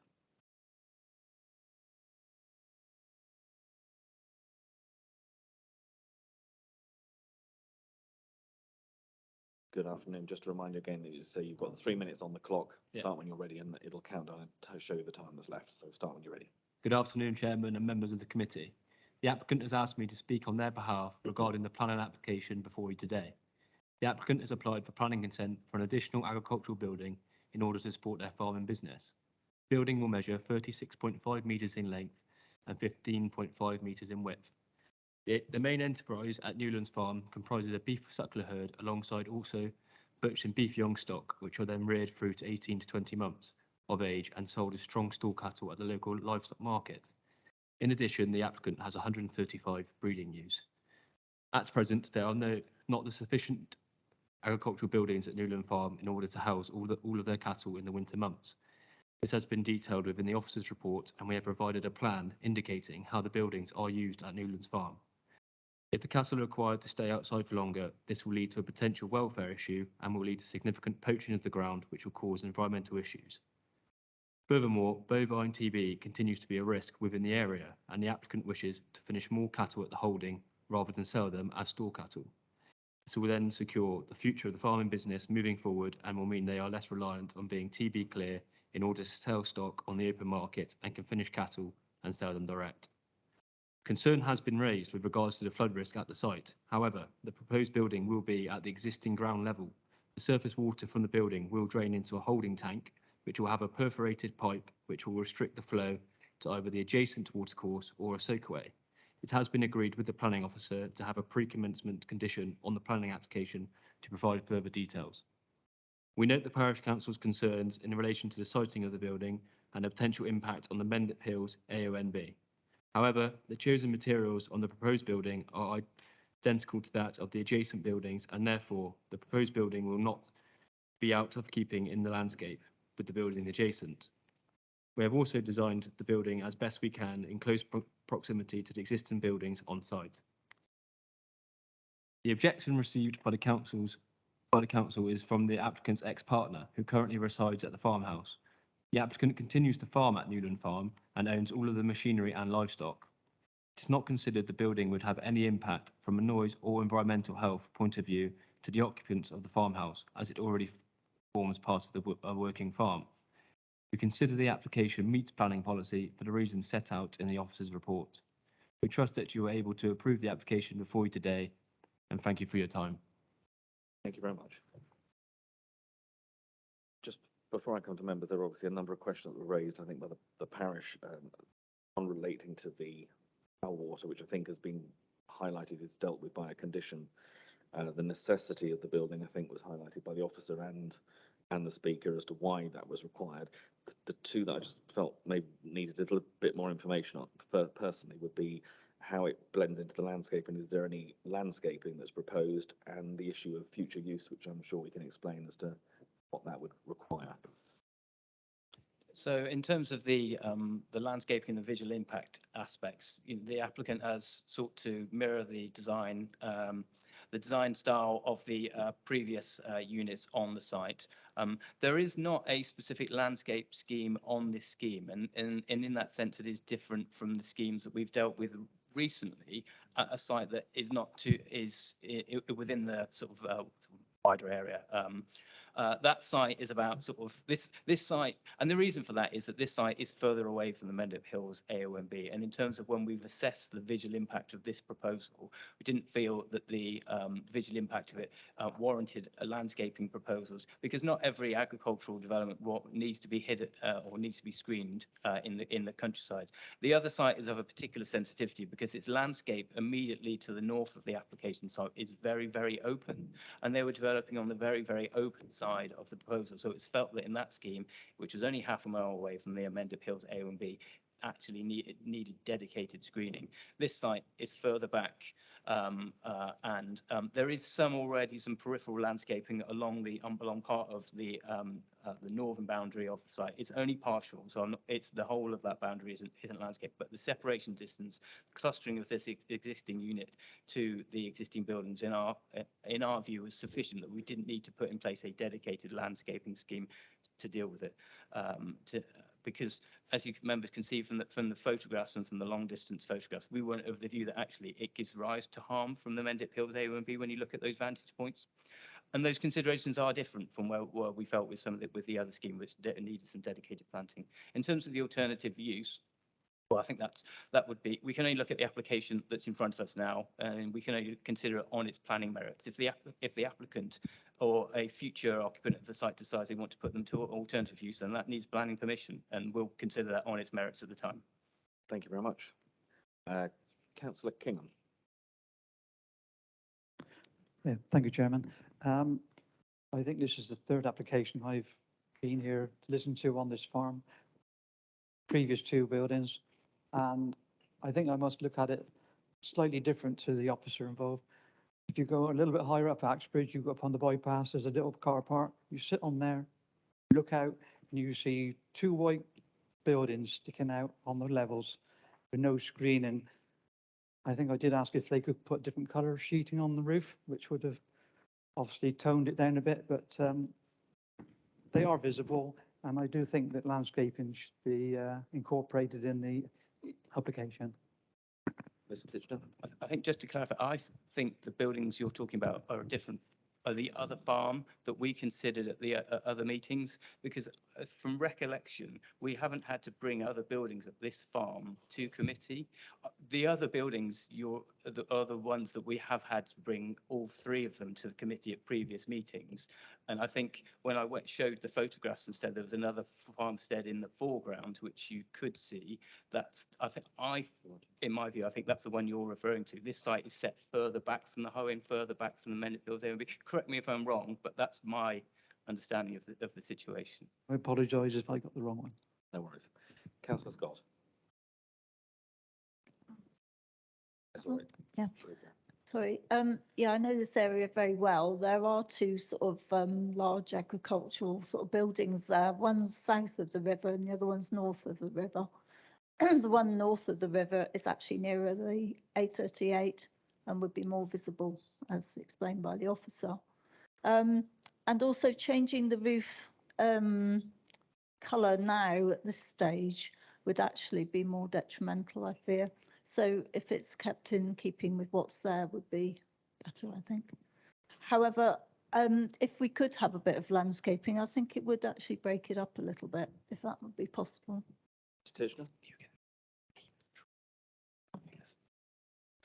I think one of the challenges for trying to get landscaping, if members want to do it, is that the IDB specifically asked for a condition on the permission to keep a separation from the Reen, and there's a Reen on the north side of where the building is, because they want those maintenance strips in place. And I think there would be a challenge trying to accommodate the requirements of the INDB, the IDB, and put in place a dedicated landscaping on this northern boundary. Scott? I'd agree as well, because it's not good practice to plant trees near the Reens anyway. So, yeah. Any other comments or questions? Councillor Hendry? I would recommend to grant permission with the case officer. Thank you. Thank you. Is that seconded? Councillor Bolt? Not seeing anyone else indicating to speak, so we have a recommendation to grant permission that has been moved and seconded. Those in support, please show. That is unanimous. That's clearly carried. Motion is granted.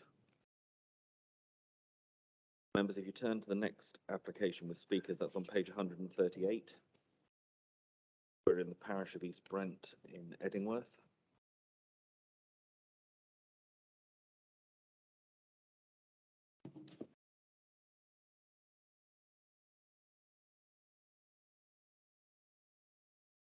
Be Mr. Evans to present this one. Thank you.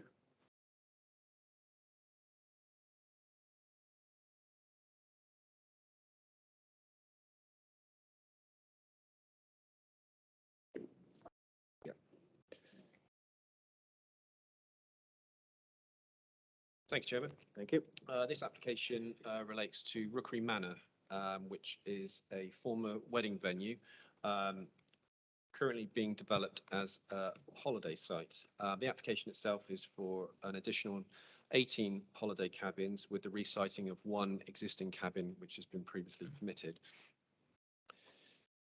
The application site is located here, adjacent to the M5, with the main complex of Rookery Manor located to the north here, which is accessed off Edingworth Road via an access here. There's also an entry and exit access points to further to the west of the buildings, but this is the primary entrance into the site where existing holiday cabins have been approved and are currently being developed, clustered around this area here, where you can make out the brown area on the aerial photograph there.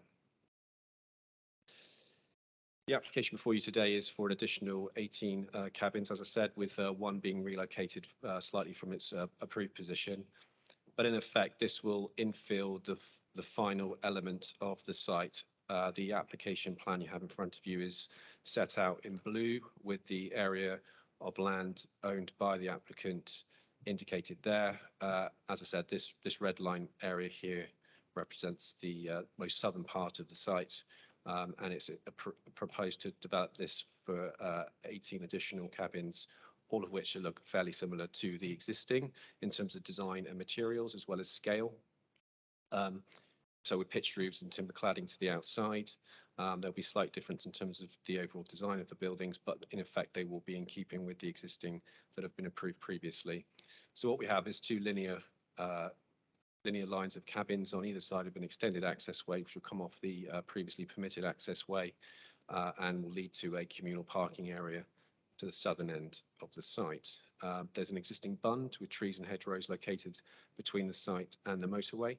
This will be retained, and there will also be some additional, there's existing hedgerow located on the west boundary here as well. Go through the photographs in a minute to see the existing context. So this is an image of the proposed layout of the cabin. So it's a 2-bedroom cabin with a shallow pitched roof and cladding to the outside, very similar to those that have been approved previously, all of which have gone through the planning process. So this is the rear of the Rookery Manor building complex. So you have the main wedding venue building on the left-hand side of this image here, with the existing parking area shown to the south of the building. So in the background of this photograph, you can see a pergola in the background with the proposed access, which is currently used for the existing cabins located beyond here. So this is jumped from that position. We've gone through the access and now we're facing south towards the proposed site. So on the left-hand side, you can see an existing cabin with the bunding along the boundary with the M5 beyond. This is the existing access road, which would be extended further south with the cabins located on either side of the access road. This is a view taken from the same position, but looking further to the southwest. So at the moment, the existing hedgerows have not fully established along here, but it is proposed to include a landscaping condition as part of the recommendation to supplement the existing landscaping on site with further planting in the interest of visual amenity. And this is a view taken back from the south, looking north towards the existing complex of cabins that you can see along the center of that photograph there.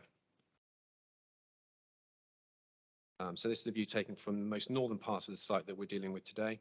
And again, you can see the line of cabins that have been approved previously along towards the west there.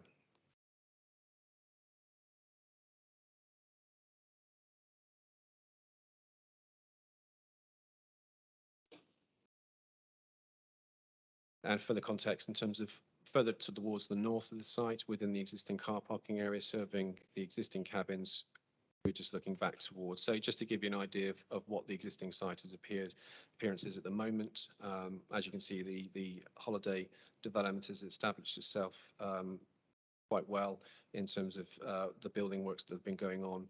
And as I said, this would see the more southern end of the site, the L-shaped appearance to the site, I guess you could call it, the lower part of that being developed further south. So all clustered together within the existing, the same existing area, but extended further south towards the extremities of the owned land by the applicant. This is a view taken from Strolands to the west. So this is a view taken of the opposite boundary. So we have a view across the open field towards the site. And along this line here where the arrow is, this is where you would find the proposals for the additional cabins here. There's one cabin here which would also be relocated slightly from its approved position, which would equate to the 19 that are being proposed within this scheme currently before you. And just for completeness, we've got a shot here from the southeast, from the slip road going into the service station, just to give a viewpoint from that direction in terms of the existing landscaping along the motorway, which is fairly well screened by the existing tree planting along the eastern boundary of the site, as well as the bunding that's there presently. So in terms of the principle, the application itself is for an extension of the existing holiday site. The holiday lets have overtaken the former wedding venue, which has since ceased trading. So the existing buildings within the main complex, one of which is currently unused, but there is an existing spa building which has been operating alongside the holiday cabins, while another building which was previously used in conjunction with the wedding venue has been previously approved for conversion into 3 dwellings. So in general, in terms of background, the application itself is, in terms of the numbers that we have on site at the moment, there's a breakdown of the relevant history in terms of the applications that have been approved at Rookery Manor.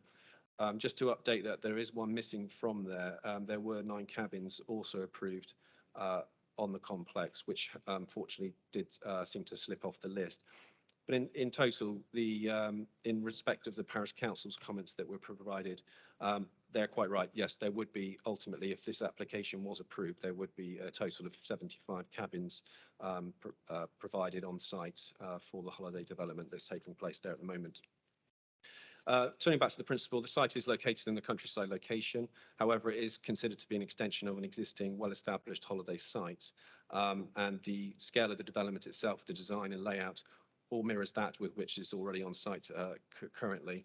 And it's not considered that based on its own merits that the proposal before you today would result in a significant visual impact on the surrounding area. And in itself is appropriate in terms of character and scale with the remaining cabins that we have at the moment.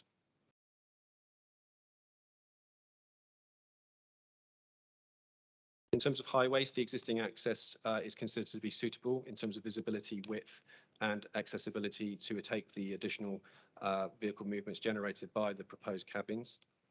It's not considered there will be any significant transport implications as a result of the proposal, and it's considered that the development itself would provide sufficient parking on site to accommodate any additional demands in that respect. In terms of flood risk, the site is located within flood zone 3, but we have no objections from the Environment Agency or the Internal Drainage Board, and the application recommendation would be subject to a condition requiring the developer to provide a flood warning evacuation plan in accordance with details that have been submitted within the application. In terms of residential amenity, the site itself is fairly detached from existing residential properties located along Edgeworth Road. It's not considered there will be significant impacts from overlooking or overshadowing given the distance that we have between the proposed cabins, those dwellings, and the fact that we also have existing development between those 2 points. So it's not considered that the development in itself would result in a detrimental impact in that respect. Overall, it is considered that on balance, that the application is acceptable in planning policy terms and would not lead to detrimental impacts visually or on the amenity of the surrounding area, and would be in accordance with the previous schemes that have been approved on the site for holiday accommodation. So the recommendation is to grant consent. Thank you. Thank you very much. Again, we have a couple of speakers on this. If I could ask Mark Gelbert, if you'd like to come forward first.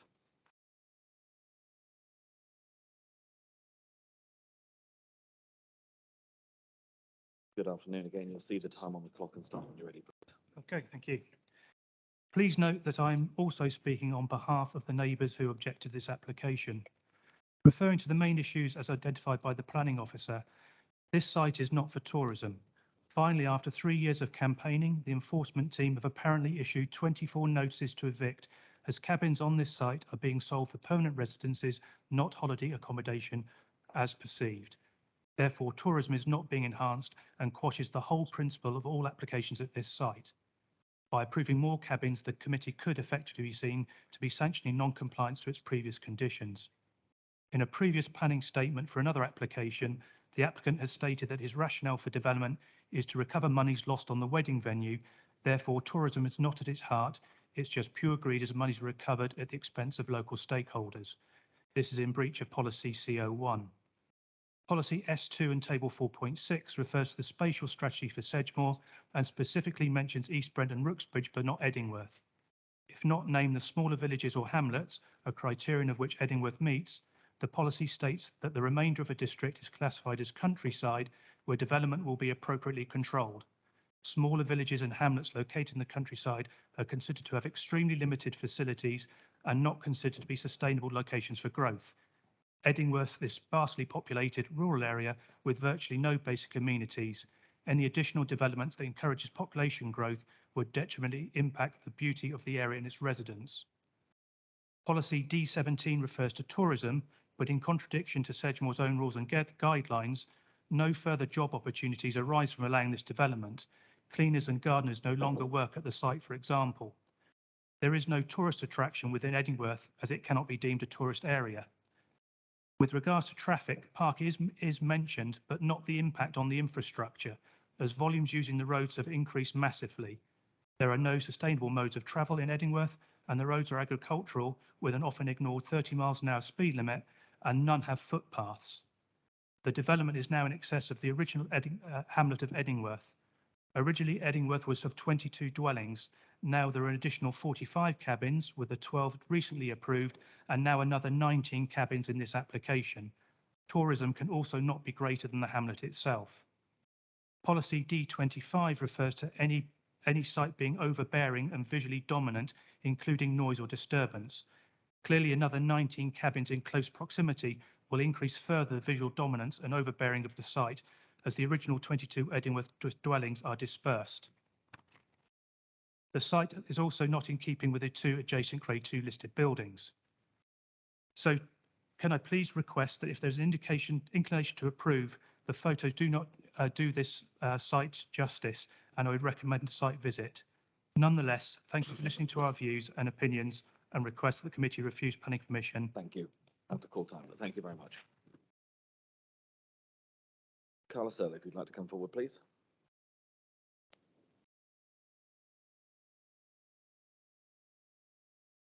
Good afternoon. Just confirming you're speaking on behalf of the Parish Council today. Excellent. Thank you. Again, start whenever you're ready and the time will be displayed. Yeah, thank you. Good afternoon, Mr. Chairman and committee members. Edingworth is a small hamlet spread along Edingworth Road for 750 metres and comprises 15 properties, 4 of which are working farms. The development of Rookery Manor over the past 10 years has seen the site grow from the original 3 yurts applied for into 72 park homes. At no time over the past 10 years has there ever been a master plan for this development, or has the planning authority questioned the ultimate aim of this development. The development has been undertaken in a piecemeal manner, and the overall effects on the local environment and residents never taken into account. This matter has been raised by Simon Briggs of the Somerset Wildlife Trust in his letter of objection dated 29 September 2022. The hamlet of Edingworth is simply the wrong place for a holiday development of this scale. All journeys have to be made by car, as there is no public transport, and the hamlet is some 8 miles from Burnham-on-Sea and 12 miles from Cheddar. So any tourist trips are by car journey, which does not accord with Planning Policy D13, Sustainable Transport, or Policy D24, Pollution Impacts of the Development. For this reason, a stop has to be put to this development, otherwise who knows how many more units will be applied for and the hamlet of Edingworth becomes swamped. The applicant's site plan 2998/2 indicates a car park for 22 vehicles on the southern boundary of the site, some 7 metres away from a field watercourse. The applicant's drawing states that the car park surface will be 2 coats of porous tarmac on 100 millimetres of compacted hard core. As the committee be aware, this surface will allow rainwater to percolate the surface and find its way to the adjacent watercourse. No allowance has been made in the design to trap or prevent oil or fuel spillages, and any such event will see the watercourse polluted. The Public Health Acts require adequate catchment of car park drainage via petrol and oil interceptors. Planning policy CO1 states development in the countryside will be appropriately controlled to reflect the local landscape, environment and sustainable transport. Nothing could be further from the truth with this development. So enough is enough. It is time to stop granting uncontrolled and unplanned development in this small hamlet and apply the policies that have been put in place. For the above reasons, the Parish Council strongly object to this further development. Thank you for listening. Thank you very much. Yeah, Mrs. Breeze.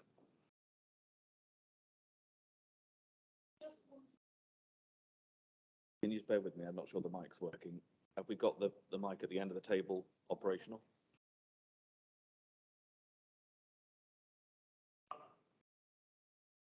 Bear with us Is one that moment. it? Yep. That's got it. Right, lovely. In respect of enforcement, I just wanted to correct some information that's gone out. There is a live enforcement investigation on this site. It is currently under investigation. We have not as yet served any notices. We have sent out quite a lot of letters to the individual units. So it is a live matter that's under investigation. There are a couple of units that have been identified as a result of that being in breach, and that's being addressed through the enforcement case. But that is separate to the application that's before members at the moment. But we have not as yet served any notices on any of the units, but it is under investigation through enforcement. Thank you. Thank you. Members, any comments or questions, please? In which case, I'll start. I must admit, I've listened to the comments that have been made, and I've obviously read the report. I do have concerns with this application. As has been mentioned, Edingworth is a hamlet of limited size. It's part of the parish of East Brent. And obviously, as was quite rightly said, this started off as a development around the former wedding venue. And my concern with this application is it feels, looking again at the plan that we have in front of us of the site, it's moving beyond the natural, what would appear to me to be the natural cut-off of where applications have come forward before. This stretching into this rectangle that we're looking at before us today is across agricultural land from Strowlands, which was the road's view that we did see in one of the pictures. The site generally has been raised in order to allow for the cabins not to be in a flood issue, but that means that they are more prominent in the landscape and obviously are lit at night, and so that you have that intrusion into the countryside. So my concern with this at the moment is that it is a countryside setting. The additional visual impact that is caused by this particular extension of this site, I think, is one extension certainly too far in my mind at the moment. I've also noted there is a cumulative impact that obviously has come over time, because, as has been mentioned, there have been a number of iterations, as you've seen from the list of applications that have come on this site, and at each step I think you have to assess at what point does it go beyond what is a cumulative impact that is acceptable. And in my own mind, I think we've got to that point. The impact on the landscape is significant, I think, now, and this one is just that piece too far for me. So unfortunately, I would not be able to support the recommendation that's before us today. Councillor Kingham, then Councillor Bolt, then I'll come back to the officers if they want to make any. Yeah, sort of in agreement with you, Chairman. Let me say, if you look at the application we had this morning, we had houses being built right next to a motorway, which people weren't very happy with. We got a similar thing here, but it hasn't got quite the same sort of bunding as it was with the houses. I'm not sure I would want a caravan or mobile home, I should say, next to a motorway. I imagine it'd be quite noisy. But again, putting this many in the countryside, in my mind, doesn't seem right. I wouldn't be in favour of it. Councillor Bolt. Thank you. With these sort of developments, are we supposed to have some sort of an environmental impact statement on them? You are living in the middle of the countryside. Surely there's got to be some impact if there is any. I realise it's right beside a motorway, but that's lighting, everything else. Surely we should be some form of control. Mr. Noon or Mr. Evans? I mean, that would normally be addressed, our validation list would pick up the constraints and the necessary documentation to support the application would be sought at that stage. It depends on what the constraints the mayor throws up. On this one, it hasn't thrown up anything in particular that makes it necessary for the application to be documents beyond what has been submitted. So we have to judge it on its merits in light of the consultee comments. So those are set out in the report. So just having a look in there. The drainage point has been raised. We could certainly condition that to the interceptor if need be. We've got a condition that says the drainage parking area to be provided in accordance with the drawings. We could add a condition after that to say, and that parking area shall have interceptors in accordance with details to be agreed. So we can address that. But we haven't had any other comments saying the information is lacking. It's not of a scale, it's a change of use of land. Just check the area of it. I mean, I think it's less than a hectare, so it comes in as not a major, so it doesn't trigger all the important information you might need at that point. I'm just checking the plans here because the red line that has been shown only includes 18 caravans. 19th one seems to be on an adjoining part of the site and has not been cited in accordance with its own approval. That normally would need to be addressed by a separate application. You need to do a section 73 on that application to agree a different layout. But it is outside the red line at the moment. So I'm just drilling down into that at the moment to make sure that is the case. But I think my suggestion is we change the number to 18. That is what is within the red line. The applicant hasn't helped himself by not putting the red line on that drawing. But if you go to the red line, the red line drawing on here, you see it cuts off below the kink, the elbow to the left. And the number, what I think is the 19th one, is outside of that red line, which is, I think, is that one there. It's number 10. So I think we got to be alive to that. We should be treating this as 18 within the red line. And if that 19th one is incompatible with its permission, they deal with that through putting that permission right, not tacking it onto this one outside of the red line. Change it to 18. Teresa. I was just coming back to Councillor Bolt's point, because the size and scale of this development in itself isn't triggered as a major. It doesn't have the same requirements for information that normal major applications was, which is almost a symptom of the piecemeal development that's happened on this site. If the point that Councillor Film was raising in terms of the piecemeal development and the cumulative impact, if we'd have had one application for 75 lodges, we would have had a full, landscape visual impact assessment and everything like that with it. In this case, we can only assess, the size, scale and siting of the development as proposed, and as proposed, the case officers run through sort of site photos of where you can see it from, how far away it is, etc. So officers weren't raising an issue with it. It is within members' gift to look at it cumulatively as well as in its own merits and make a decision in terms of landscape impact. If it were a case that you'd want further information, we could consider gaining that for you, but that's not been submitted as part of the application pack. I've got Councillor Glassford and Councillor Hendry. Thank you, Chairman. Has any alterations been made to the bunting next to the motorway? The bunting? Evans. Not as part of this application. The bunding was previously approved as part of a previous consent, so that's been in place for some time. But no, there's no proposals to change that. I think I believe they're using it as. The reason I'm asking because of the noise pollution and that in a previous site visit there, when we went up to look at the original chalets that were there, the minute you got to the top of from the car park up to the top where the chalets were, you couldn't even hear yourself speak then. And I thought, I can't believe that anyone would be sat out there on a sunny day doing it. But I'd also believe it is a bit, this seemed too many in the one place, in the wrong place as well. Thank you. I've got Councillor Hendry and then Councillor Scott. Thank you, Mr. Chairman.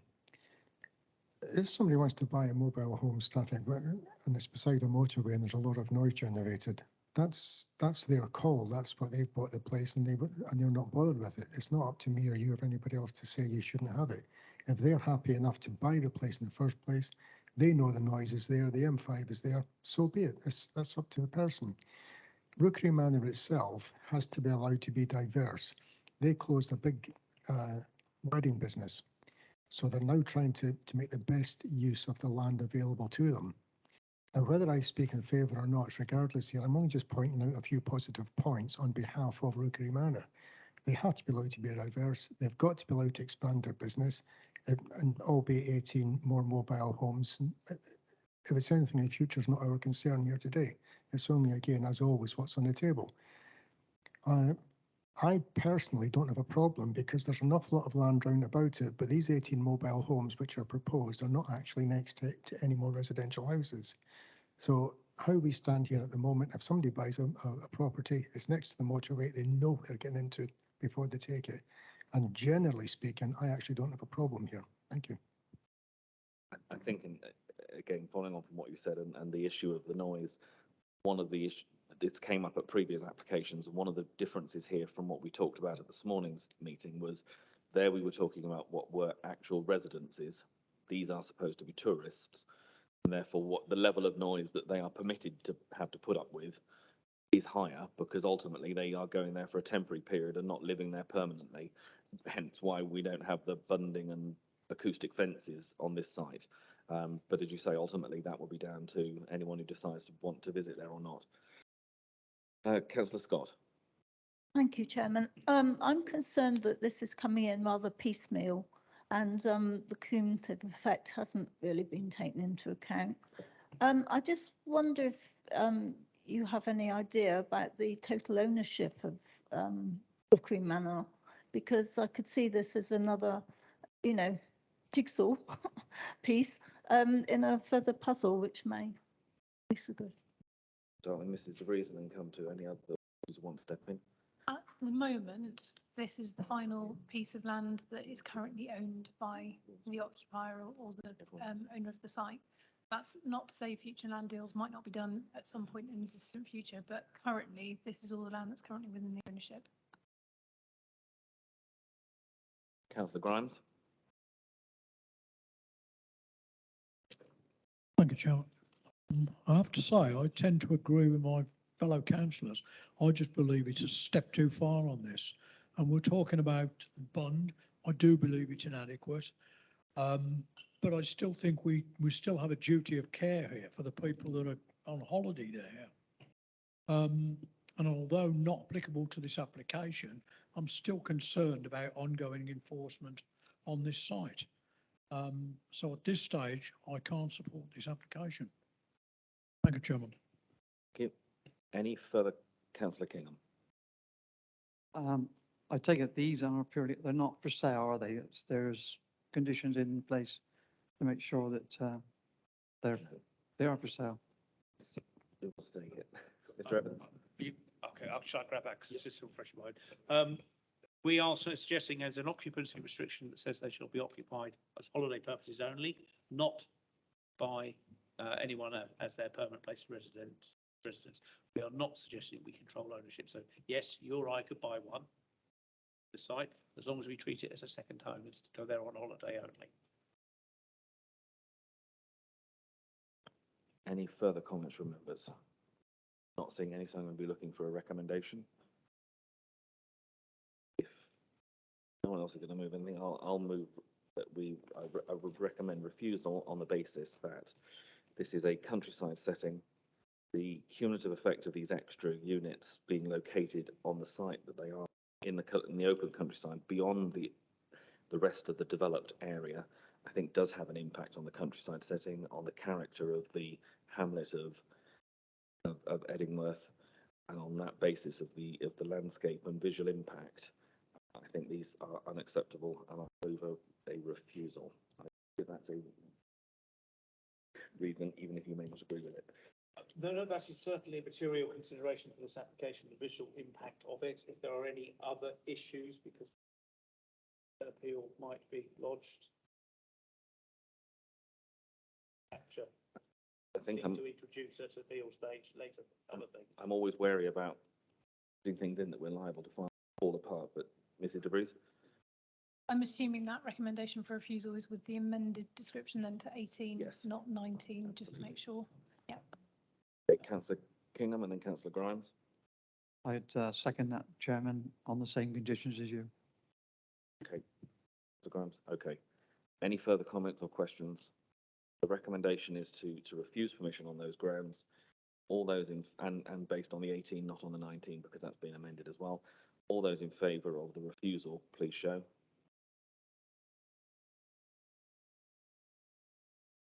And those against, please show. And any abstentions? That is clearly carried, so permission is refused. Right, members, if you could turn back in your papers to page 105, where we had.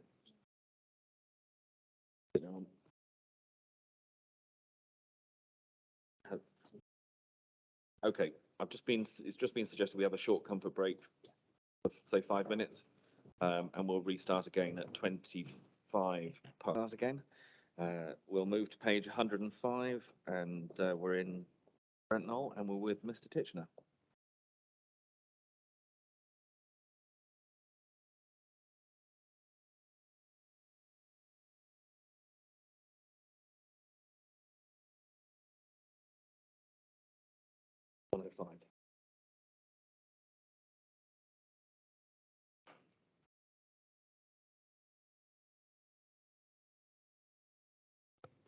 Okay, thank you, Chairman. So this is an application for the erection of a two-storey side extension on site of an existing single-storey extension, which will be demolished, and the installation of front and rear roof lights. So it's a property 140 Brent Street, Brent Knoll. So the application is within the existing built-up part of the village. So the site's outlined in red here. So a very sort of linear sort of form of the village. Properties largely frontage facing on both sides.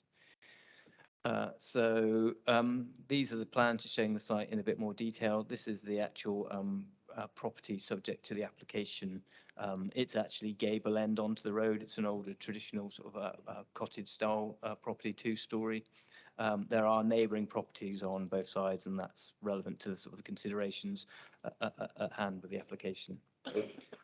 So this is the existing property. So it's two-storey sort of cottage. It's rendered. It has a clay tiled roof. There are UPVC windows and doors. It has on its sort of north elevation, it's very low eaves level. So you can see sort of the sort of traditional cat slide, and then these dormers here, and part of the works proposed to make amendments to the roof in regard to that part. This is the elevation that has the existing single-storey sort of lean-to extension on it, which will be demolished. There's also a more modern conservatory on this end, which will also go as part of the works. These are just floor plans and roof plans showing the existing internal layout, ground and first floor. The accommodation at first floor is quite compromised because of the limited or the low eaves height, and given that the roof slope there, and part of the proposal is to increase the roof height to make to give the occupants more usable internal space. So these are the plans showing the alterations which they propose to make. So the proposal is to add a two-storey side extension here where that lean-to and conservatory were.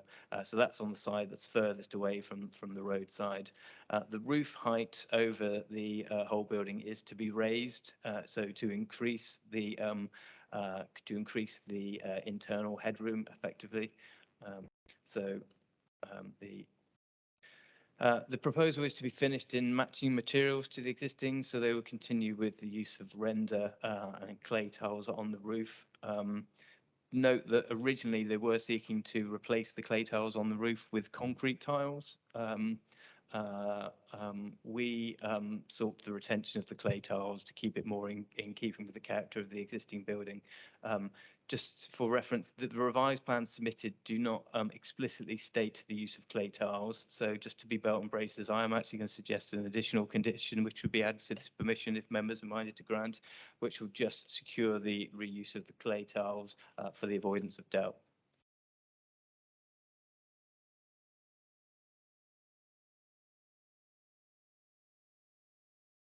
So this is the roof plan with the proposed works. It just shows the increase in internal usable rooms, and then with the extension rooms added on to the end of the building. You can see the changes to the roof. You no longer need such long dormer windows to accommodate some form of usable internal space. These are the plans that show what came in previously. As originally submitted, they raised the eaves height to a much greater height than we felt was going to be acceptable. We wanted to retain as much character as possible, given it is an older traditional cottage and visually prominent. So this is what came in originally. It had some slightly unusual window arrangements on this elevation, which has since been changed, and the eaves level is kind of more of a halfway house now. It sort of cuts along the line of the windows and actually then retains the dormers, which are part of the original character of the building. And we felt that delivers a more, retains as many of the original features as possible. So just some photographs of the site.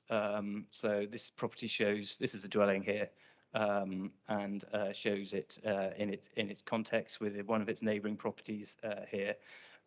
So that has a blank elevation on that end. So the two-storey works will demolish the lean-to here, extend it out two-storey. There are some windows on that front elevation, but they look directly on a blank elevation. And in that regard, we wouldn't consider there to be amenity impacts in regard to the neighbour on that side.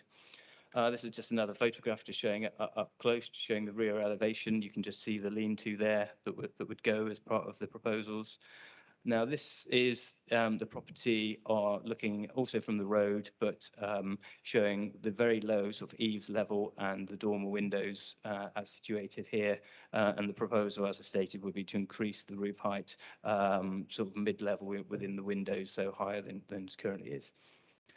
This photograph just takes a step back from that previous one and just shows the relationship with the neighbour on the northern side. So the neighbour on the northern side, you do have this slightly unusual sort of slightly cheek by jowl arrangement where the property is hard up to the neighbour's garden and has windows that are existing and overlook the neighbour's garden. This is the neighbour's front garden rather than their sort of more what we would see as the more private rear garden. Part of keeping the ridgeline down was also just to make sure you didn't have too much height immediately on the neighbour's boundary. So by keeping the ridgeline down, you just keep some of the bulk and massing just set back from the neighbouring side.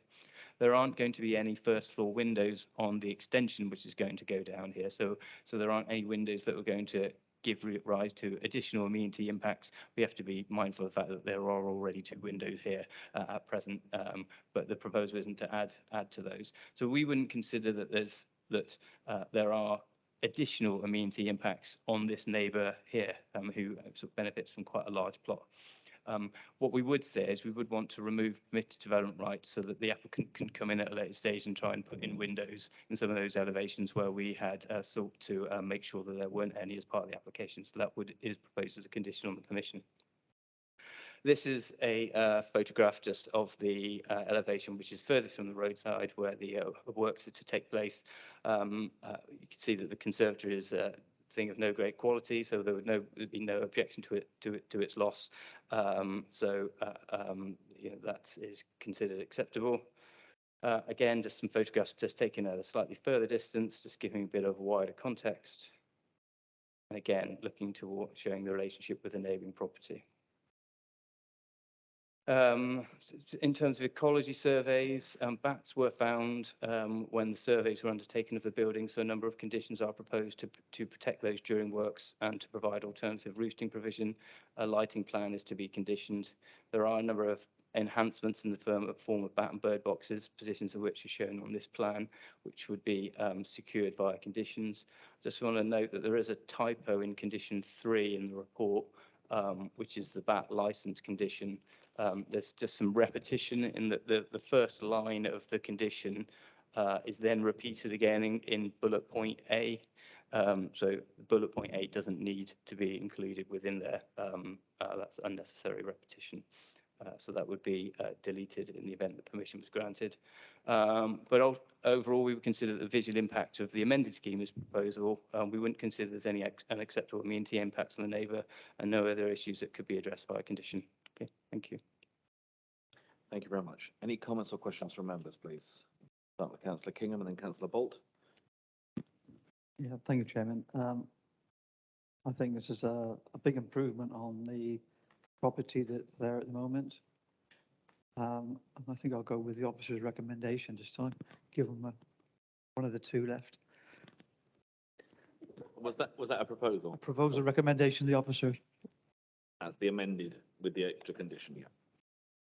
Councillor Bolt. Yeah, could you go back to one of the views there on the line drawings? Is that a raising of the whole roof height? The bottom one there, where there's like a white line, is that how much it's been raised up, or is that just the way it's been drawn? It's just the eaves level. The two different ones. Yeah, so it's the eaves are changing to get the overall roof height is staying as it's. Okay. So what we're looking at there is nothing's changing from the front view. Well, I think what they will have to do is some rebuilding of the roof. So to raise the eaves height up, you're going to have to do some fairly interventionist works. But the overall other heights of the rest of the roof, once the works will be complete, would be the same. Okay. Thank you. Can I just get clarification on that then? So you're saying the ridge height remains the current ridge height, and the dormers are changing because you're changing the pitch of the roof on the side facing the next door neighbour's garden. So that one with the dormers shows the eaves height at the existing point at the bottom of the windows that are currently there. So if you go back to the proposed plan, that eaves level does go up relative to the neighbour, because you've now got it goes up from the bottom of the window to halfway up on the window. So it does increase marginally on the boundary. But through negotiations, the ridge that's on the neighbour's side is maintained, so it's no higher than what it currently is at the moment. And then for the two-storey bit on the back end, it does drop down again. So, you know, there is a marginal increase on the boundary, just so members are clear.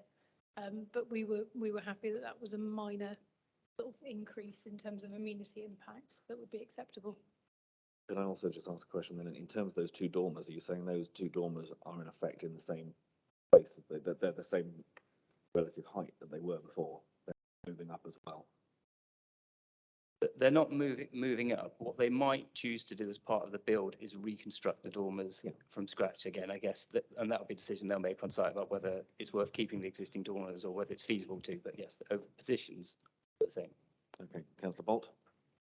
That was my main concern, because we're talking about the overlooking. If the windows are existing, they're the same height and everything else. I've got no problem with this, and second that. Any other? Councillor Scott. Mentioned about retaining the pan tile or the tiles. Does that have to be included as a condition, or is that? So my recommendation is that we add an additional condition which is explicitly says the clay tiles shall be reused and or added to with matching clay tiles at the same time, effectively. But we would add that. That's not in the report at the moment, so that would be one that the recommendation would be subject to as an additional condition. Okay. Not seeing any further comments, so we have the recommendation to grant permission with the amended condition and with the bit relating to the tiles being amended. All those in favour of that, please show. Okay, clearly carried. Right, members, if you can turn to page 114, to our next application. Move to Bridgewater. And Mr. Lloyd, I think you're joining us on Teams. I am, Chairman. Can you try again, Ian? That was very quiet. I am, Mr. Chairman. Can you hear me now? Terrific. Yeah, we got you now. Thank you very much. Go ahead then, please. Thank you. So 75 Eastover is a vacant retail unit at the junction with Broadway and St John Street. Change of use is sought to include takeaway use in addition to retail and the range of other uses within Class E appropriate to a shopping parade.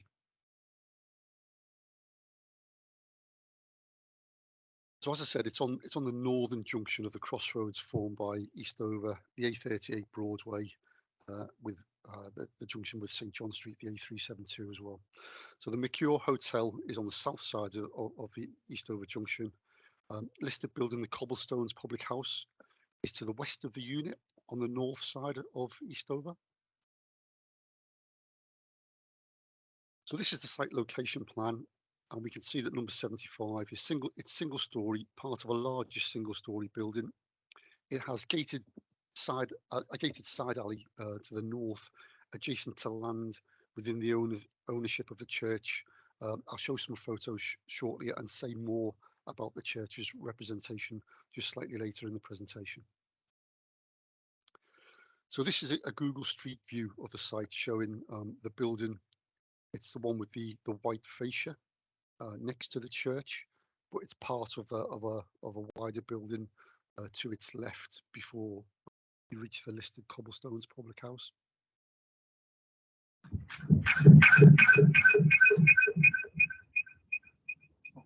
So I was getting a little bit of feedback there. Is that okay?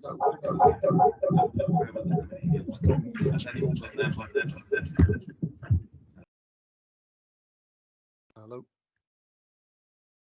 Testing.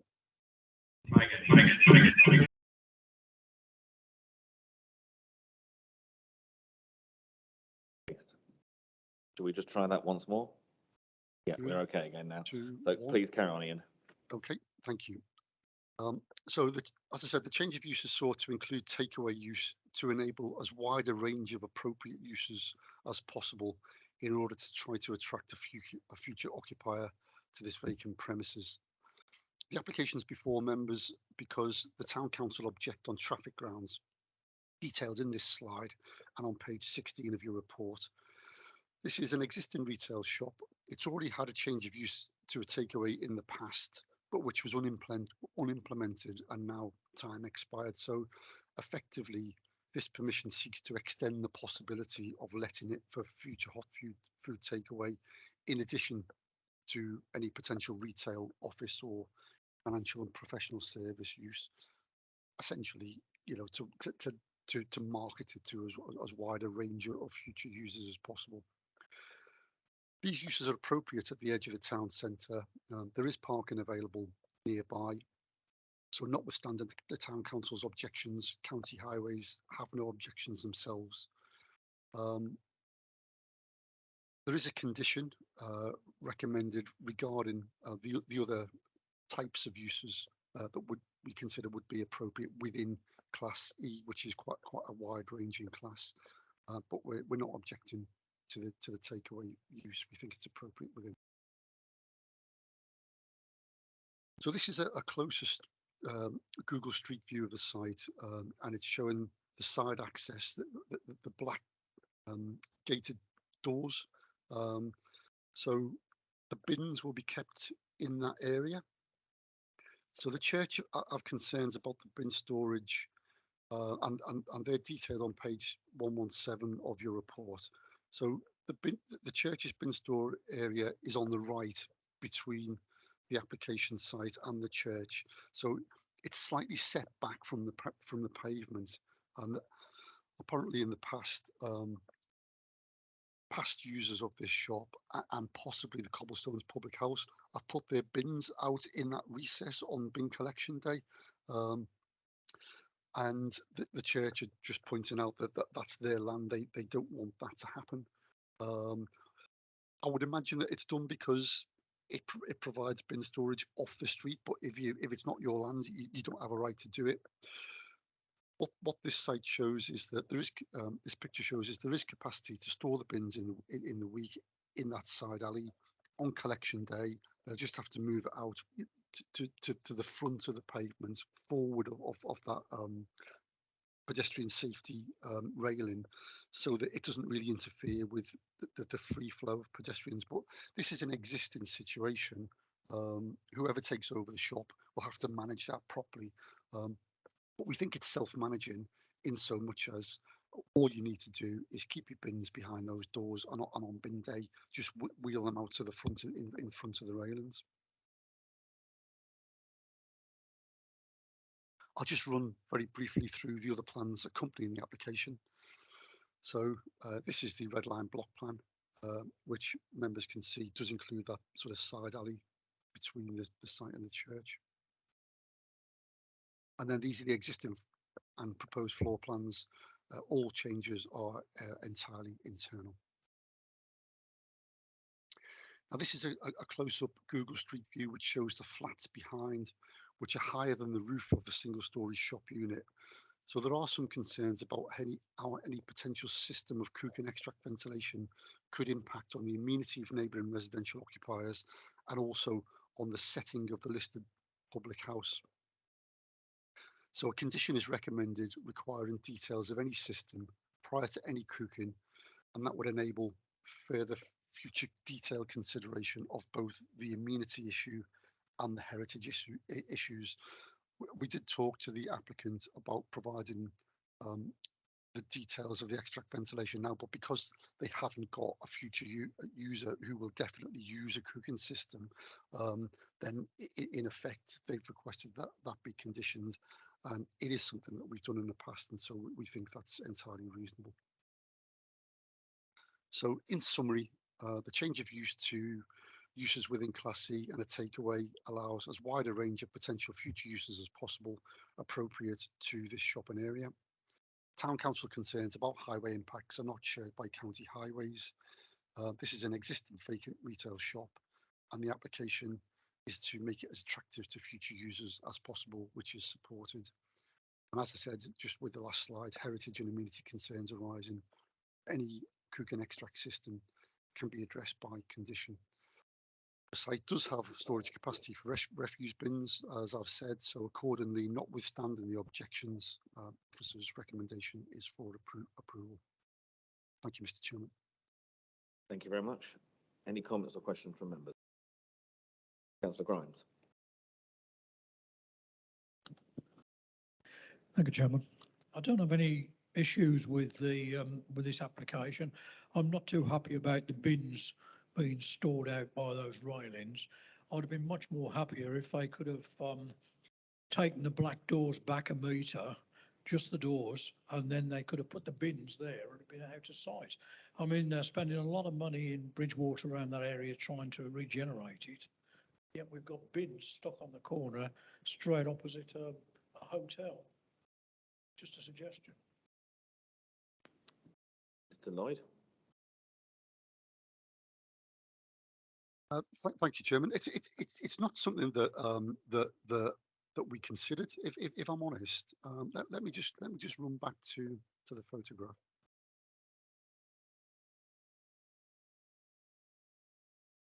Quickly, Ian, if you don't mind, in terms of setback of the black doors, it is something that we could look at if members were minded to. The issue of putting bins out the front is for a very limited time on bin collection day only. It's not intended to generally store them on the pavement. The issue with setting the doors in the side passage back is it could actually give rise to some sort of crime and design issues if it were a permanent sort of vacant alcove that people could use late at night. So we would probably discourage that permanent alteration, but it's down for members for debate if you wish. That before I move on to other members. Do we know what the takeaway is going to be? Just a takeaway. No, it's a speculative proposal. So it could be a retail shop, or it could be a takeaway. It's purely to extend the range of potential future uses to make it as attractive as possible to as many future users as possible. Yeah, with the recommendations. So Councillor King move the recommendation. Councillor Bolt, did you indicate? And Councillor Scott. I was going to agree with Mr. Freeze with regards to the usage of a recessed area at night, but no, I'm quite happy to second that. Councillor Scott. Got a problem with this application, but I was just wondering whether we needed to restrict hours of opening at this stage, or whether hours of opening is appropriate. Lloyd. So as a retail shop at the moment, its hours of use are unfettered. So I think it would be unreasonable to introduce an additional hours control, which might limit the potential future users. We wouldn't normally attach hours of use conditions to retail shops in such locations. But just to follow up on that, we might do to takeaways. Because obviously, I guess your retail shops you'd be expecting to operate daytimes, whereas your takeaways are going on into the later evening. Mr. Lloyd? Yep, that's true, Mr. Chairman. I suppose what I'd say there is, given how noisy the general environment is and how few residential properties there are, it's probably not a big issue. I wouldn't have thought it'd be a big issue for the hotel with its soundproofing, but obviously if that's something members wish to consider, then it certainly can be done. Mr. Rees? I think the other point as well, I mean, outside of planning, but there is licensing for late night opening. So if it does end up opening sort of beyond about 11 o'clock, it would be controlled by licensing. And then if there were a problem, the terms of the license could be negotiated, but that all sits outside of the planning system. So it's down to members if you wanted to impose a condition, but we were relatively comfortable that it's addressed through other legislation, so didn't consider it necessary. Okay, Councillor Glassford.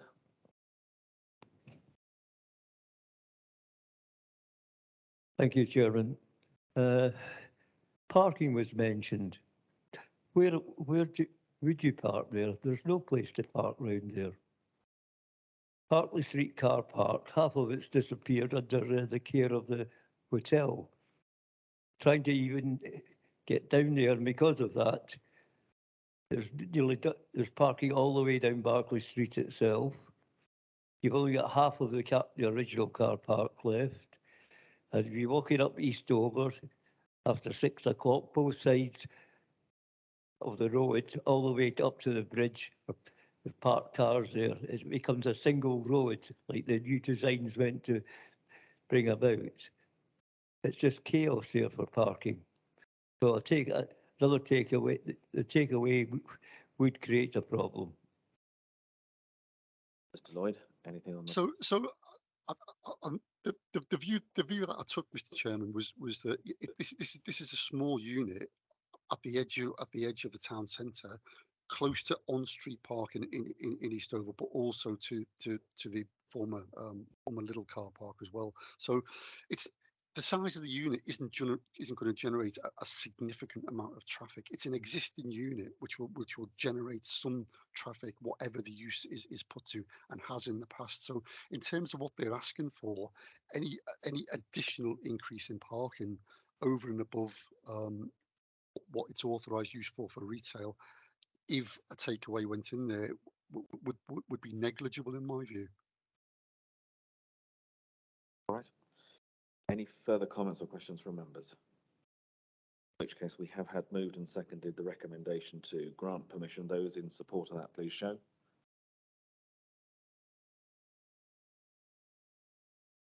And those against, please show.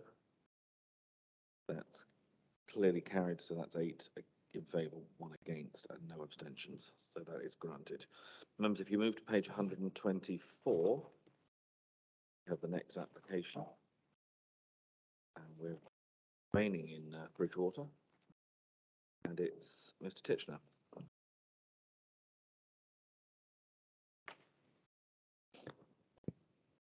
Thank you, Chairman.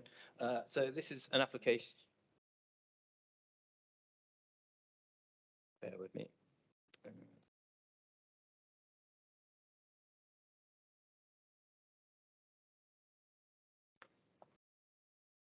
It's an application for land at Angel Crescent, Bridgewater. So the proposal is proposed public realm enhancements, including new street furniture, signage, landscaping, resurfacing with associated works, the formation of retail floor space through enclosure of existing alcoves and installation of a toucan crossing. The application is before members of committee because Sedgemoor is the applicant. It's going to feel very familiar because I've probably given this presentation twice already. It's very much touching on very much of the same kind of themes, just in a different part of the town centre. It's just that the applications were not ready to be submitted by the applicant at the same time, so they end up being split up into 3. So I do apologise if I'm touching on areas that seem very familiar. So this here is Angel Crescent, which is within the town centre. It has the Angel Place shopping centre on its west side. There are a row of listed buildings which frame the other side of the street, and it's part of the celebration mile, which leads all the way from the train station along Eastover through the town centre and up through Northgate towards the docks. Again, it's just more detailed site location plan showing the existing street. So there are existing units within the listed buildings opposite. There's an existing entrance off from the shopping centre with steps and a ramp which comes out into the middle of the road. And then there are these sort of covered walkways or alcoves on the flank, the Angel Place shopping centre. Then you meet the road, which leads over to the new Northgate development. Just some photographs, just for context. So these are the listed buildings which flank the east side of the proposal. This is the entrance to Angel Place Shopping Centre, which sort of emerges with its steps and its ramp round the side. And just a longer distance shot. So this one's taken from the very sort of top end towards where the street crossing is, looking down into the site. So the alterations proposed would see these covered walkways enclosed and new small retail units form within these alcoves along both stretches. There's 2 stretches, effectively one here and then another row the other side of where the Angel Place Shopping Centre is. Changes are also proposed to the existing crossing over the road at the northern end of the city. So that's proposed to change to what's in the highway language called a toucan crossing, which is a joint pedestrian and cycle crossing. So this is a more detailed plan, which shows some of the formation of the individual retail units here, and they're sort of so some of them will share an entrance and then split into a retail unit there. That will have an entrance and come into a retail unit there, and then the same for down here in these units. So there are a range of other proposals forward, which include new surface treatments throughout the site, planting of new trees and new seating. So there's an existing tree within the site, which is within an existing container, which is very much restricted its growth. So the proposal is that there'll be new, that would be taken out effectively because it hasn't matured because of the limitations of the pot, and a new sort of tree pit put in, so a proper pit dug in the ground, which allows the tree to grow properly, and then new trees at the top end of the site to add interest. The existing steps and the ramp to Angel Place are to be repaired, but they will just be to be retained, but they'll be repaired and cleaned up.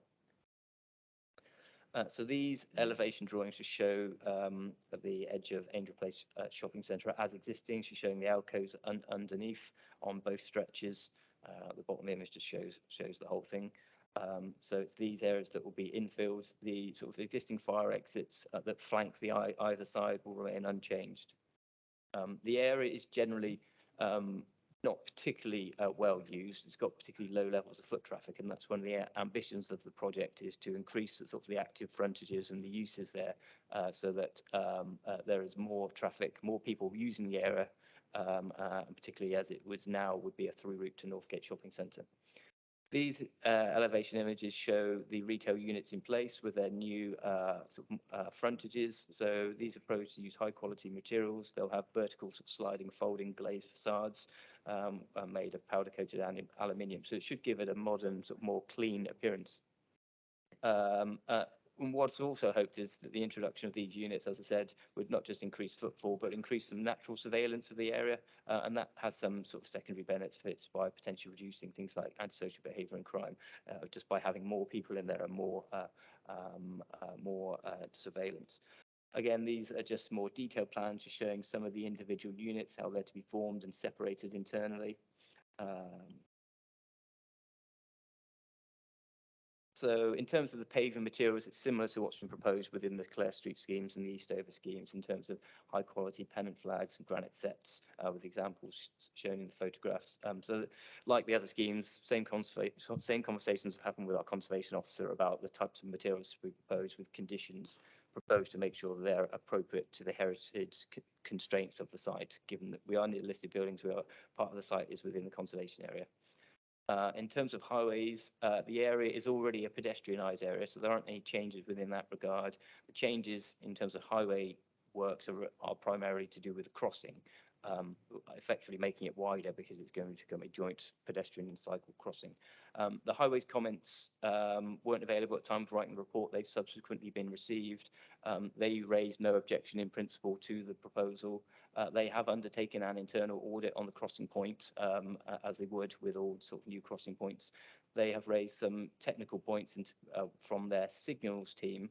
They relate to things like signage, the speeds, curbing, to do with the crossing. But they are satisfied that those are matters which can be dealt with through the subsequent technical approval stages that the applicant has to go through the separate Section 278 agreement.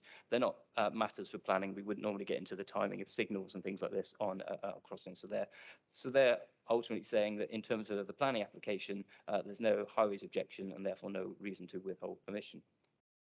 The following slides, I did this for one of the other applications, just give some before and after images to give impressions of the area. They go with the caveat that they are illustrative only, but should give people a bit of a feel exactly as what's proposed and what the area may look like once the changes have been made. So the crossing point and some of the units.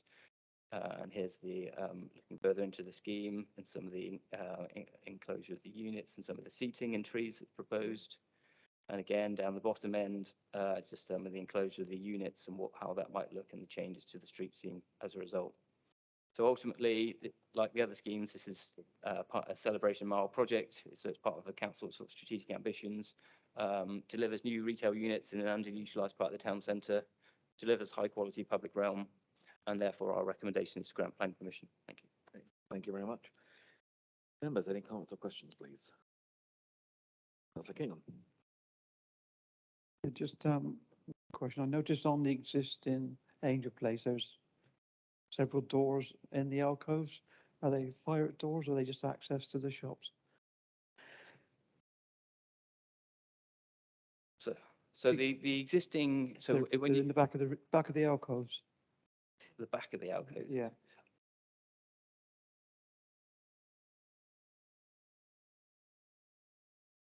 There's no door. So the alcoves are just being infilled. So they're not forming any. I don't know if you're talking about these here. I think the question was, in effect, at the moment, the alcoves, they believe, form part of the fire escape. To doors, alcoves.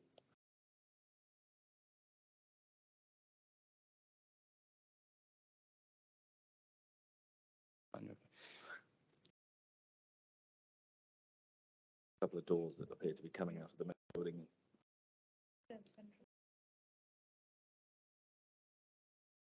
Yeah, that's not being blocked in. Skip the.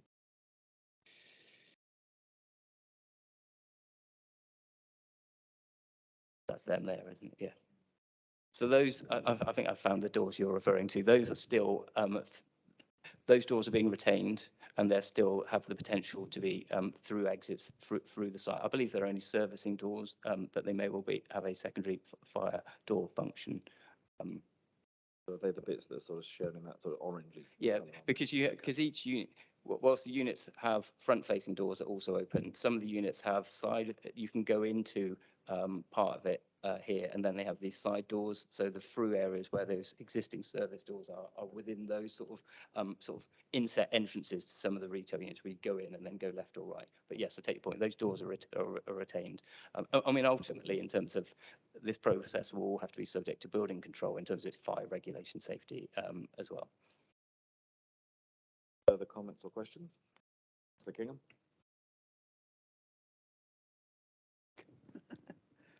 Right, Mike, move the recommendation. I don't know who the clients are, but. Thank you. Any seconder? Councillor Perry, did you want a second? Right.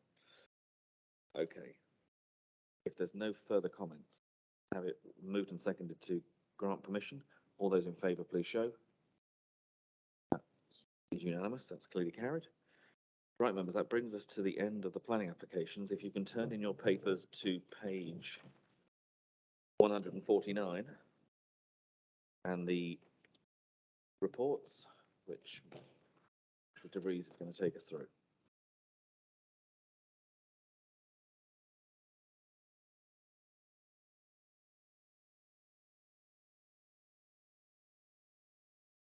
Thank you. So 6.1 is planning appeals received. We've received an appeal for erection of a dwelling and detached garage at 1 Spring Cottage, Vensgate. Have we got it on us? Has everyone got it on their screens? Yep, this is 6.1. Okay, we're there now.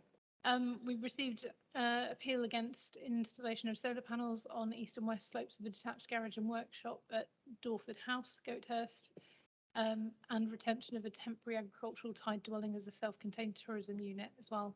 All of those were delegated decisions. Any questions on those? So we go to 6.2. Decided. So appeals decided.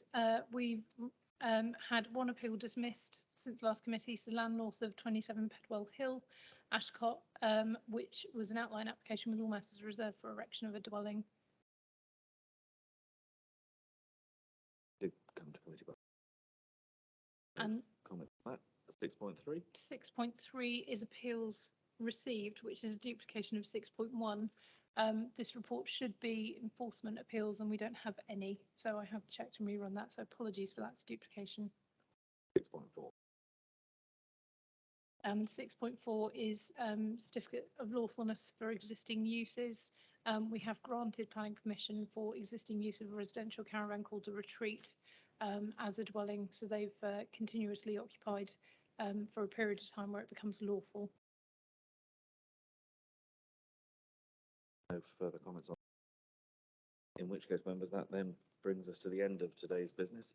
Thank you both to members and officers for your inputs today. It's been a challenging day, I think would be a nice way of putting it.